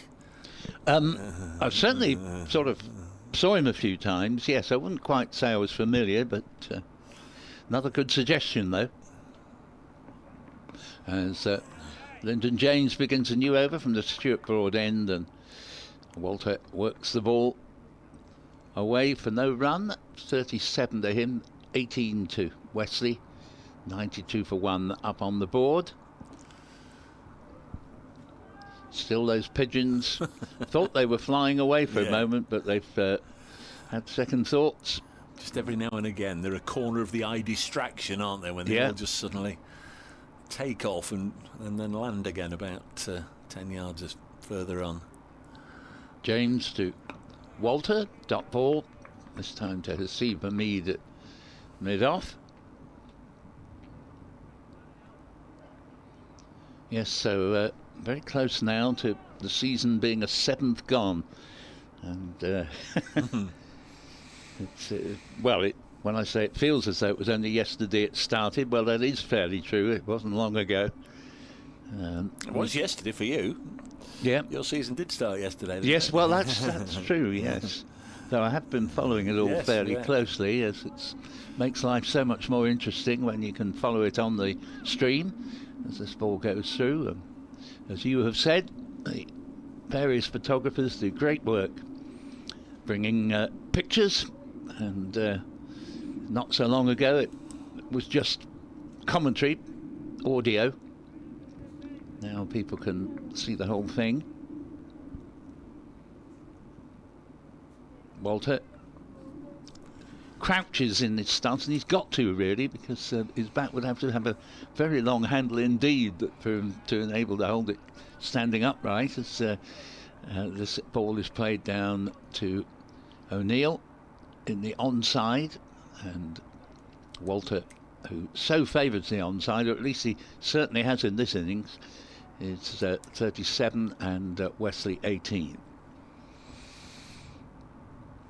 In some ways, to be heavily onside oriented, as quite a number of left-handers are, but it probably means he's less susceptible than some to being out caught behind the ball outside off stump or on the stumps, as this ball is again well fielded by O'Neill. Wesley timed that nicely, but fieldsman preventing any runs. They might well have gone for 4 if he'd missed it. 92 for 1. Interesting to see what the crowds are like up and down the country next week. Yep. Because obviously the play's starting on Good Friday, and the match is running through until Easter Monday. Generally haven't been having cricket on bank holiday days. James is in again and finds Hasib Hamid at mid-off, a tight over, 92 for 1.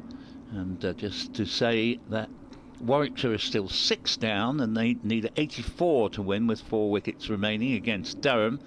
And Hampshire is still holding out with only 4 down, 237 for 4 against Surrey.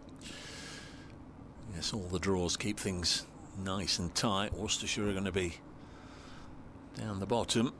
And Durham might be with them if Warwickshire can get over the line. That's the one, when we're done, folks, to keep an eye on. Warwickshire require 83 more at 256 for 6. Durham desperately searching for those last 4 wickets. But at the moment, well, almost certainly this is going to be a draw, and it'll be a great effort for Hampshire if they can get the draw points from the Oval. Yes, I noticed Ed Barnard, a really fine cricketer in my view. He's 85 not out for Warwickshire, and they'll still have a chance, certainly not only of the draw, but even winning it as long as he's there. Yep. 83 more needed. Here's Farhan Ahmed. Notts have got a square or a short leg. They've got a leg slip and a conventional ordinary slip in there now for Farhan to bowl to Tom Wesley. The young spinner bowls, and Wesley turns it out onto the leg side, so they'll all have to move on and switch over for the left-hander. Wiz, they call him, Farhan Ahmed, young wizard. His brother Rian Ahmed was elevated into the England Test side after what was it, 2-3 first-class matches for Leicestershire. Absolutely astonishing. This Farhan bowls, and this just turns away off the outside edge along the ground to backward point. Lyndon James, no run.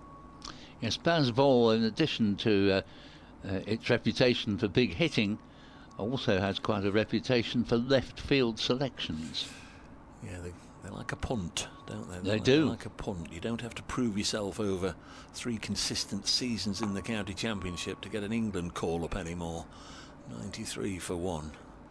Yeah, to be fair, a lot of their left field selections have had an immediate dividend, but I feel 1 or 2 of them in the end are probably not going to be long-term solutions. Walter on 37. Comes in now and bowls does Fahan. Played onto the leg side, no run. Knots over 8 showing us +1. That's not going to deteriorate with Fahan bowling. And of course, as we've said, Essex are okay. Finished +5, all those Harmer and Critchley overs. Just keeping things moving along at a healthy lick. Although Essex, I think, could be forgiven for feeling a little bit more and more despondent as this morning's session went on and on and on. This one's turned away by Walter.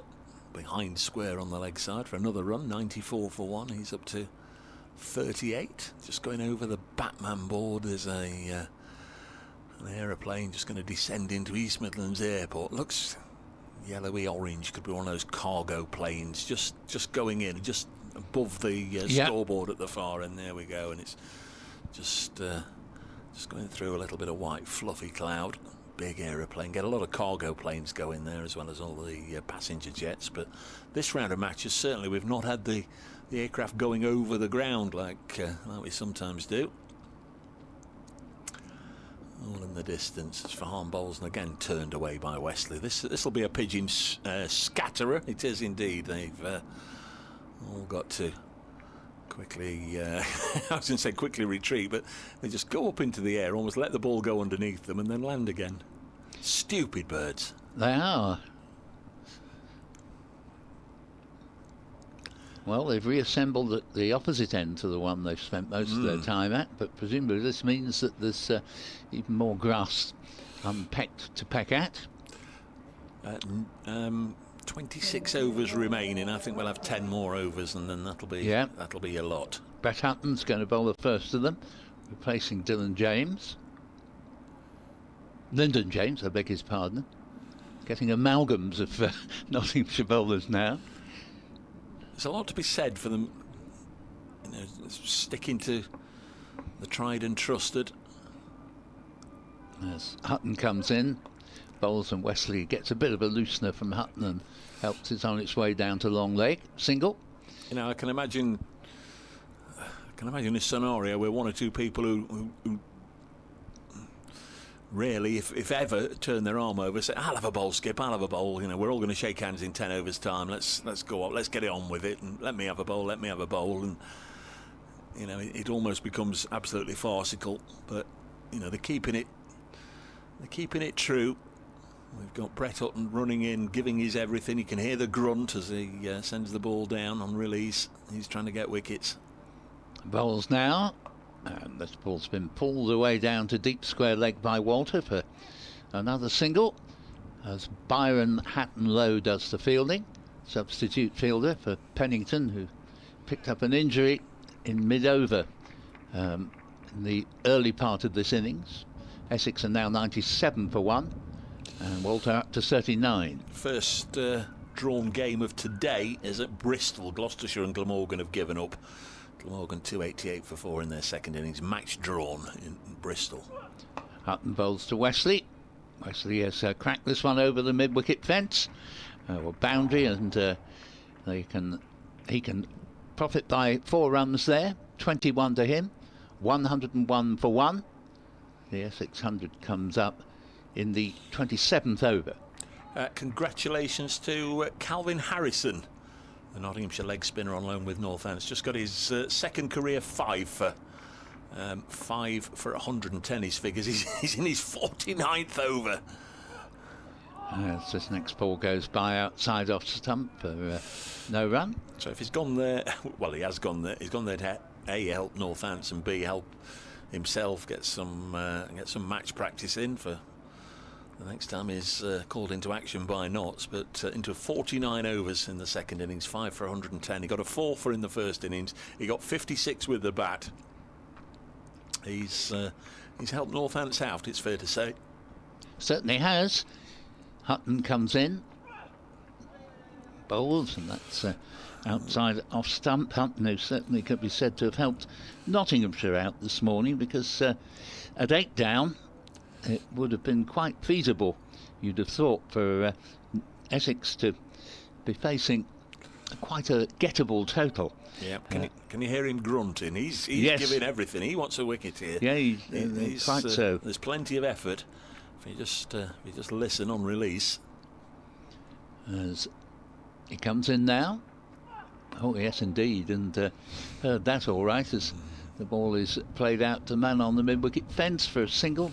Wesley with that run moves up to 26, 102 for one. Just noting at the Oval that Gubbins has now passed his 100, 115 not out. Very good innings, and Albert equally done very well with 58 not out. The two of them have put on over 100, 140, and don't look like being parted at the moment.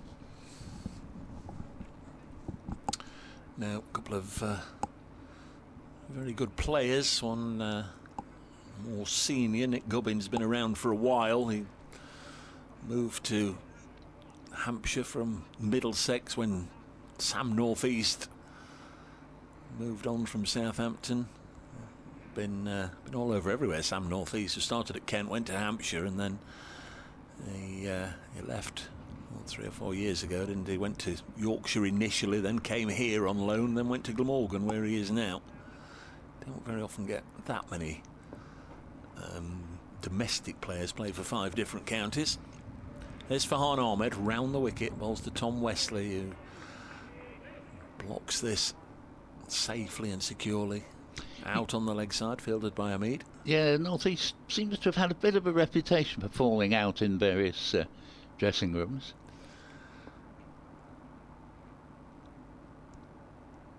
Very, very good player. Oh, he is. Ahmed bowls, driven through the offside by Wesley, or into the offside. He won't get a run. That's a good stop there by Jack Haynes, who I'm sure, I think the players still have to hand their phones in on a match day. You have to hand it over just so there's no I don't know, no approaches from anybody to any of the players or whatever. But as and when he does get his mobile phone anyway, I'd like to think there's lots and lots of congratulatory messages on there from family and friends, obviously, who've got his phone number, 102 for one, congratulating him on his innings today, because it was a very special moment, I think, when he got his century. Began the morning 49 not out, scored a single, 3rd ball of the morning I think it was, and never looked back. Wesley blocks this one, back to the bowler. Just noting that this pair have now put on a 50 partnership here, as did the first wicket. Walter involved in both of them. Yeah, just further adds a little more evidence to the fact that Notts were never likely to get 10 wickets in the final day, whatever Essex were left, as you know, provided that Essex weren't going hell for leather to get runs and were making mistakes. To try and bowl a side out on here, you need a day and a half and a couple of new balls. I think 102 for yes. one. This is the end of the 28th over of the innings, so after this there'll be 24 to go on the board. I say on the board because we won't get anywhere near 24 overs. This is blocked. I think there'll be 8 more to go, so that should be around about half an hour. So what time is it now? See, 4:45. I just wonder. I wonder if there might come a point where, let's see, Hamid's talking to the umpire now. I mean, the Notts captain's out there, the Essex captain's out there. Get a sense, and I'm no mind reader, I get a sense that everybody would sooner rather than later. Oh, well, you're right. Decide, can we knock it on the head? I would imagine David Milnes is saying, look, you know the regulations, chaps, we've got to get until the final hour, but we'll see. Here's Hutton, here's Paul Newton. Thanks, Dave. Hutton in, Bowls to Walter. Walter yet again has got runs into the leg side as he pulls this one down to fine leg for a single. And Walter on to 40 and score to 103 for 1. See, the one way around that, which is what might have happened at Bristol, is because I think they were off the field. If there'd been a bit of light meter canoodling, and well, it's that gloomy anyway. But we haven't even got to the stage of putting the floodlights on.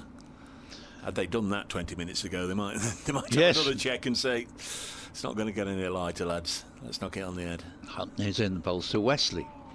Wesley placed into the onside. There will be no run, and indeed the weather here is holding up very nicely. I don't think there would be any interruptions if they were to go through to 6 o'clock and full extent. I mean, there is another train of thought that if you look around, there's not that many inside Trent Bridge, but there are people here who will have parted good money to come and sit and watch today. Yes. I do sympathise with anybody who said, well, I've paid whatever it was on the gate today to watch 96 overs of cricket, and you're walking off, with 16, 20 overs not yet bowled. Wesley punches the next ball into the offside, but O'Neill makes sure there is to be no run. Very enthusiastic in the field, the Australian, 103 for 1. But again, I think anybody who's come along today sort of knows how these things tend to work on the last day. Yes, I think your average county championship supporter is a very long-suffering soul anyway. Yeah. They've long since decided they love the game and the competition, and good on them for that. As Hutton is in to bowl once again to Tom Wesley. And this time he will get a run as he plays the ball wide of Hamid, moving smartly to his right at mid-on, but not so smartly that he could prevent the single. Wesley moves on to 27. Walter back into strike on 40. And the fact they're still here, Paul, is testament to that, because I think every single person here knows what the outcome of this game is going to be. Yeah. And yet they're still here and they're happy to watch it and just see it through to the bitter end, and they'll give them all a good cheer at the end as well and clap them off, which they deserve, players from both sides. Hutton to Walter. Walter just defends the ball back down the pitch, and 104 for 1. They've done very well, anybody who's been here and watched all 4 days of this one. They've had 2 days of scorching hot sunshine and 2 days where you need about 5 layers on to be sat outside, and a nice warm flask and a top coat. Yep, certainly anyone who came without a top coat will have regretted it, I think, as we see those that are here huddled in their top coats. As here the next ball is bowled to Walter, who plays it out to O'Neill again, and that is the end of another over. 29 gone in the innings, and Essex 104 for 1.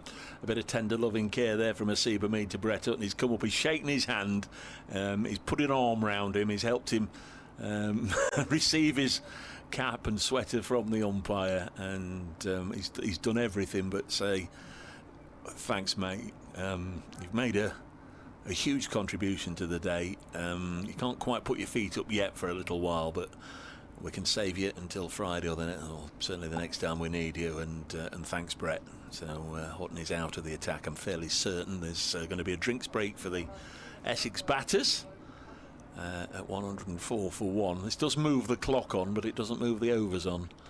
And we've still got, I think, 7 overs to go. Asiba Mead's chatting to Tom Wesley there. We can see on the live stream the 2 captains. Just hearing that Gubbins is out. Now, has this opened the door for Surrey? Gubbins LBW bowled Fisher 117, Hampshire 247 for 5.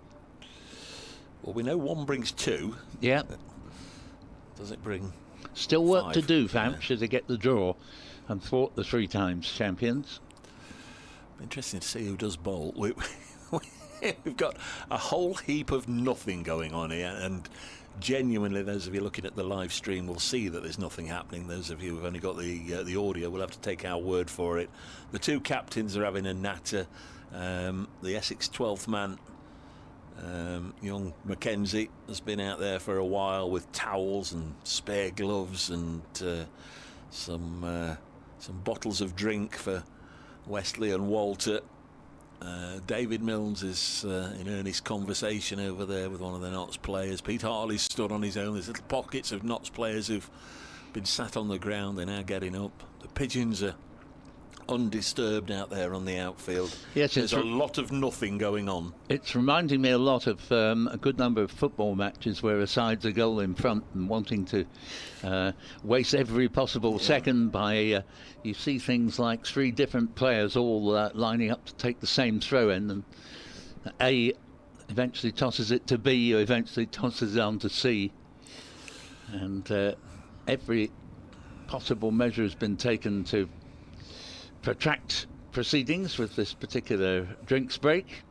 Just wonder who's going to bowl from the far end, because he's certainly taken Brett Hutton out of the attack. I wonder if we might have one of the occasional bowlers. Yeah. But it is going to be Farhan from this end. We're bowling to Wesley. That must have taken 5 minutes, but it still says 23 overs remain in the day, and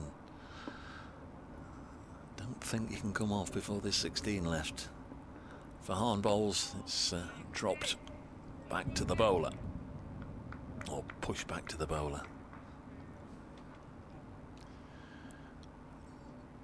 Matthew says, really not sure why Notts battered on so long. Really? 104 for 1. Next ball on its way now and turns to leg. You've seen how tough it is, Matthew. I'm sure you've been watching or listening.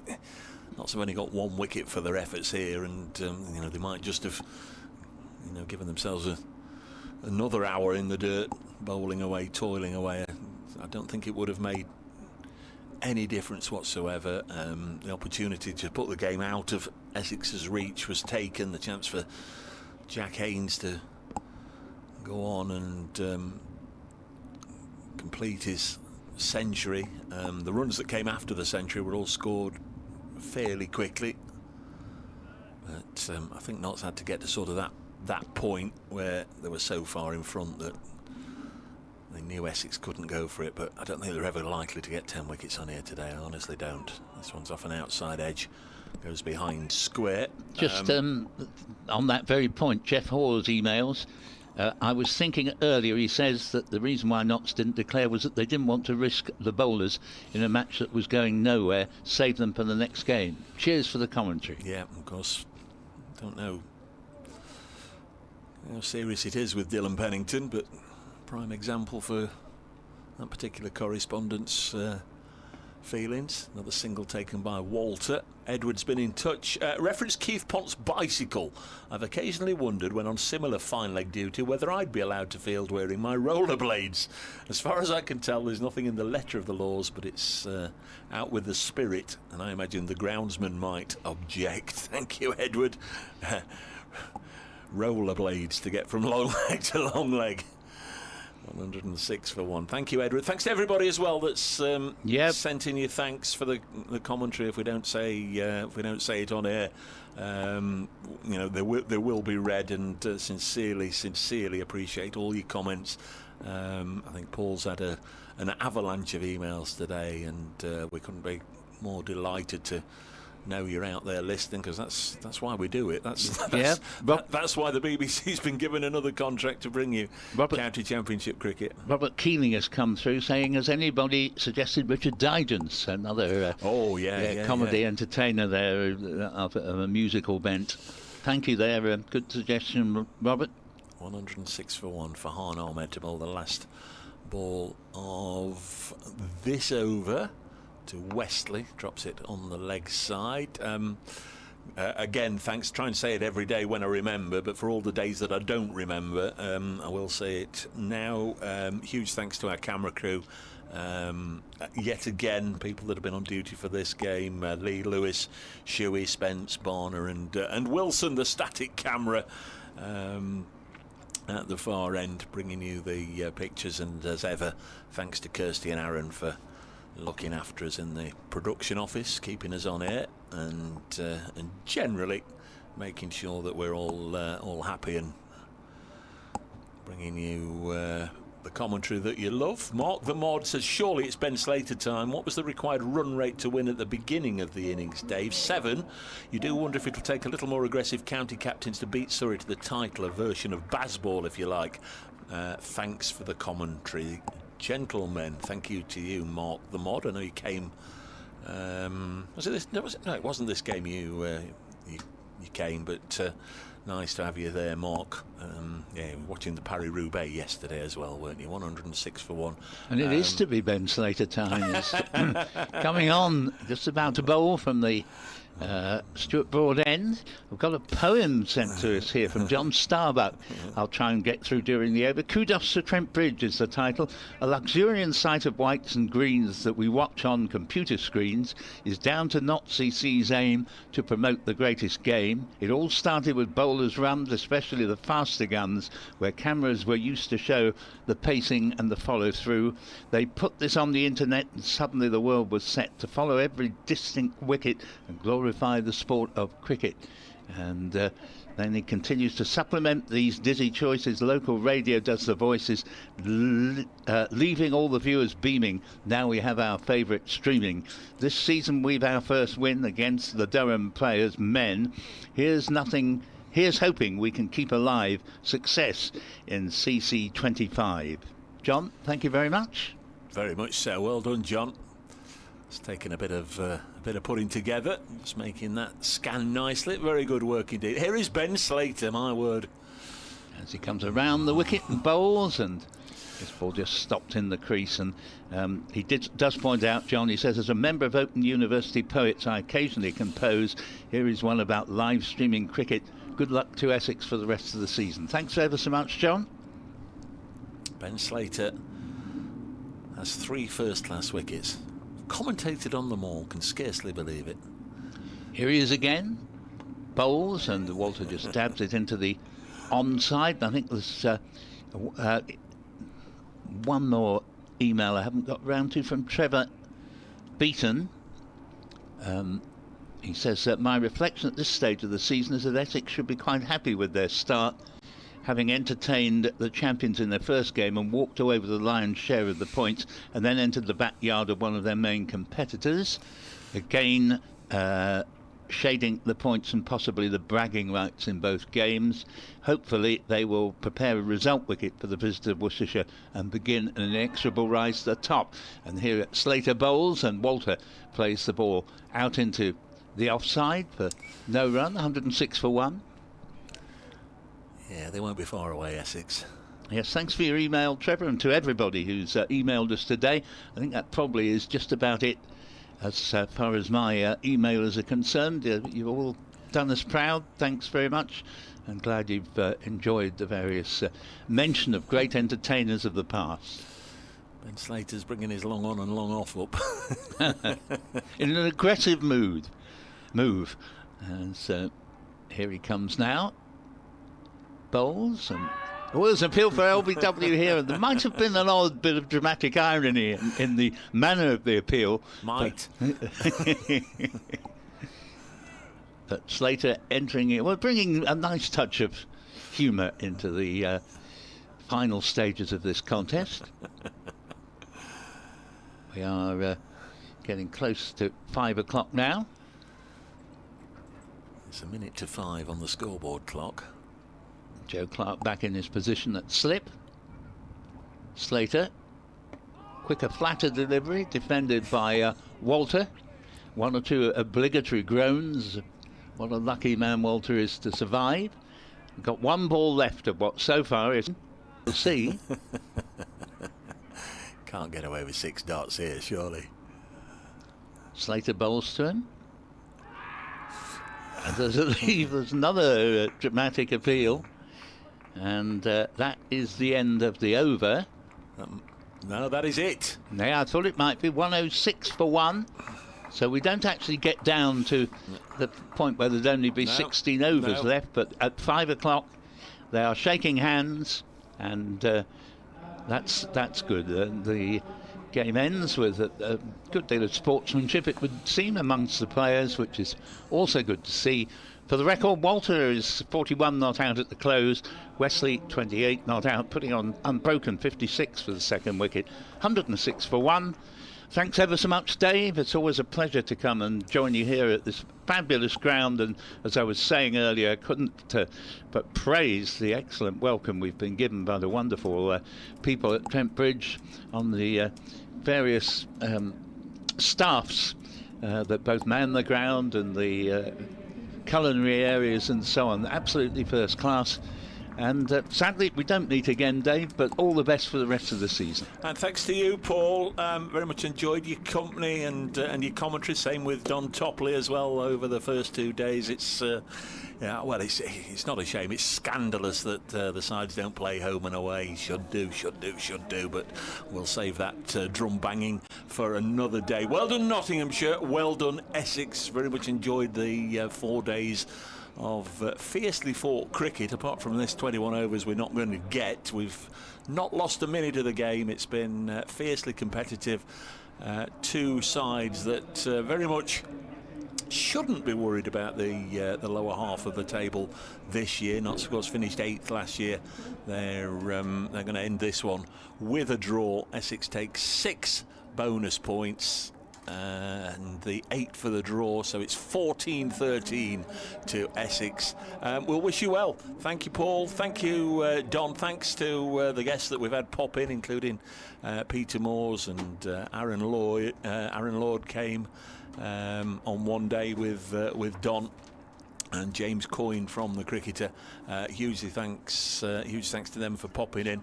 But again, many thanks to the listeners. Time to do an update for BBC Radio Nottingham, and after then, all I can say is very much enjoyed your company. I'll be back at Edgbaston on Friday for commentary there. I hope you'll join us then. But in the meantime, from Trent Bridge, a very good night.